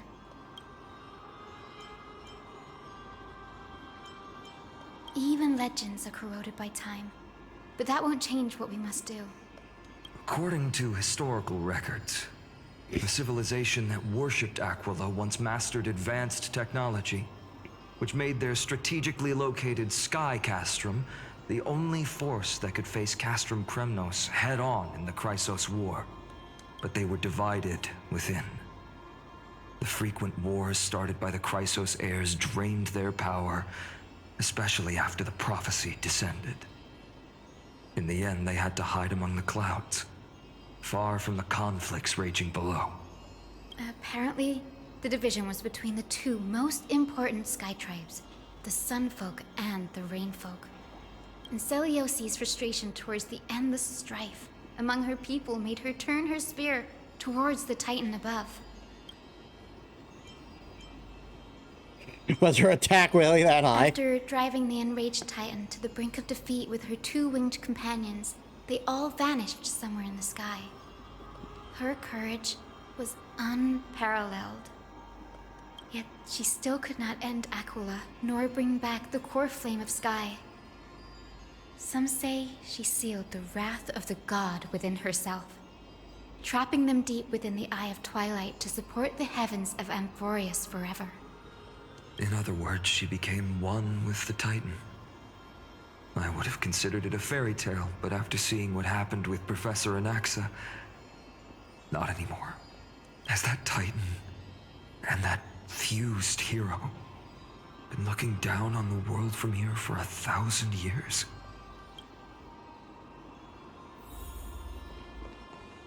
Well, it took a lot of story to get here, but we're finally in a dungeon.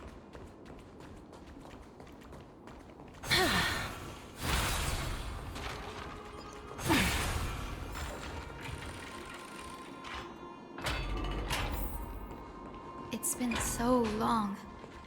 Maybe the Eye of Twilight has already turned into ruins.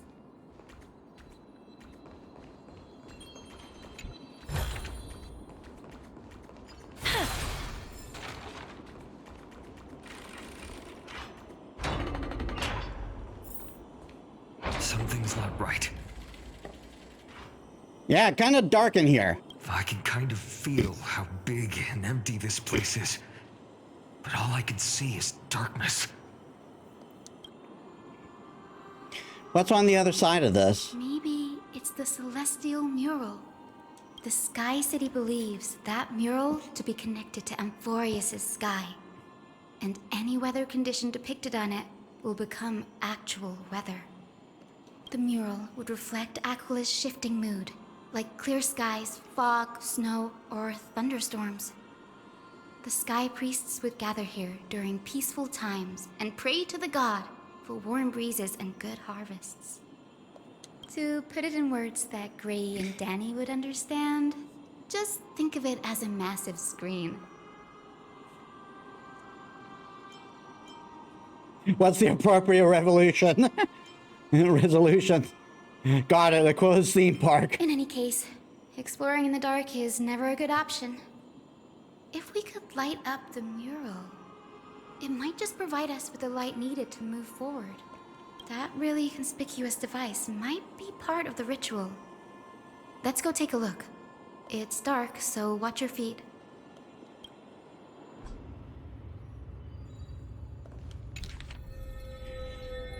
Eye of Twilight Aquila.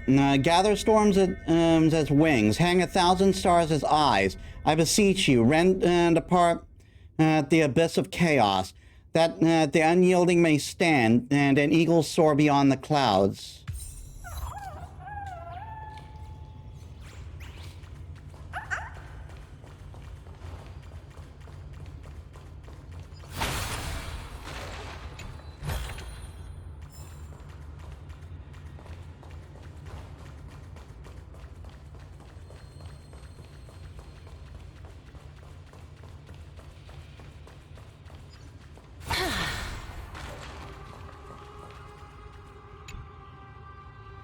Great Aquila, did we do something wrong? Why have you closed your eyes?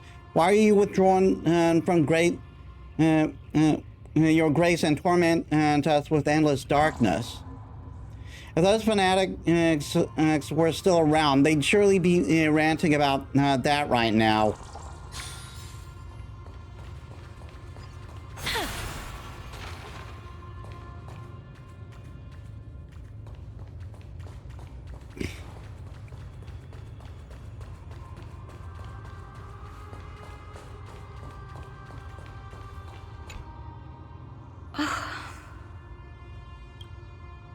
How about it? Got any leads?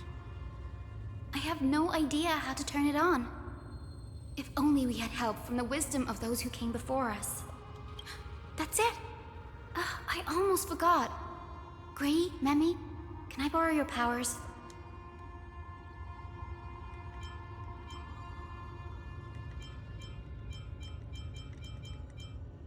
Got it! We just need to find the scattered memory nearby, right? That's simple. Give me a little time. Feel the flow of time. Over there. And over there. Done! There haven't been many people for a while, so the traces of time are super obvious. I knew you could do it, Memi. You are a huge help.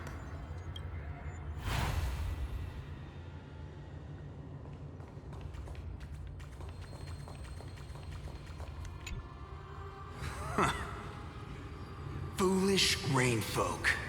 The great Aquila has already left a mark of their manifestation on the golden clouds. The gods' choice is clear. Only we, the Sunborn, are the true heirs of the sky. This war is destined to end in the victory of the Sunfolk. May the Eye of Twilight never close. May eternal daylight embrace the land! Left a mark among the golden clouds. Is this referring to the celestial mural? But we can't see anything right now.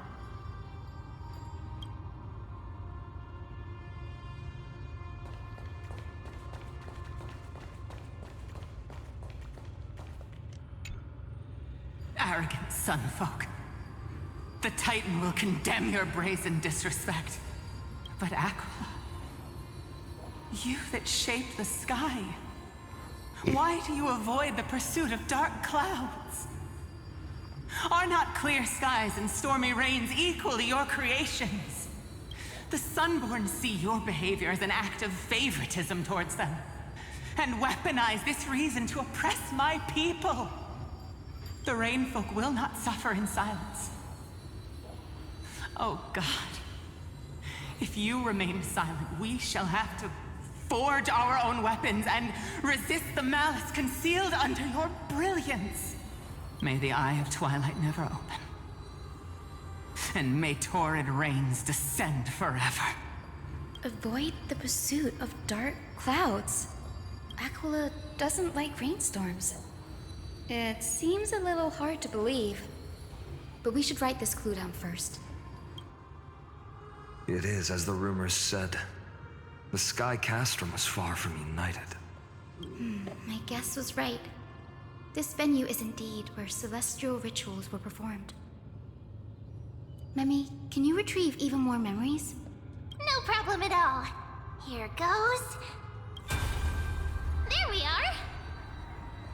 Wind, snow, rain, shine. In the name of the sky's 100 eyes, I bring celestial phenomena upon the world. Is it hundreds or thousands? Because you're giving me different messages here. The turn of dawn and dusk. Commanding the celestial globe. Awaken, celestial mural. Stop, foolish Cloudborn! How dare you tamper with the celestial globe and distort the weather? This is blasphemy! The Titan bequeathed the celestial globe to our ancestors, so that we could divide the light and dark equally between day and night, so that all things could grow beneath the celestial phenomenon they preferred. But the Sunborn have asserted control over the celestial mural. And now the days are endless, subjecting the land to drought and burning. And you have the gall to accuse the Rainfolk, who you've oppressed! The land? It is our eternal nemesis. How can storm clouds and rain, unloved by Aquila, lead the Skyfolk to victory in the Chrysos War?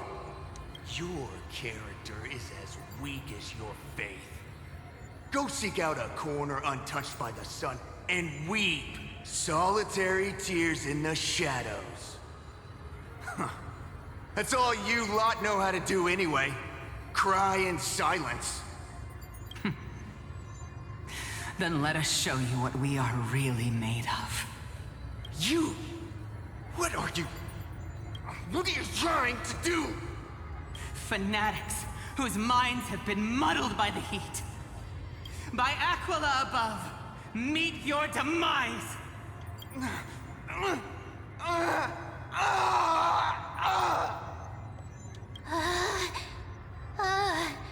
What a terrifying memory.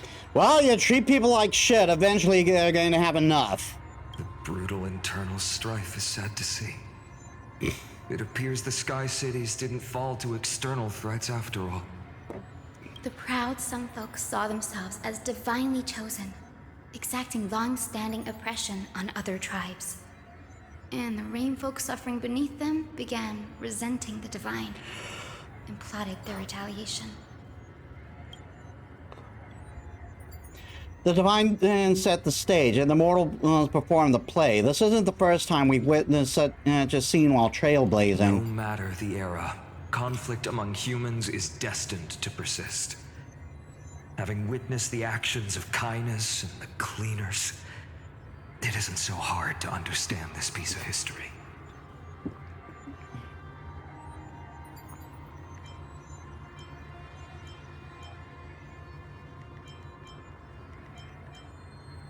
There's nothing but empty silence here. I fear there were no winners. The hero Seliosi. How did she view the ancient feud between the Sunfolk and Rainfolk? The legends focus on her god-slaying expedition, but are hazy on the fall of the Sky denizens. Perhaps I can piece together the true face of history here. One step at a time. Do you remember the verse that Rainfolk sang, Hyacinth? Perhaps that's the key to unlocking the celestial mural. Yes, I already memorized it. Now, shall we try to wake it up?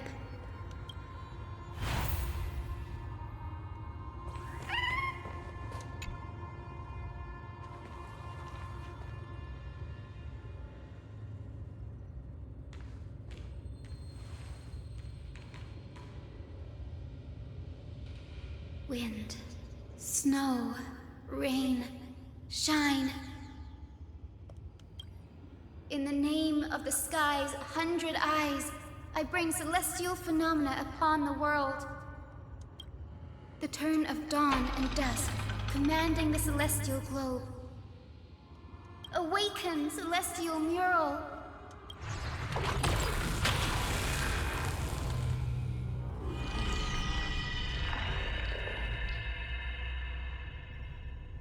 Golden clouds, blazing radiance. What a breathtaking scene. Look, the mark of their manifestation mentioned by the memory fragment.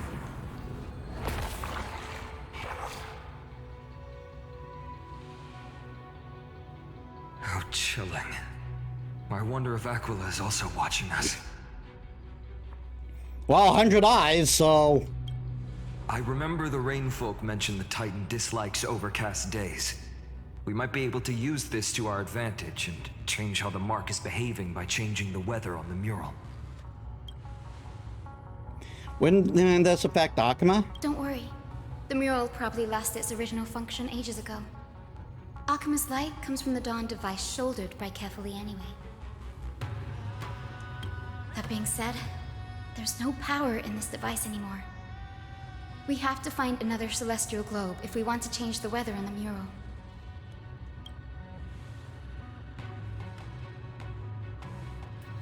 Ah, there! That circular device. I'm quite familiar with it. That's a west wind compass of the Twilight Courtyard. We can use it to create a miniature rainbow bridge to walk on. Who knows? It might even lead us to other areas of the Eye of Twilight. Technology passed down from the Golden Age is finally proving useful. Let's go. Leave the adjustments and calibrations to me. Climate controller.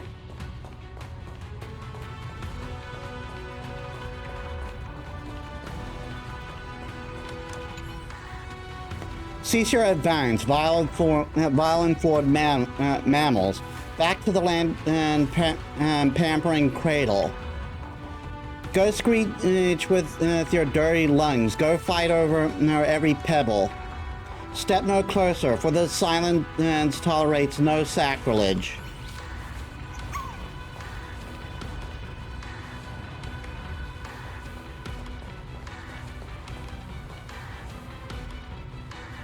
That huge golden pool down there. A boiling pool of gold, said to be the energy source that powers the Eye of Twilight's divinity. You should watch your step as you walk. The mechanical structure is a bit different from the one used in the Twilight Courtyard. How should I put this? It's a... The mechanical structure is a bit different from the one used in the Twilight Courtyard. How should I put this? It's a little more complicated. Can you handle it, Hyacinth?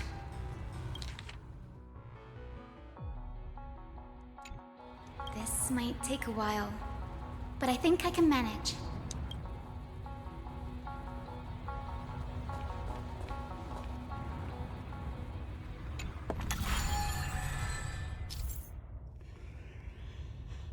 Observe the starting point, finish point, and the direction of the arrow and the compass, and distribution of red obstacles. Rotate the rings on the compass to reach the finishing point without running into obstacles by following the arrow's direction upon leaving the starting point. The red fan and shaped zone represents obstacles that block the path, and the route cannot pass through them. And be sure to avoid them when connecting the route. Use select button to choose a specific ring, and use the rotate button to turn it. Then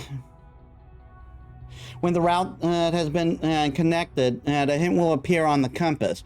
Tap the confirm route button to finalize your route. After confirming your route on the compass, a mechanism will be triggered. A rainbow path will be added to the map according to the specific state of the compass. Deep breaths and find the way out.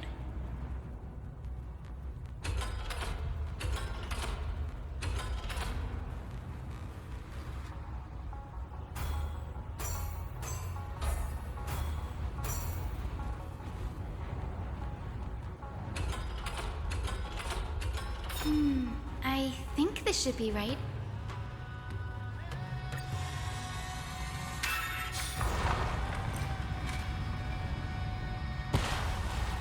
Look, the rainbow bridge has appeared. Path generated. Well done. Now we can cross. Hey, careful! That's... Is that a winged Pegasus? Looks like a mythical beast. But this one doesn't seem hostile towards us. Okay, first off, Hyacinth, all Pegasi are winged. You? Yes, mythical beast. Hyacinth, could it be the legendary? I'm not entirely sure. We might be able to tell if we get closer. We can't assume it's friendly. Keep your guard up and follow it.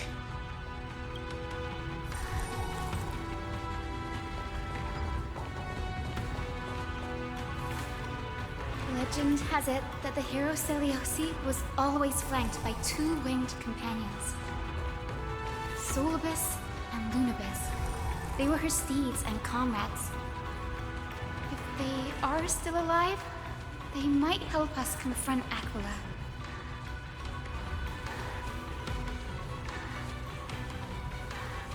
They'll probably want us to fight them first. It disappeared. An illusion? Or the memory dissipated? How strange. That Pegasus was different from the other memories. It was surrounded in an air of sorrow. Oh, it's so heavy that it's hard to breathe. Was that Lunibus's phantom? Did it appear here because it has unfinished business? If that's really the case, there must be a super strong obsession keeping it in one piece. Could it be some remaining bits of Celiosi's will? We can't be sure of that yet.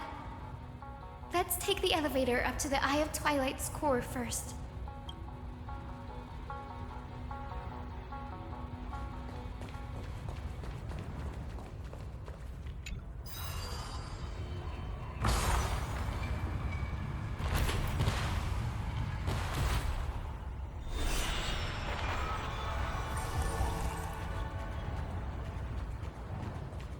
Lady Lunibus? Is that you? Can you hear me? I am the descendant of the hero Seliosi. We have come to complete her mission. You guys are new.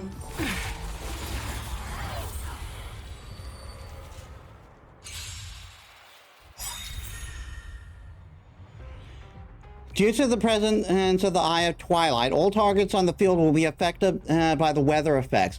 While in sunny day, the battlefield has a temperature effect. At the start of any combat turn, temperature increases. Allies will take continuous damage based on temperature. Damage dealt by ally target it's increased based on temperature. I'm on it. We can do it! Life is not so fragile. As you wish.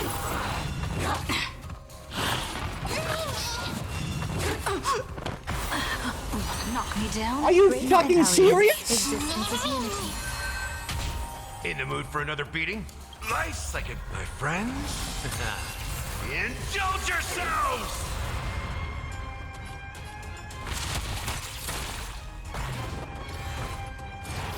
Angel, find yourself. Embrace a new life.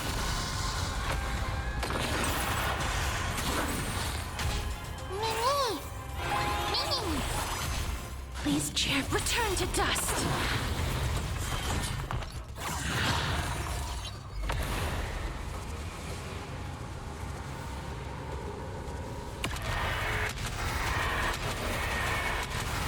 I need to get to the healing.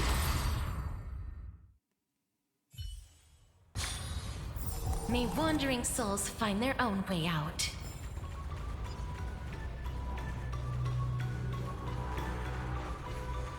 I tried to get the healing, didn't happen.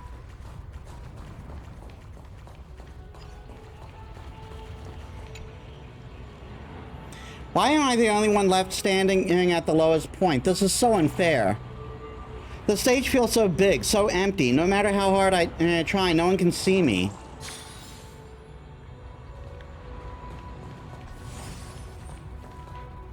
Oh, thank you. I needed that. That's another one? Careful! It's not a memory phantom! It looks like it's alive! But it's so twisted and very shadowy, like those black tide creatures! Hyacinth, watch out! So, you're Lady Lunibus, aren't you? Then that corrupted being before us must be Lord Solibus. Did you lead us here so we can free your companion? I understand now. You must have been tormented by pain for so long. But you didn't give up. And you've held on to what little is left of your will with such tenacity. Don't be afraid. You're not alone anymore. I am Hyacinthia, the healer who inherited the hero's bloodline. Celiosi, the Day Thunder Knight, was once your comrade, wasn't she? Lord Solibus, your body has been completely corroded by the Black Tide. But I can still heal your tenacious soul. Just like Lady Lunibus, even if you've lost your mortal body, your spirit remains pure.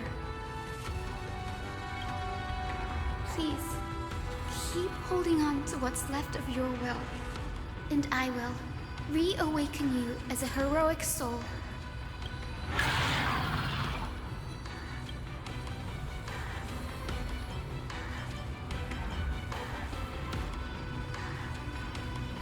It must have understood me.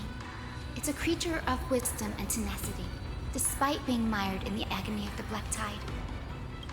Solibus, the sunlit wings that once accompanied the hero. If this battle can remind you of your great deeds from back then, it would be my honor. Come on, heroes! Lord Solibus, please break free from the control of the Black Tide and return to your senses. Let's try it this other way. We can do it!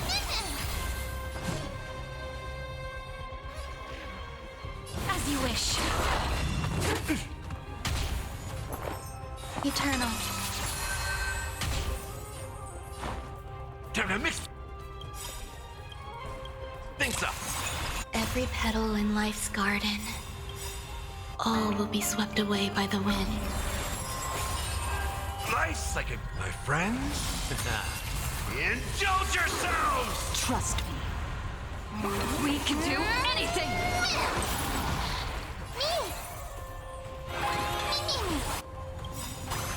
Embrace a new life.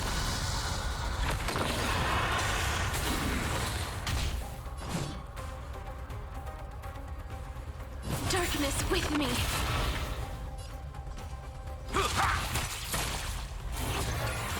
Stay away.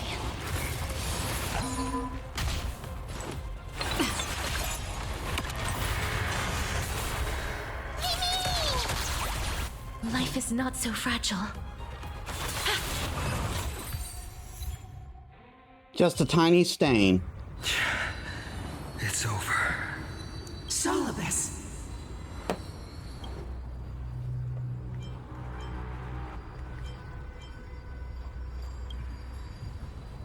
No need to be surprised. After all, this is a world where even a pink puppy can speak. Oh, I can't believe I'm calling myself that now, too. Solibus, you're finally awake.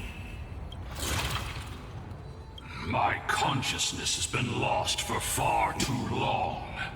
Finally, I have been released from the Black Tide's cage. Little girl, are you Celiosi's descendant?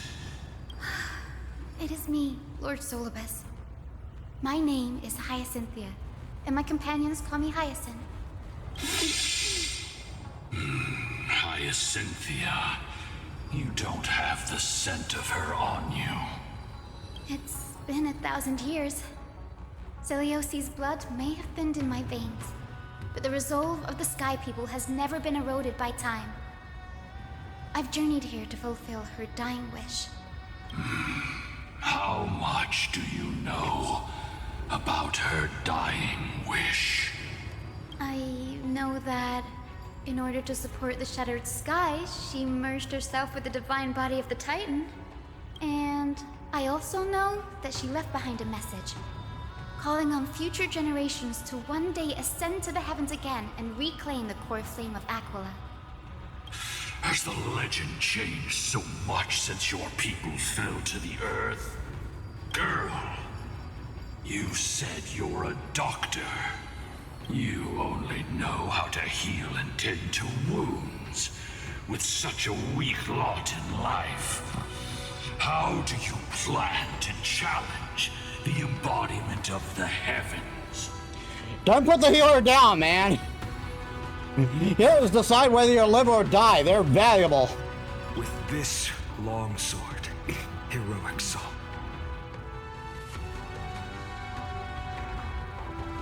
As you can see, we're all Hyacinthia's companions and comrades. You've already witnessed our combined strength. It's not bad, but still lacking compared to her. Solidus, let go of your ego and accept their kindness.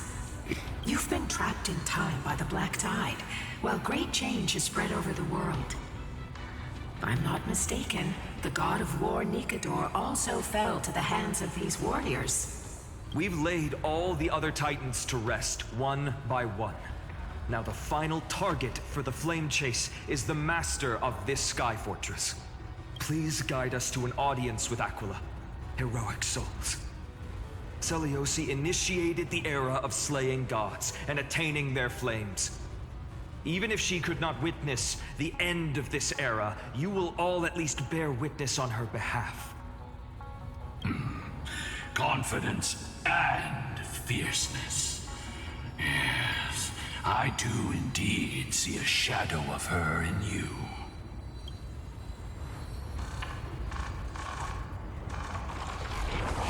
Aquila's mark flew away?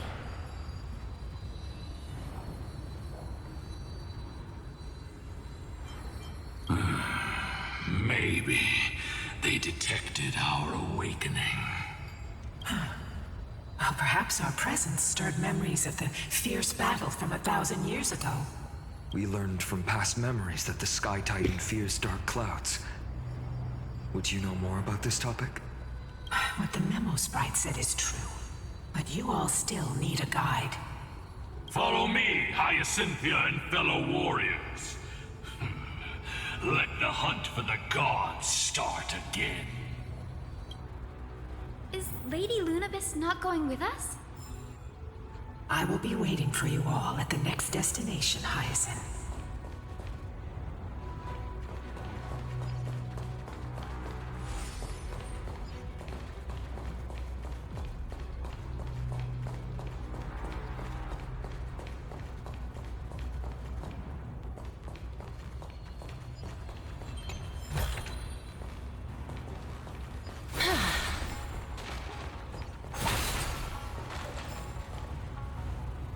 Oh my god.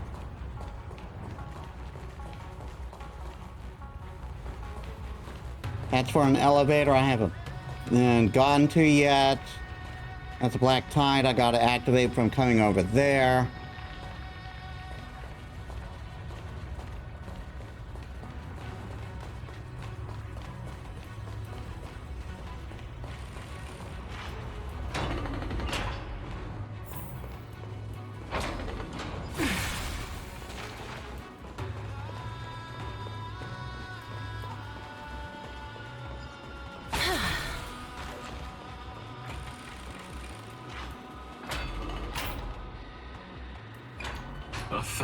Years have passed, and yet this place feels the same.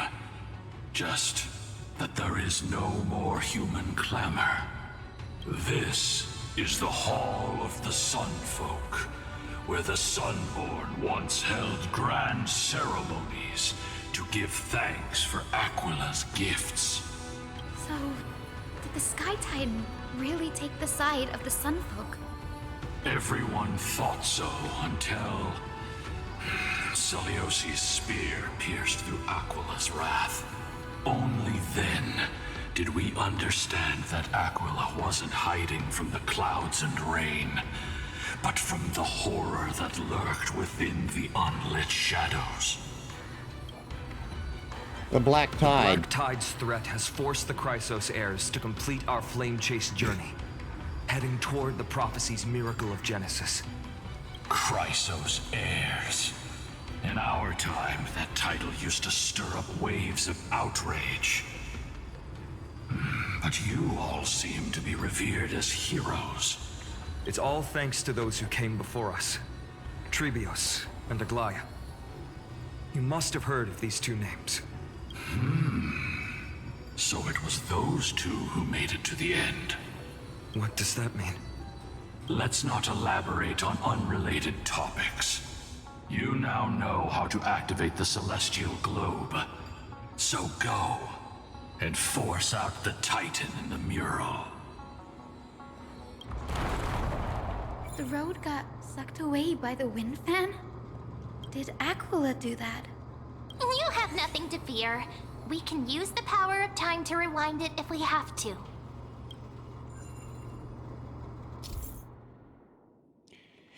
Wind currents in the Eye of Twilight. There are some wind currents in the Eye of Twilight. Platforms that pass through them will be pushed by the air currents. Change the direction of the wind by rewinding.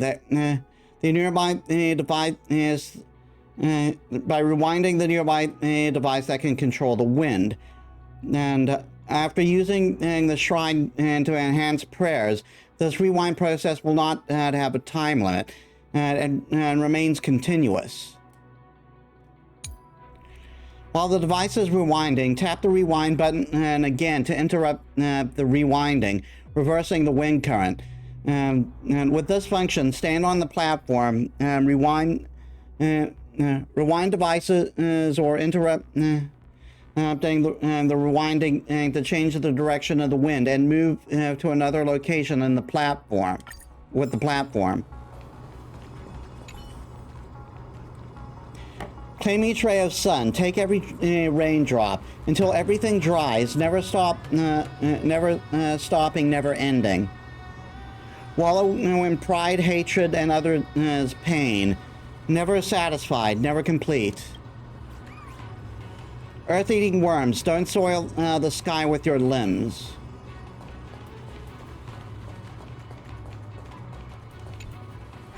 It looks like this device can amplify the power of Orynyx's prayer.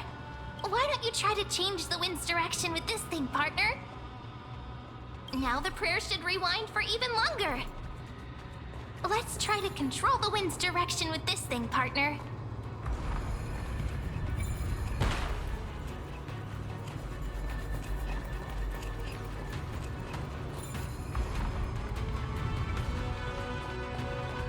The celestial globe is right ahead. Let's go and force Aquila to come out.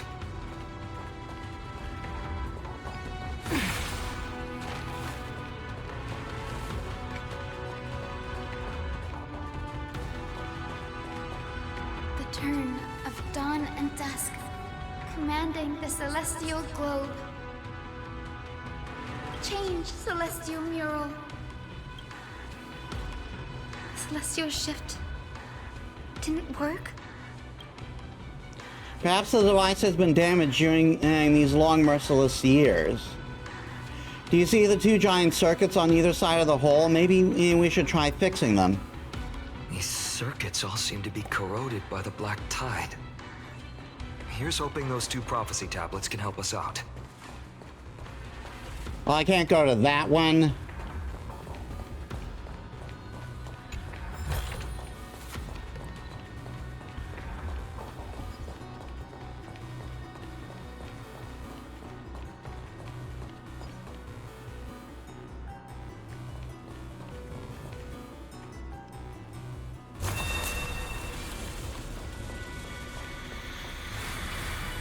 Emerge from your cocoon.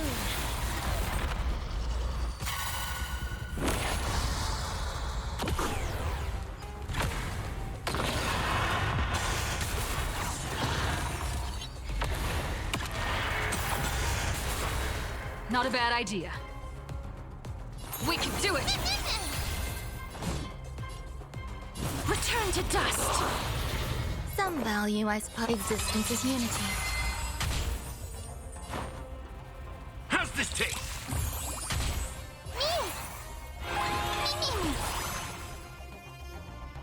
Oh my god.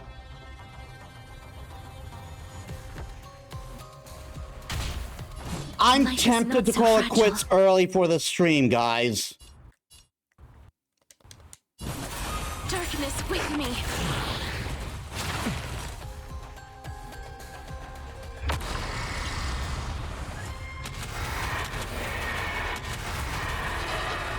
May death protect us. Oh my god. Enjoying yourself? Trust me. We can do anything.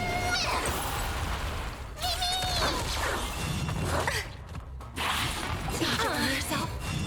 Still unanswered. Fuck off! There's more to life. In the mood for another beat? Nice, like my friends? Indulge yourselves! Stay away. Please cherish as you wish.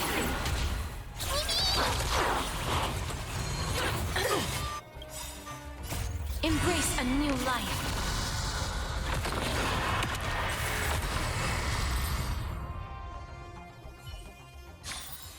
May wandering souls find their own way out.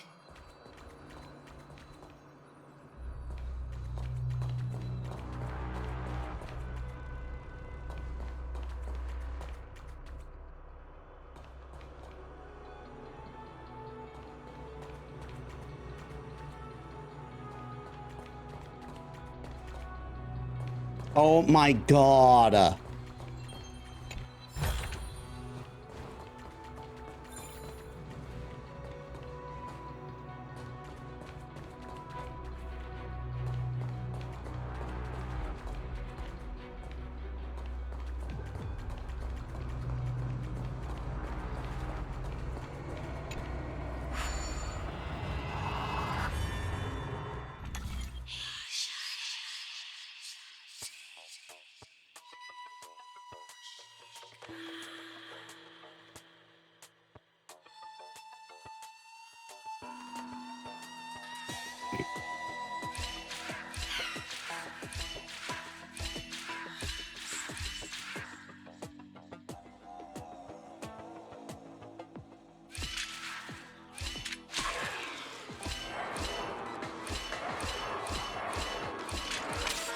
Ah.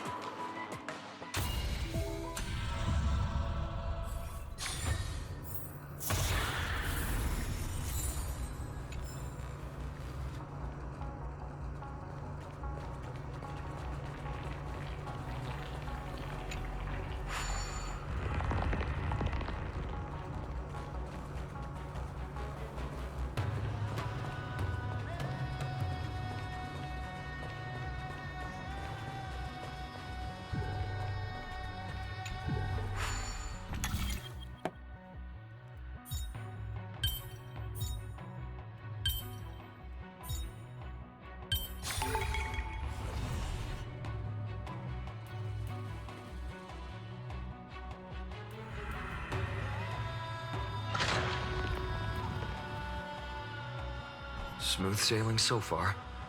We've got one more circuit to fix. Let's keep going and find the tablet on the other side. I'm actually going to switch teams. This is a little rough right now. Obtain Divine Echo World Bearing. Obtain Divine Echo Sky. Defeat Dark Sun Griffin without taking any damage from its summons. Activate the celestial mural in Fortress of Dome Twilight. Eye of Twilight for the first time.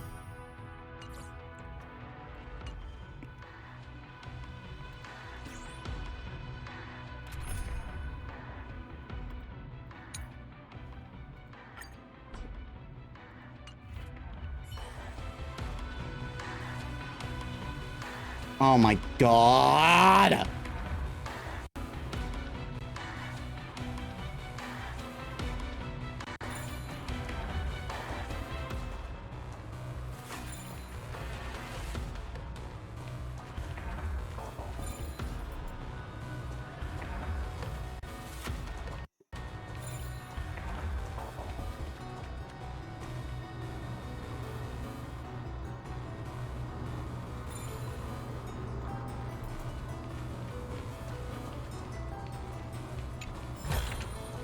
An abundant fragrance, worthy of recognition.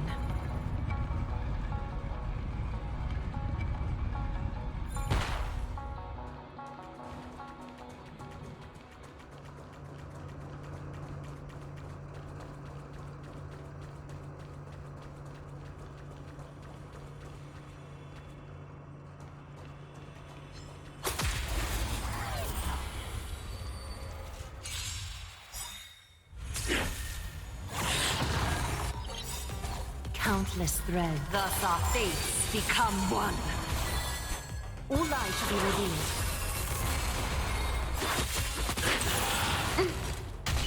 Not a bad idea. We can do it! Welcome, customers. I'm gonna hold everyone back again. Protect me. Break's over.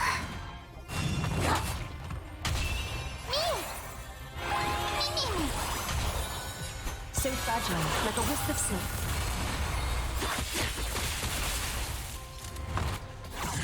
You thought romance was dead, but you were wrong!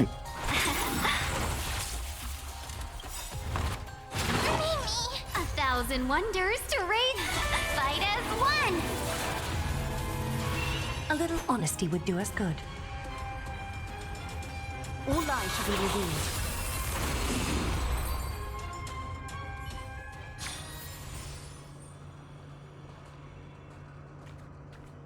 Much better. Casseros is fun, but the caveat to her is she's constantly draining the party's health.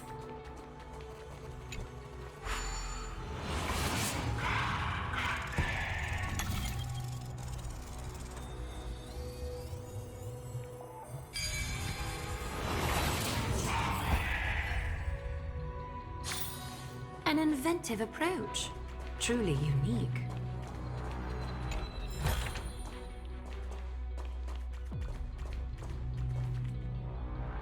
We finally made it. Hopefully, this is enough to fix the celestial globe.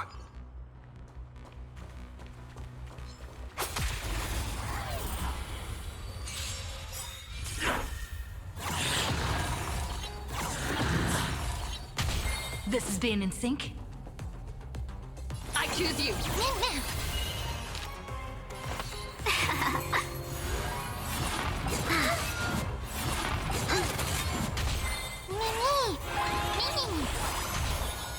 Time for revolution. Ha! I can do this. Give me strength. Better late than never. Don't come back. Fiends or devils, I'll crush them all! Let's be friends.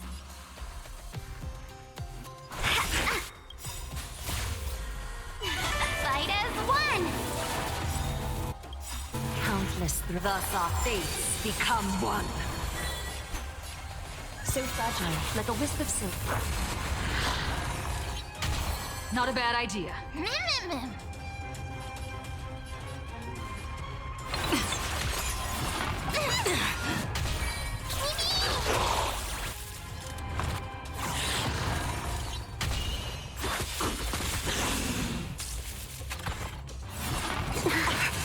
The way is fraught. All lies shall be revealed. I can do this! Protect me! Protect me!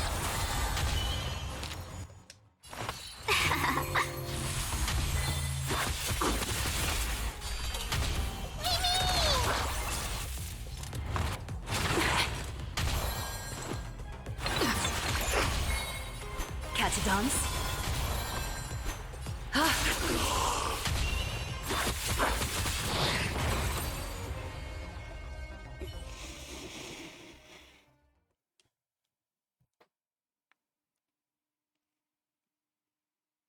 Oh my god.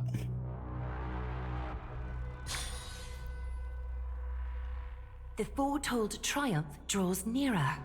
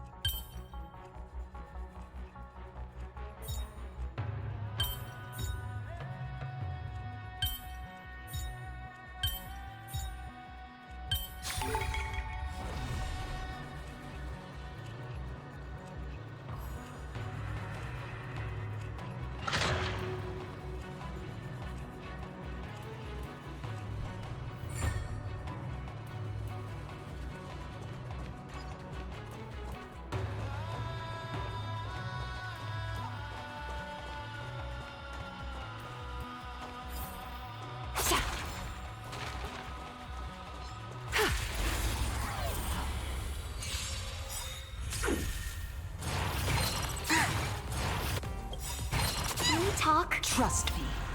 We can do anything!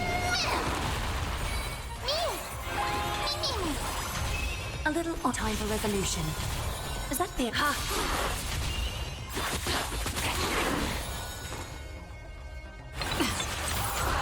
Seize the moment.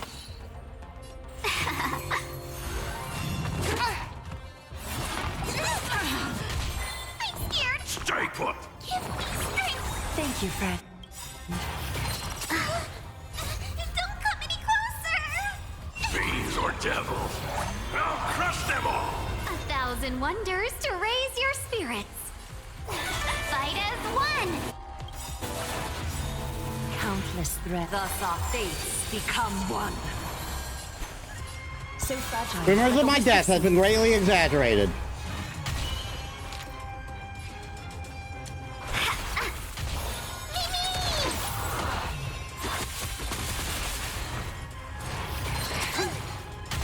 I'm on it. Mimi, Mimi. All lies shall be revealed. Pick on someone your own side. I'm gonna hold everyone back again. Protect me.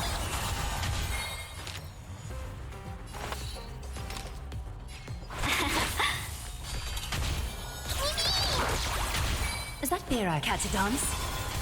A little honest. This has been... Ah, strategy.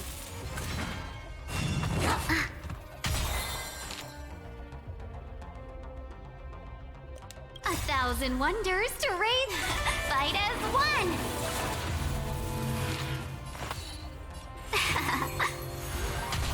Mimi. Mimi. Ah. Give me strength. Thank you, friend.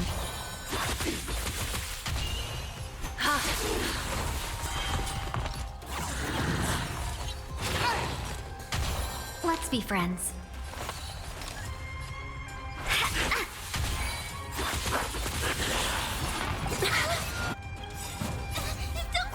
Fiends or devils, I'll crush them all! Countless threads, thus our fates become one. So fragile, like a wisp of silk. I'm on it. Mimi, Mimi! I'm scared! Stay put! Ah, I can't attack that guy because he's cloaked right now.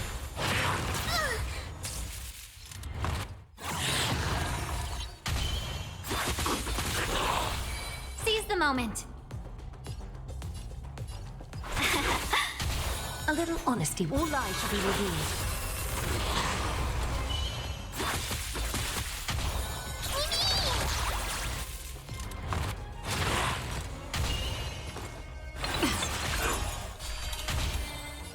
Catch a dance?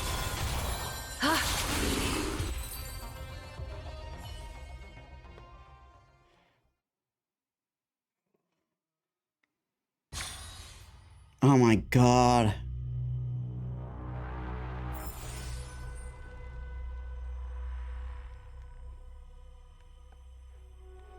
Come on!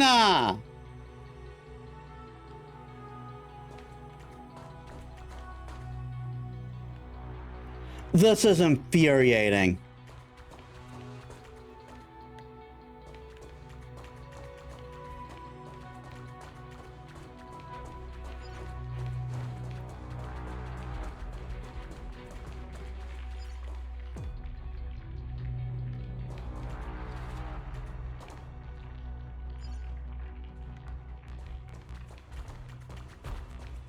Cut away the heart of strife.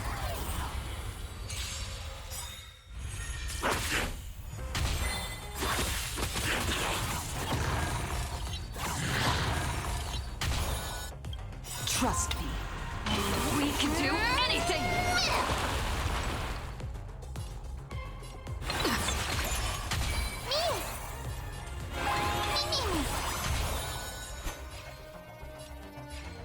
God, I gotta aim for the peripheral again because Seize the those moment. fuckers. 1,000 wonders. Fight as one.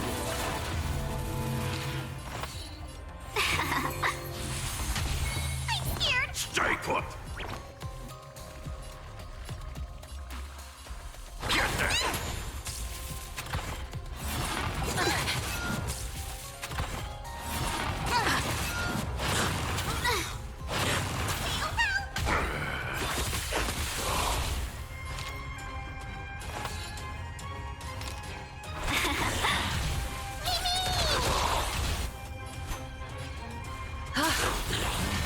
Not a bad idea.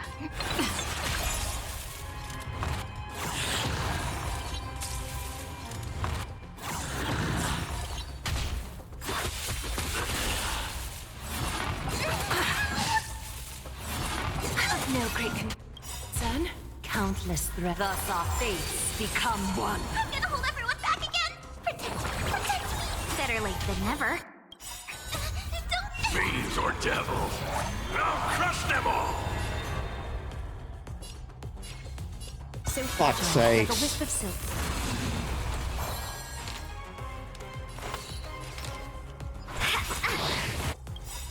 A 1,000 wonders to raise your... No more fighting for you, asshole. Can we talk?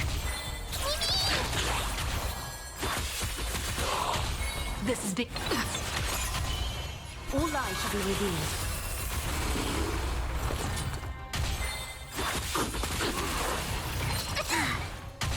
Is that fear I sense? So fragile, like a wisp of silk. Let's be friends.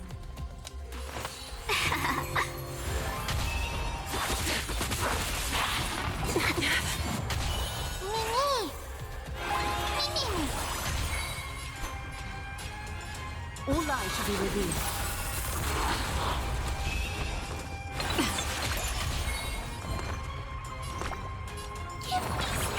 Thank you, friend.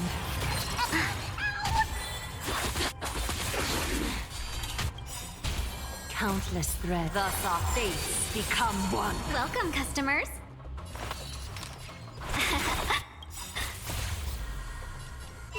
Fight as one. The Being direct is always so fragile, like a wisp of silk.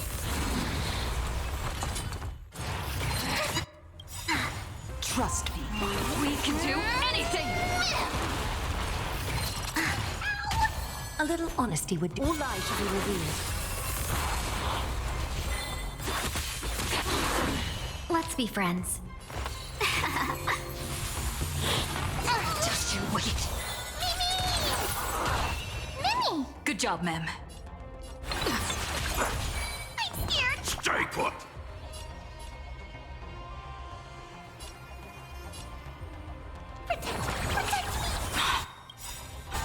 Breaks over. Fiends or devils, I'll crush them all! Mimi! So fragile, like a wisp of silk. Welcome, customers.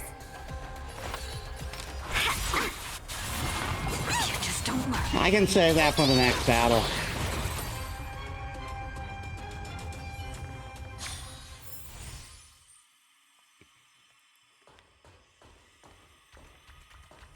Oh my god.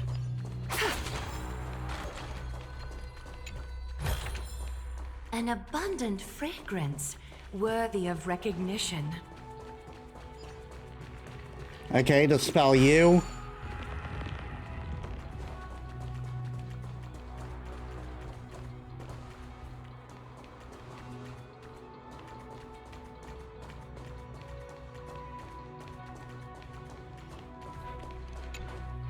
The turn of dawn and dusk, commanding the celestial globe. Change, celestial mural.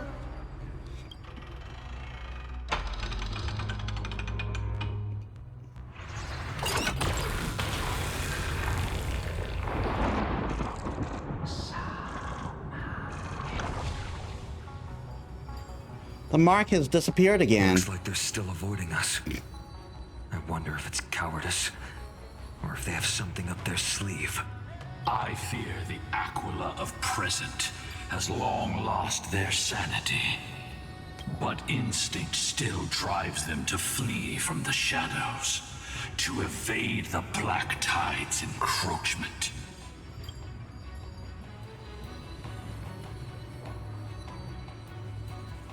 Do not mistake their behavior for weakness, warrior. I have faced down the tyrant of the sky.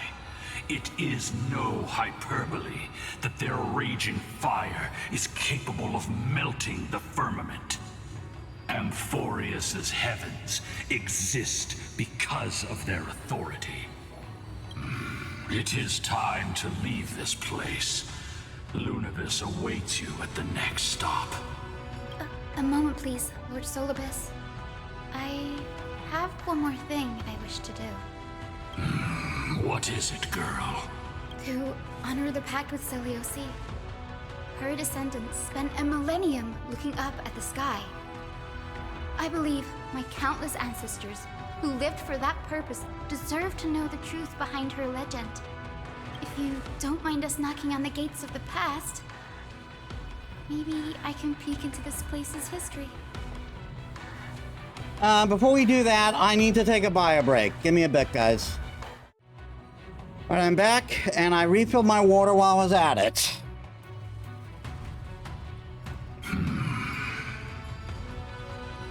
You are the ones who hold Orynyx's miracle.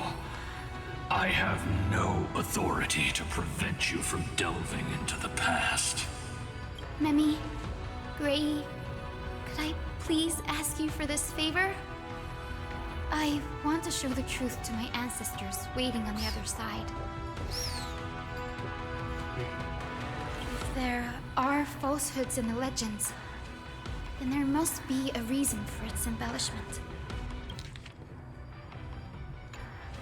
The scene here and the previous memories gave me a bad feeling.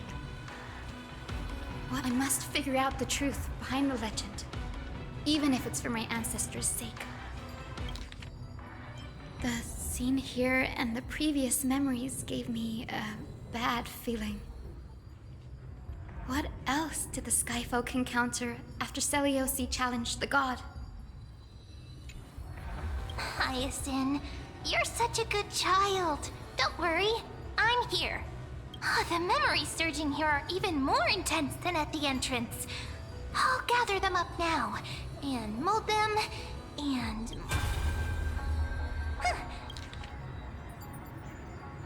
Oh, the memories surging here are even more intense than at the entrance. I'll gather them up now, and mold them, and mold them... All done! Thank you, Mimi. Everyone, please. Witness history with me.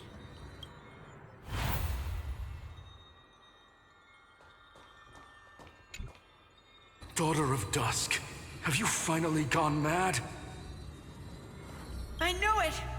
The child with the blood of 2 feuding clans will one day destroy the Sky Castrum! Will you really point the tip of your spear at our god? Stay in your hand. Your recklessness will only bring divine retribution. The Sunfolk are facing off against Celios. Let's listen to this part of history. Divine retribution?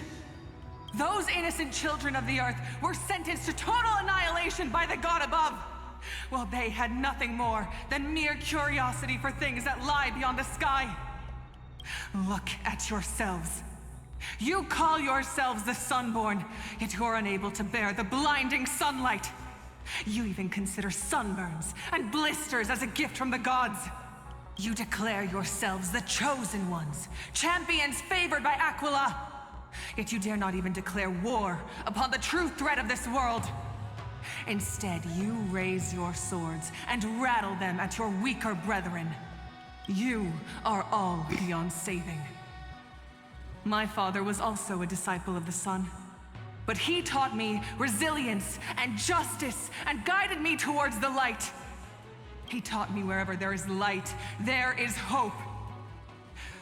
Wretched people, I see no hope left in any of you. Even a shadow has more dignity than you lot. Even so, Daughter of Dusk, even so, you should not shatter our faith. Not just our faith. Aquila forged the sky. Nay, they are the sky itself. If they fall, what will this world turn into? A prophecy echoes from the horizon's edge. It heralds the advent of a new age. One not ruled by the Titans, but created by mortal heroes. I choose to believe in that prophecy. I must believe in any sign that promises to break the chains imposed on us by the old era. Any sign that will lead us to a new chapter of the world. If you wish to stop me from slaying the god, you'd better muster your courage and draw your bows. Let's see if I will be pierced by a hail of arrows first, or if you will be burned to ash by Solibus! How can we even fight you? You're the powerful Day Thunder Knight, a warrior goddess capable of trampling all lands. I am not a god, but the only mortal in this cage who is brave enough to defy the Warden. The Sunfolk and the memory fall silent. Their expressions are ashen despite it being under the bright sunlight. See, you are all truly weak beyond measure. The hunting ground beckons. Come, Solibus! The hero Celiosi, disillusioned by the Sunfolk's deeds, decided to sever the source of it all. The god they so blindly placed their faith in. She was brimming with compassion at that time. Her words were bursting with anger, but her heart had nothing but mercy for the children of humanity. At that time... We should get going, Hyacinthia. Lunibus is waiting for you all. Aquila has fled to the other end of the fortress. Let's chase after them. Lunibus will lead the way.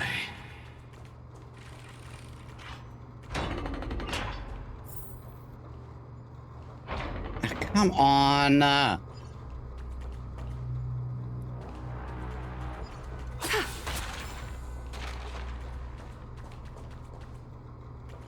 Oh my god.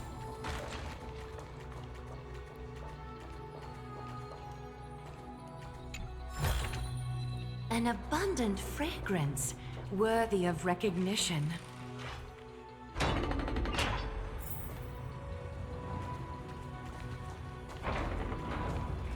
Lady Lunabis, we're here. Aquila. Even though they have been corrupted by the Black Tide, they still maintain a connection with their kin in this fortress.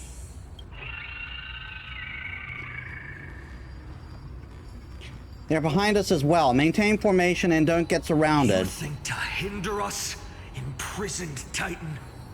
Then we will make you understand that resistance is futile.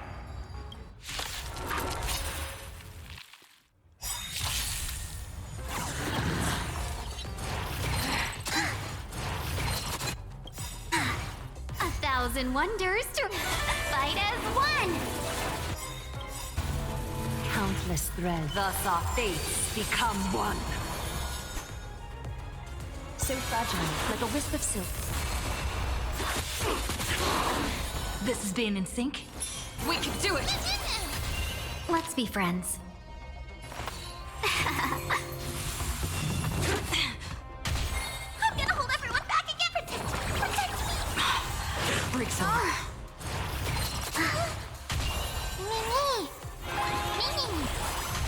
A little honesty would do us good. All lies should be revealed.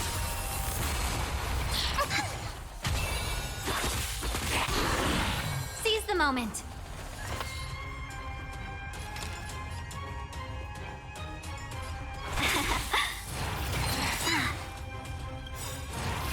Can we talk? Fuck A thousand off. wonders to fight as one.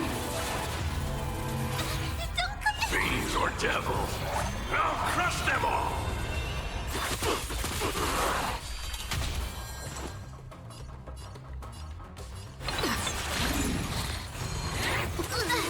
Here comes Is that someone the your hour own sense? side. Time for resolution. A little honesty would do us good.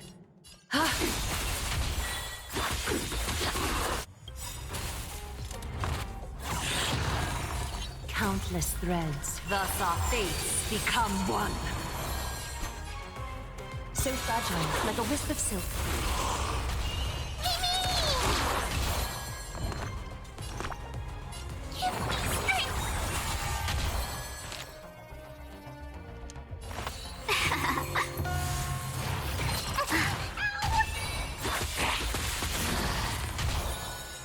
All lies should be revealed.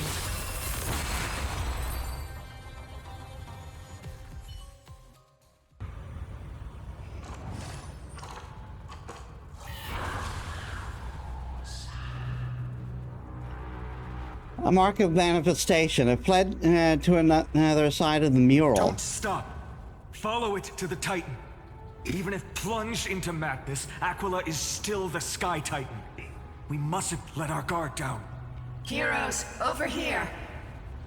Let's keep going and aim for the next West Wind compass.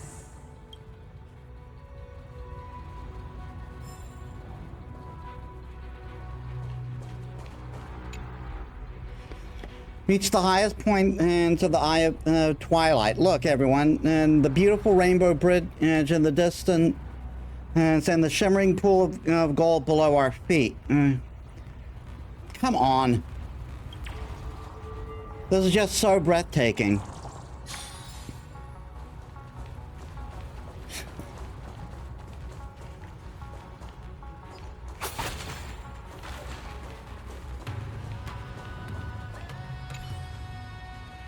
Trade boiling blood that cleanses the sky's shadows, or a spear through 100 eyes and this truth.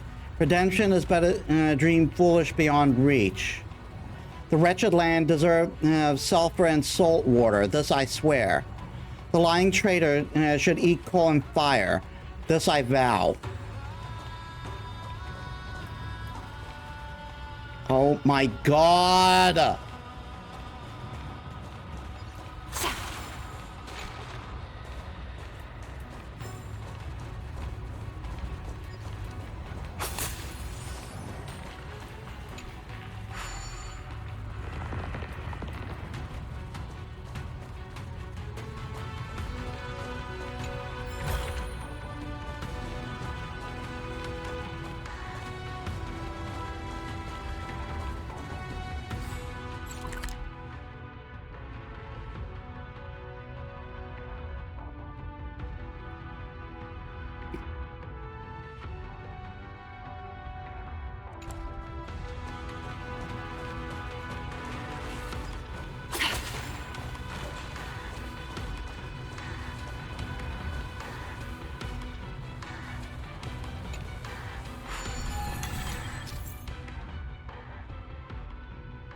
If there are treasure icons on the connecting route, you can obtain them by traveling their corresponding position and in the location. There are multiple ways to connect routes with a single compass, but there's normally only one type of route that passes through all treasure. Interact with the compass again to edit the route.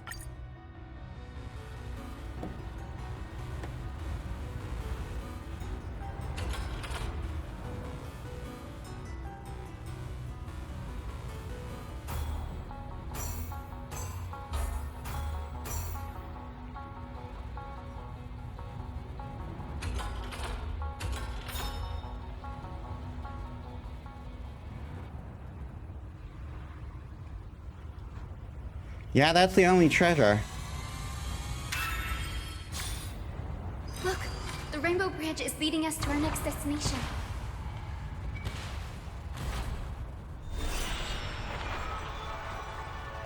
Let's hurry on. Follow Lady Lunabis.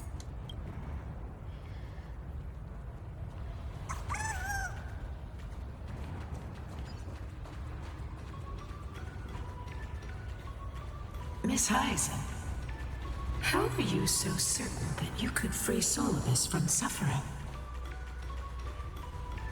My apologies, Lady Lunabis. I was not all that certain. But if even the healer loses hope, then how will the patients repossess their hope for life? Ah, what a kind answer.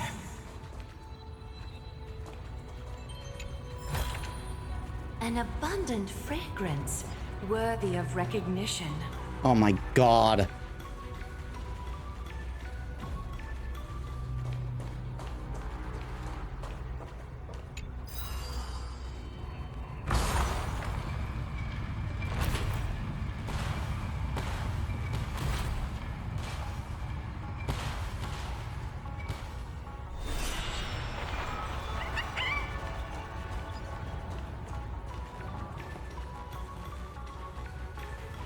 It said the black tide is a calamity from beyond the sky. If that's true, the sky's defenses would naturally be the first to be breached.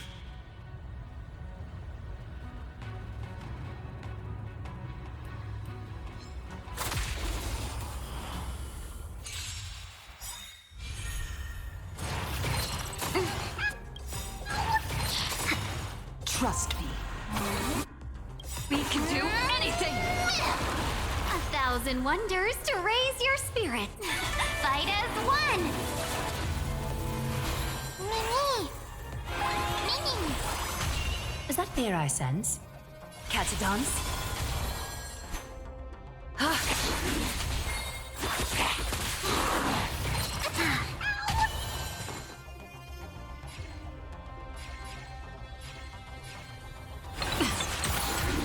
Seize the moment.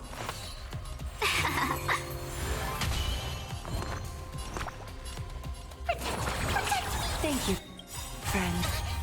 Fiends or devils, I'll crush them all! Countless threads. Thus our fates become one. All lies shall be revealed.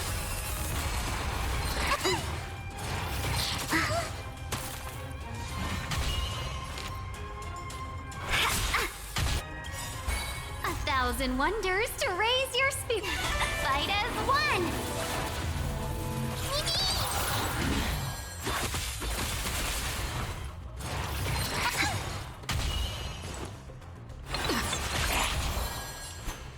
So fragile, like a wisp of silk.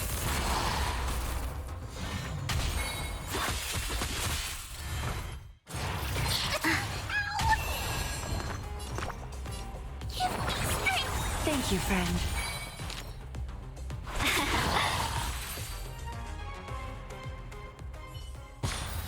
The foretold triumph draws nearer.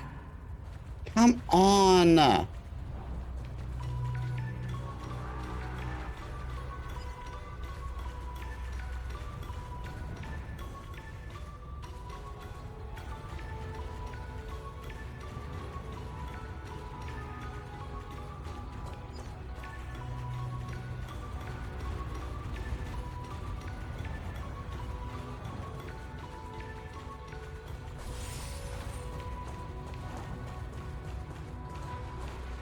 These murals, they seem to depict shall we take a look? That's a sword piercing the eye.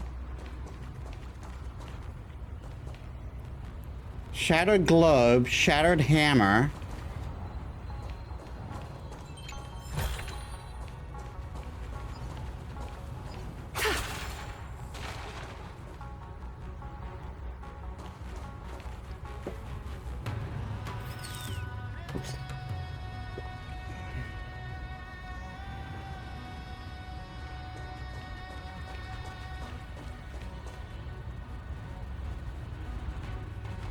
And I guess that's Sirius.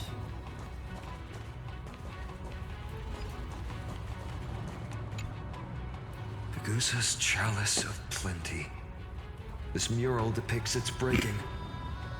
Though the conflict between sky and ocean wasn't particularly severe, it is obvious that Aquila's people weren't exactly cordial to the latter.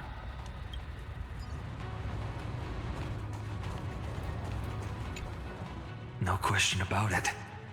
This mural depicts the Eye of Twilight.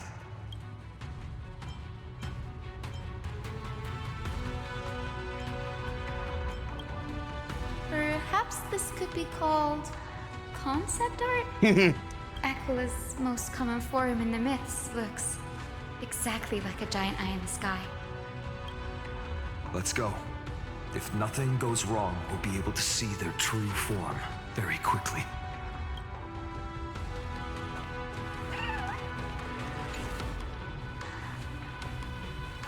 Which Titan is this? It doesn't seem to match any of the Emporian myths I read. Maybe the ancient Sky civilization had a completely different interpretation of the Titans from ours. But I agree with you. This figure looks way too alien.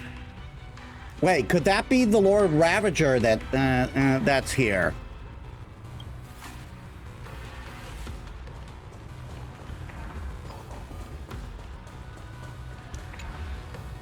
Giorios, Aquila's nemesis. Unlike the three Titans of creation that coexist in mutual benefit, the sky and the earth never ceased attacking each other. But when the Twilight Courtyard left the Sky civilization and came down to the mortal realm to live, they discovered that the Earth also possessed a gentle, benevolent side. Whether between people, cities, and gods, I suppose that all conflicts stem from misunderstandings.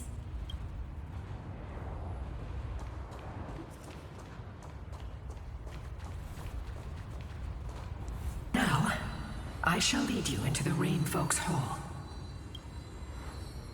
Legend has it Celiosi's father was a Sunfolk warrior who spent his years fighting and rarely returned to the Eye of Twilight. Her childhood was mostly spent beside her mother, a Rainfolk priest. Correct. That was true. It was also during her formative years that the conflict between the two tribes began intensifying. The Rainfolk feared the other half of Celiosi's bloodline, and never truly saw her as one of their own. Yet she bore no hatred for her people, and still grew into a passionate young lady. Until people discovered golden blood ran through her veins. That was the final straw that turned disdain into terror. What? But the epics said Celiosi left to live in solitude, so she could train her spirit and hone her martial skills. I never would have imagined that she was cast out of her tribe for her lineage and her golden blood. Even so, she did not despair. She met Solibus and me while she was living alone. We hunted, spent our days together, and forged an alliance. I think that oath, stronger than fate itself, kept Solibus and me here to watch over this abandoned fortress. Despite experiencing betrayal and exile at the hands of her own people, she was still willing to set out on the path to slay the gods for them. Was Celiosi's love for humanity truly so boundless and unconditional?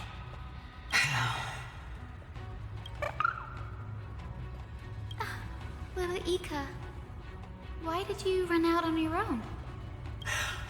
This little one. You're saying you smell a familiar scent on Lady Lunabis? They look completely different. But little Ika should also be a winged beast, right? Yes, Ika has wings, and Ika's a beast, so... Could it be?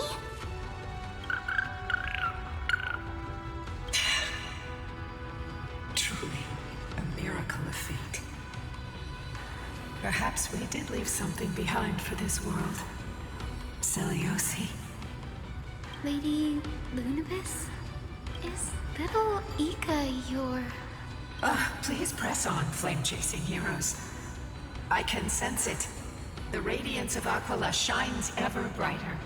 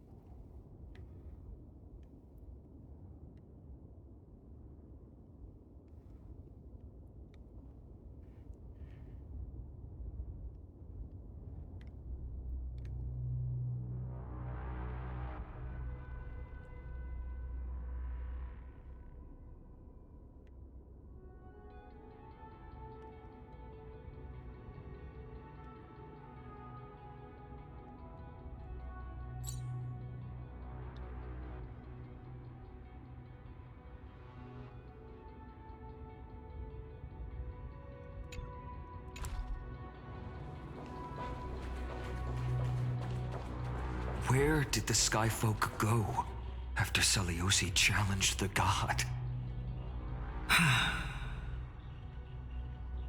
Just like the countless tribes throughout history, they were drowned in the dark clouds of time.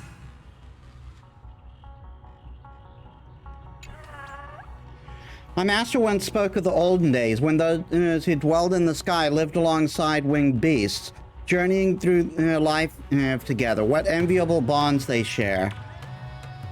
I have wings too, so why wouldn't I count that as a winged beast? And you, would you be my master?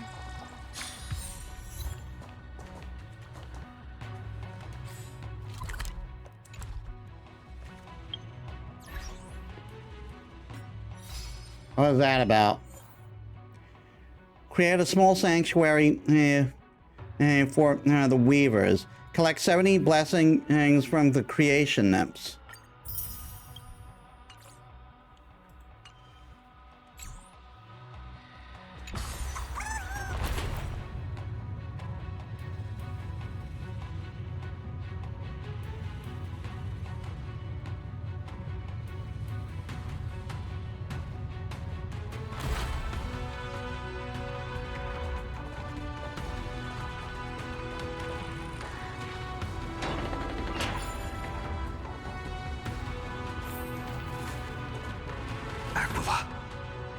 They are indeed here.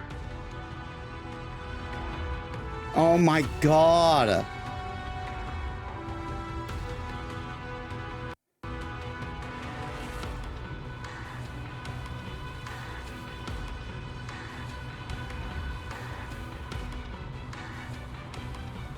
The celestial globe is right ahead. But there are black tide creatures guarding it. Looks like we can't skip this fight. Let's go get them. It's another one of those devices that can enhance prayers. Can I leave that to you, partner?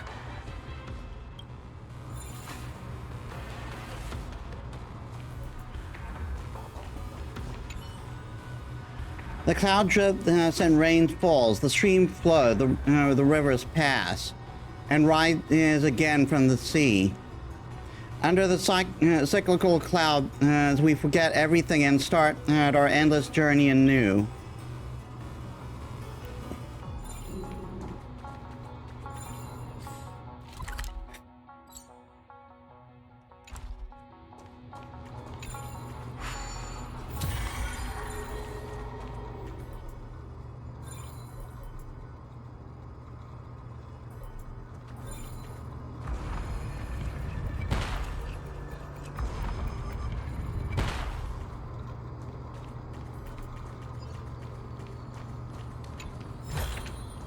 An abundant fragrance, worthy of recognition.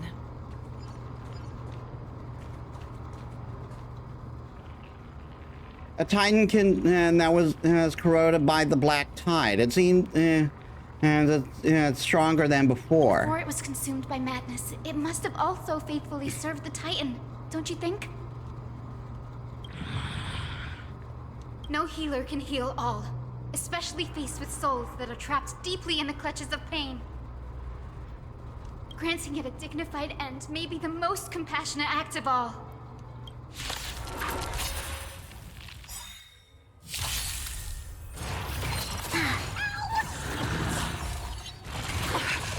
The way is fraught. Let's try the trust me. We can do anything!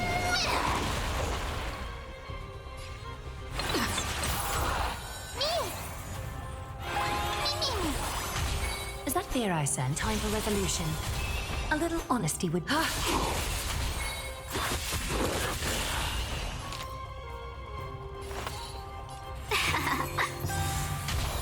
gonna hold everyone back again! 1,000 wonders to raise your... Fight as one! Countless threads. Thus our fates become one. Give me strength! Thank you, friend. Fiends or devils, I'll crush them all! Is that fear I said? So fragile, like a wisp of silk. Welcome, customers.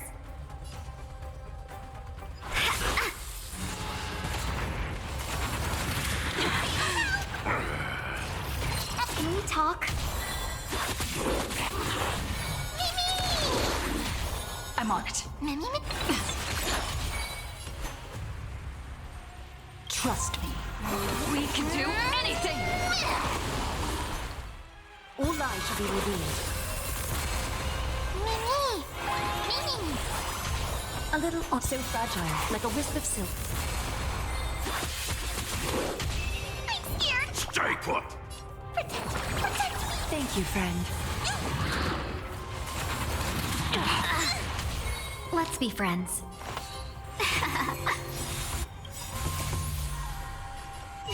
Fight as one! Time for resolution.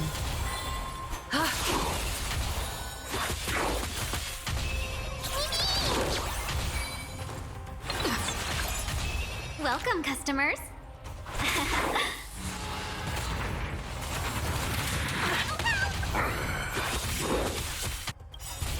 Countless, thus our fates become one.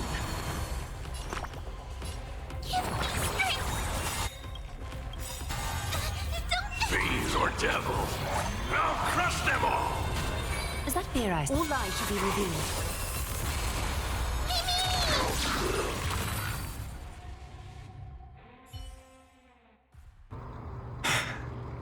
Rest now, Titankin. The celestial globe looks complete, but it still won't start. Is there something wrong internally? Maybe it's not damaged, but it's missing an energy source. Look there. There are those massive objects that look like hard drives. Hard drives? Ahem. Sorry, let me rephrase. Do you see those two structures that are glowing both on both sides. Some of them are protruding out, not fully inserted into the slots. My intuition tells me that they have something to do with the energy source of the celestial globe. Your intuition has always been good. Let's look around and see if there are any mechanisms. That didn't take much effort. The hand of Zagreus always appears when it's most needed. Lady Lunibus, if it's not too much trouble, please wait for a little longer. It's you all who have to do the work. I've wandered around here for 1,000 years, so this brief moment hardly qualifies as waiting. Furthermore, I would like to have a moment alone with this little one.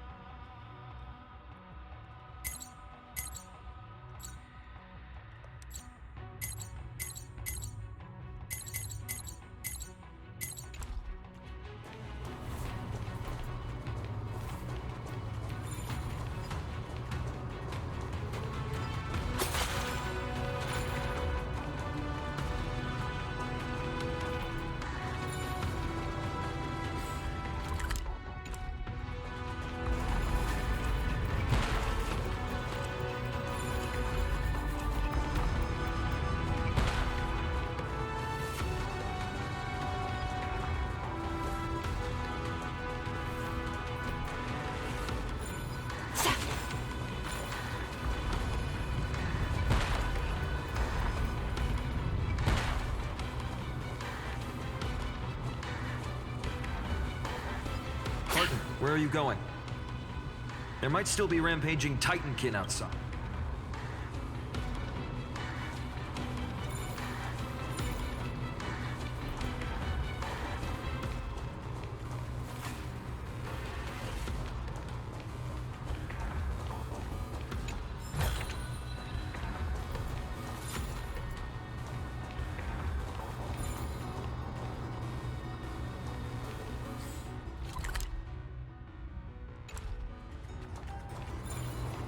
Fine.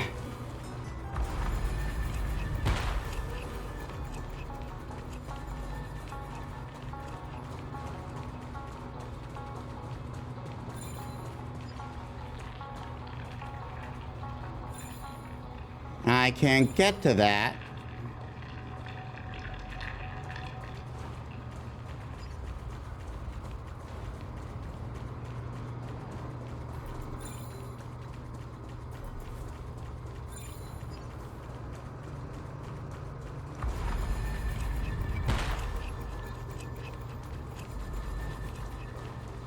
Maybe the hand of Zagreus can help put the hard drive back where it's meant to be. A gentle texture and a fine craftsmanship.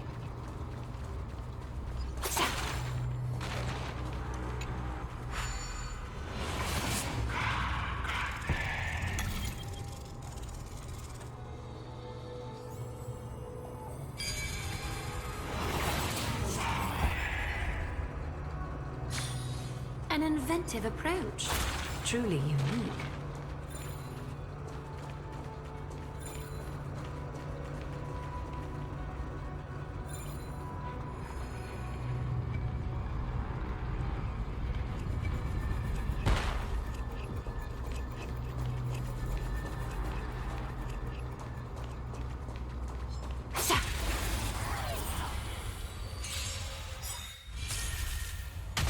This is being in sync? Trust me, we can do anything!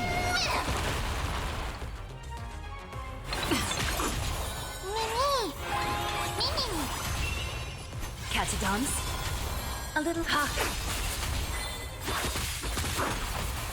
Seize the moment.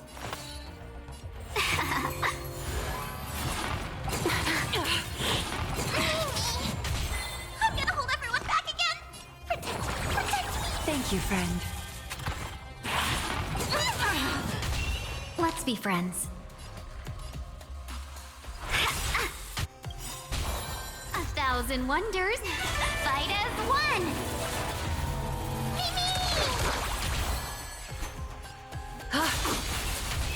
I'm on it. Mimi, Mimi.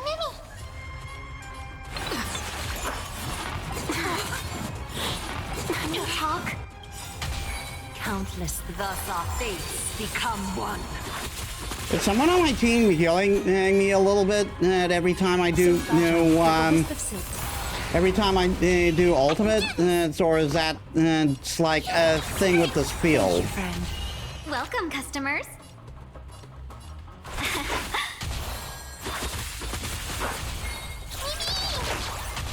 Is that fear I sense? All lies should be revealed.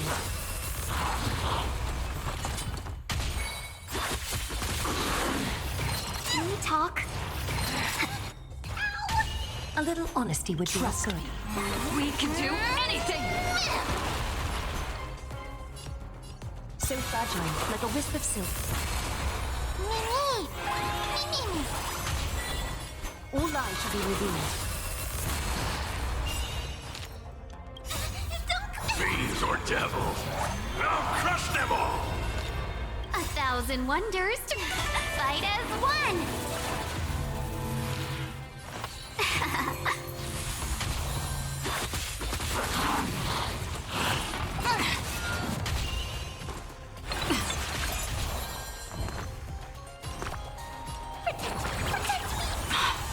Breaks Is over. that fear so fragile, like a wisp of silk?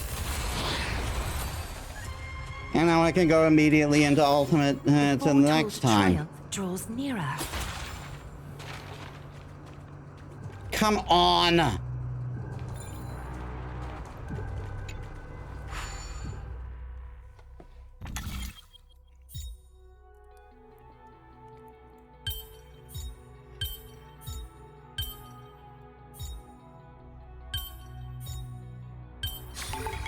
inventive approach. Truly unique.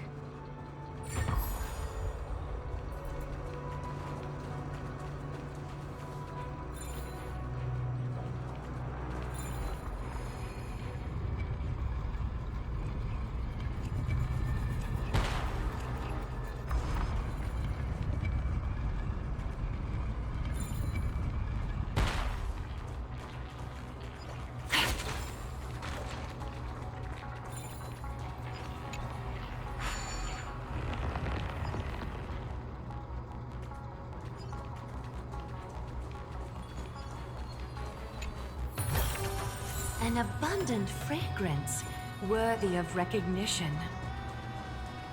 I'm exploring a bit to see if I can find a thing.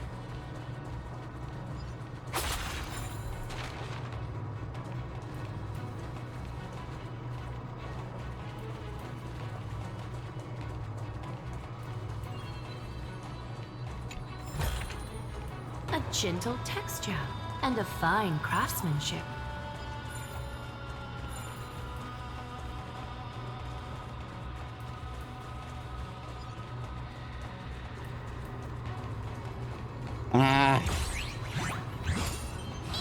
Come on, Bartholos. I don't have time for this right now.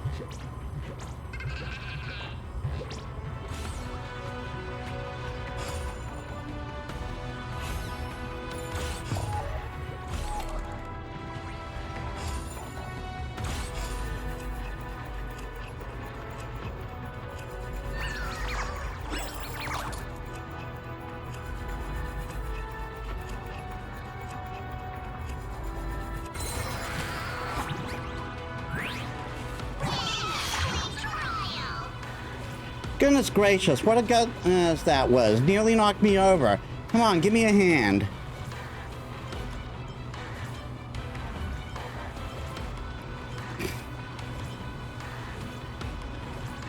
You seem stable enough. You cold-blooded woman, and I haven't dueled him forever. I bet you're just dying for some action. Let's rumble. Bartholos, stop wasting my time.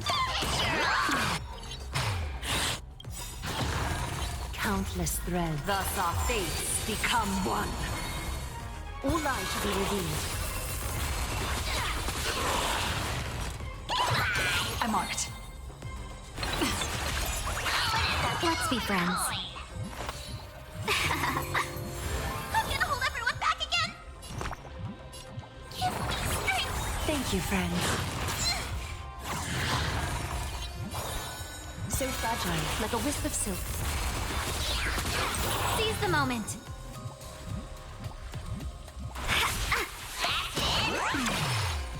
This is being in sync. We can do it! Time for resolution. Ha!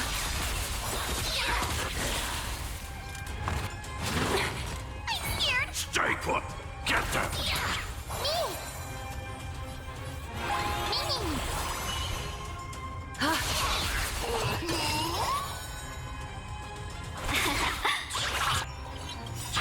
A thousand wonders to rate. Fight as one. Trust me. We can do anything!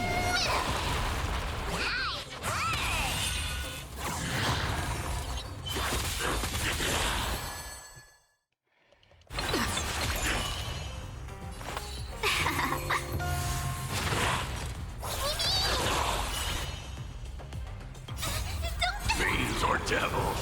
I'll crush them all! Get them!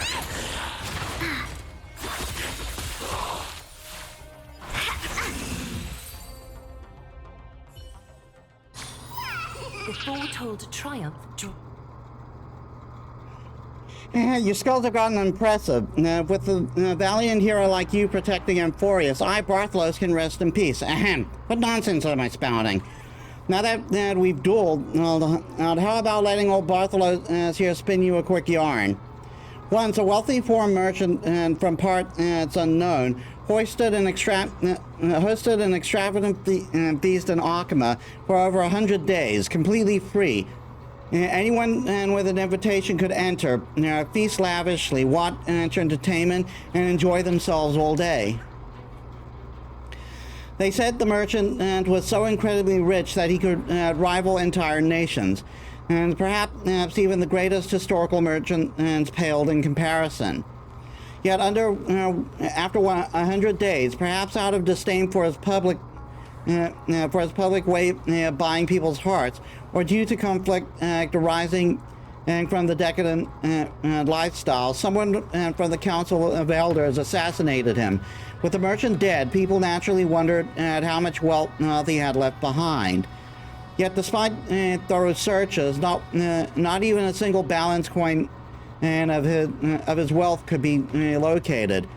Now I ask you, where did the merchant's riches disappear to? Oh, is that your theory, is it? Indeed, this question has no definite answer. Ancestor Zagreus offered none when telling Bartholos. Still, Bartholos thinks it might be a preview.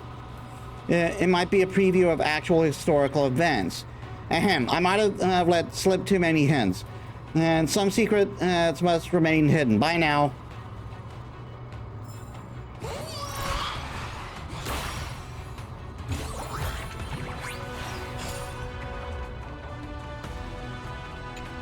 I'm just going to spell the thing up there, and then I'm going to have to call it quits. We are over time.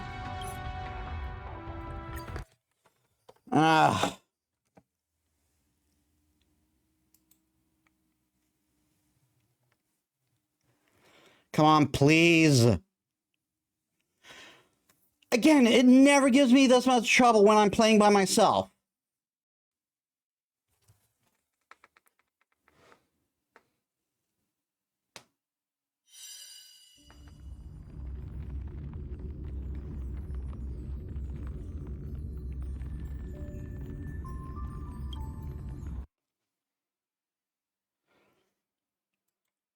I have no idea why it was so moody. Anyway, yeah, that'll do it for today. We'll have to finish the story off next week, if we can. Hopefully we'll be able to do it before the fake collab. or rather, before. No, we'll be able to do it before the fake collab. But what I want to do is, what I want is to do it before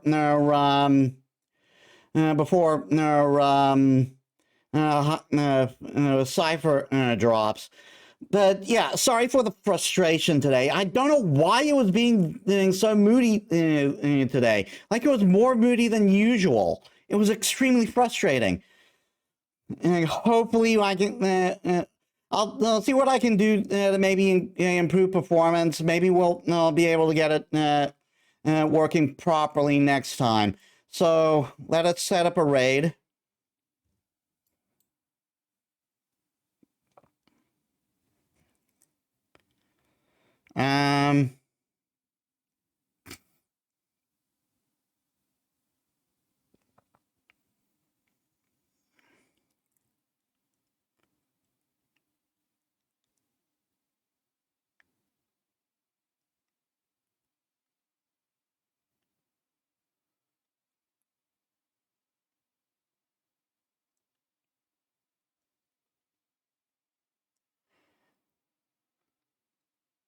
Let's see.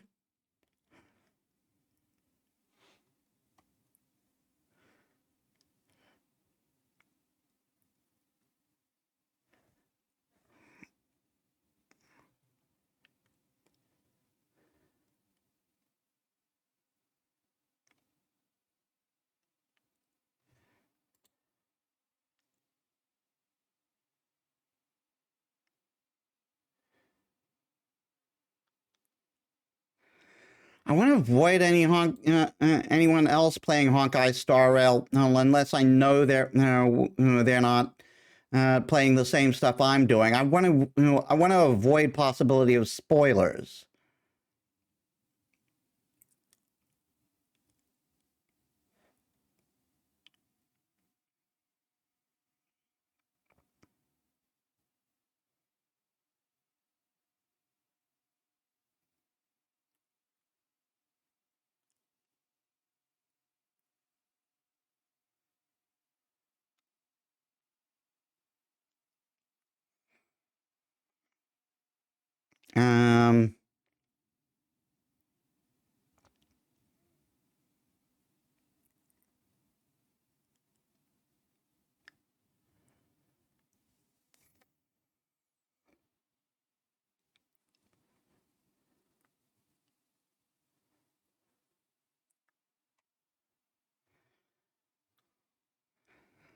All right, let's raid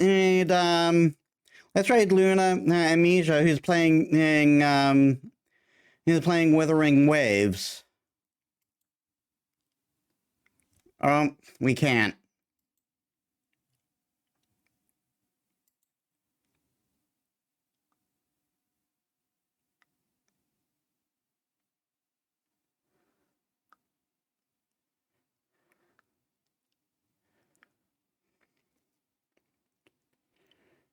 All right then, Digital Hazard, who's playing Dark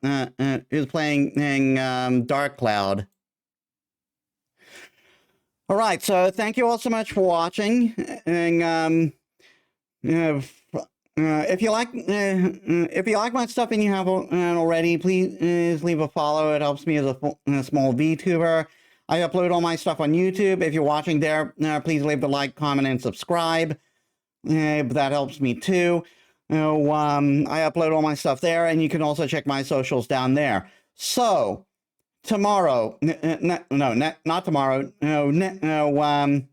next week, more Fate Stay Night, the DLC to Stray Gods, and more 3.3 in Honkai Star Rail. So I hope to see you there. So thank you all so much for watching. I'll see you all in the next one. This is Metis Balaska signing out.